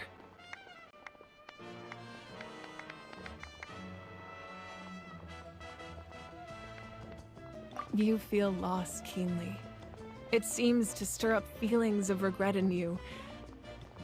But this is something I have long since come to terms with. This is a war, and there can be no war without loss. I am already far more fortunate than those who lost their lives to the Abyss. The people of Natlan look to me as their Archon, and the weight of their expectations is mine to bear. I must see our fate through to the very end, no matter what I may find there.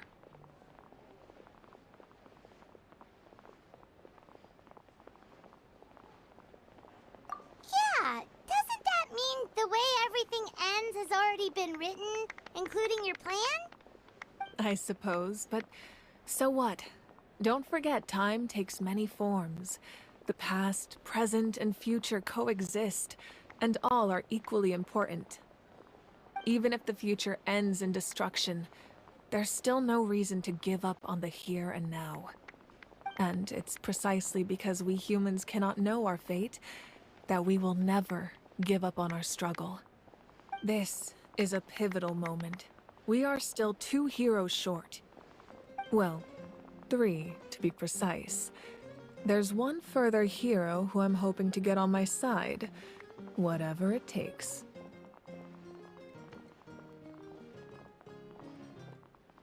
Your resistance to the corrupting power of the Abyss is truly remarkable. It would easily make you an all-important figure in the upcoming battle. If you agree to join us, you will not only gain my full support in your journey, but I will also forge a brand new ancient name for you.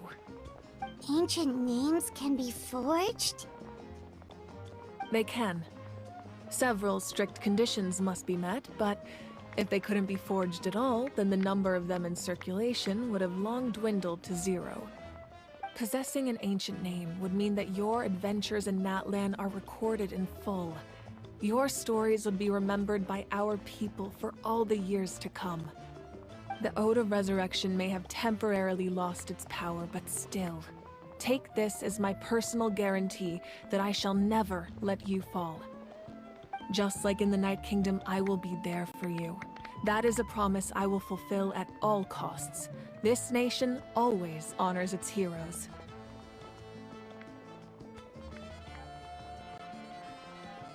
Yeah, we can't just ignore the situation here. Wonderful. Then I'll reach out to Shilonen right away. She's the one who will forge the name. We've never forged an ancient name for an Outlander before, but I trust she'll find a way.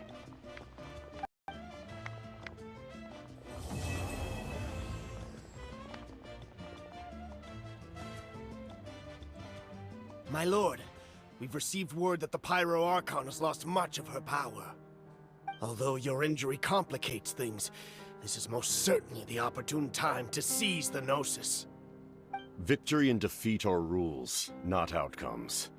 I have never taken advantage of an opponent in a time of weakness, and I don't intend to start now. As for you, I must confess, I did not expect that little trick of yours to save the day. No matter how dense the fog, as long as the sun remains, we cannot turn day into night. She could have dispelled it. She simply chose not to. You don't have much time, and you're injured on top of that. What do you plan to do next? I'm beginning to see just how useful you may turn out to be.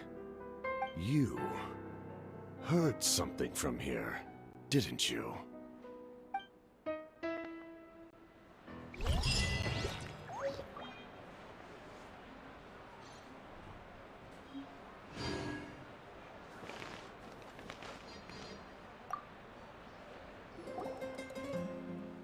Oh, something else you'd like to ask? Well, our intel suggests he hasn't made any new movements yet. Although Kenichi's investigation helped us confirm that he's being aided by someone from the Masters of the Nightwind. I'm getting closer to narrowing down who that may be, but it's still unclear whether this person aided the captain out of willingness or coercion. If you learn anything about this during your adventures, please let me know. Oh, something else you'd like to ask? The Abyss is the most formidable enemy in all of Teyvat. In the beginning, it took failure and tragedy to even begin to learn how to fight back. All of the methods you've seen in other nations were developed based on experience and insight passed down over generations. We know them to work, but few of us actually understand why. It's the same for the method we use here in Natlan. Ever since ancient times, elemental energy has been one of our most reliable weapons against the Abyss. As for the principles behind it, I'm afraid you might have to seek answers from someone older than the position of Pyro Archon itself. Oh, something else you'd like to ask?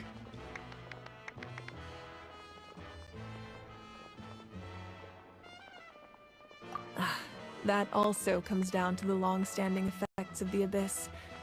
Our people's survival is inextricably tied to the Wyab, but their power has its limits.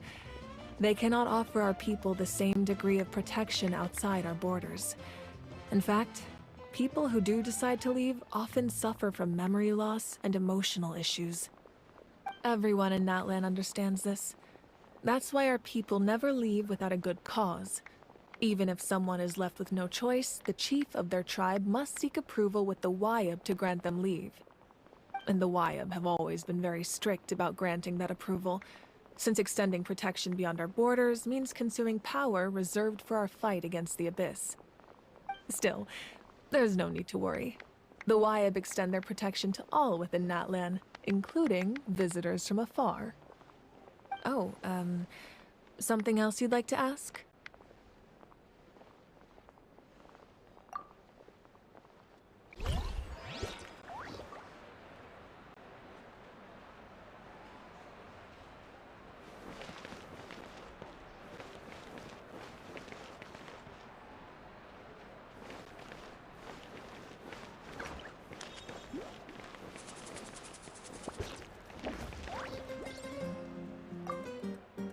It's rare to meet travelers as strong and brave as yourselves.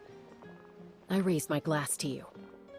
Anyway, my sister's already gone back to our tribe. She has patients to treat. Oh, we actually ran into her on the way here and, well, Paimon just thinks she really cares about you. Yeah, I'm planning on visiting home myself in a few days. To tell her and the rest of the family that they need to be extra careful. I just hope they take it seriously. The Abyss has likely sensed your arrival in Natlan by now. So exercise caution on your adventures as well.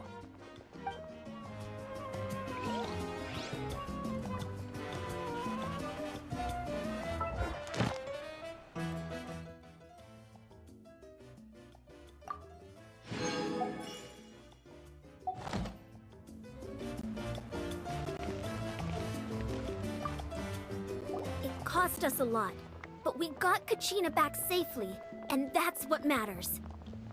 There'll be even tougher challenges coming our way in the days ahead, though. We'll have to train harder, make sure we're in peak condition.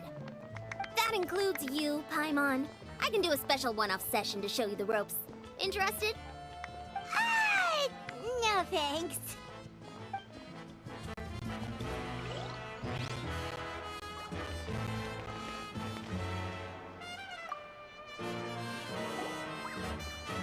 At previous victory feasts, you'd always find me in the crowd singing and dancing. But after what I found out today, it's too much. I'm still trying to process it. It does feel weird seeing you so out of sorts. Is this another pearl of wisdom based on your adventuring experience? Well, Paimon agrees with the Traveler. Everyone's come together to celebrate Kachina's achievements. That's gotta be a first. You're right. Kachina looks really happy. And now I'm being the moody one. Ugh, enough doom and gloom. Time to shake it off.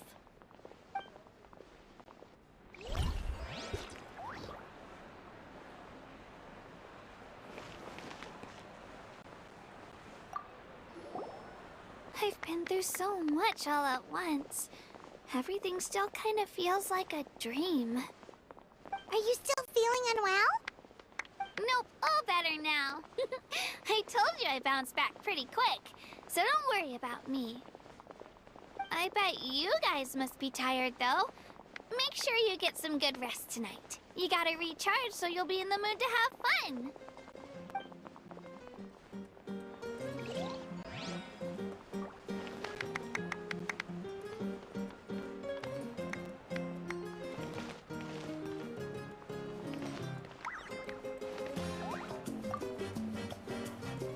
Alright, Kachina, let's party! I'm a little embarrassed. Don't be. Come on, you're the star of the show today.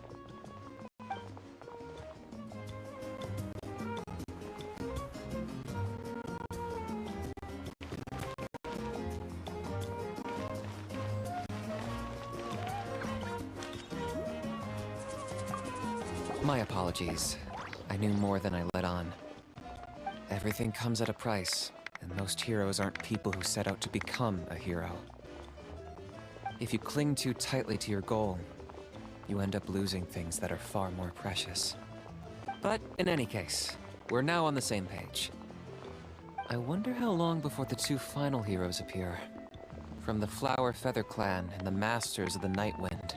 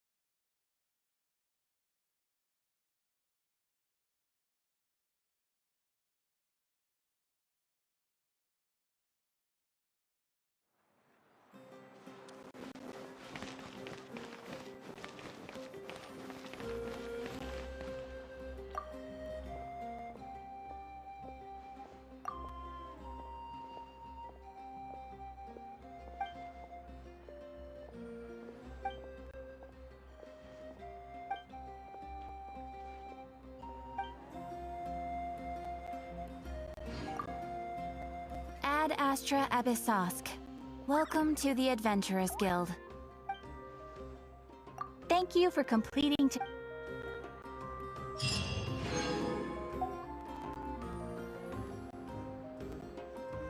Ad Astra Abyss.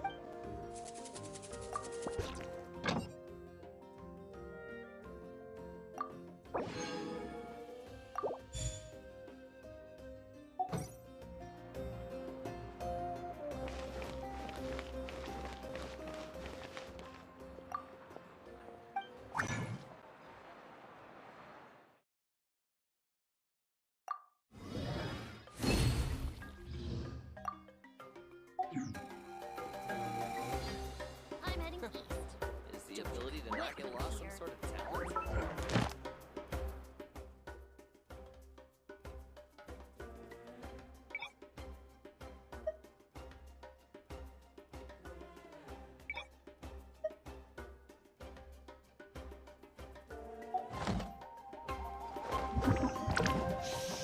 Interfere with the mixing process if you don't keep your voice down.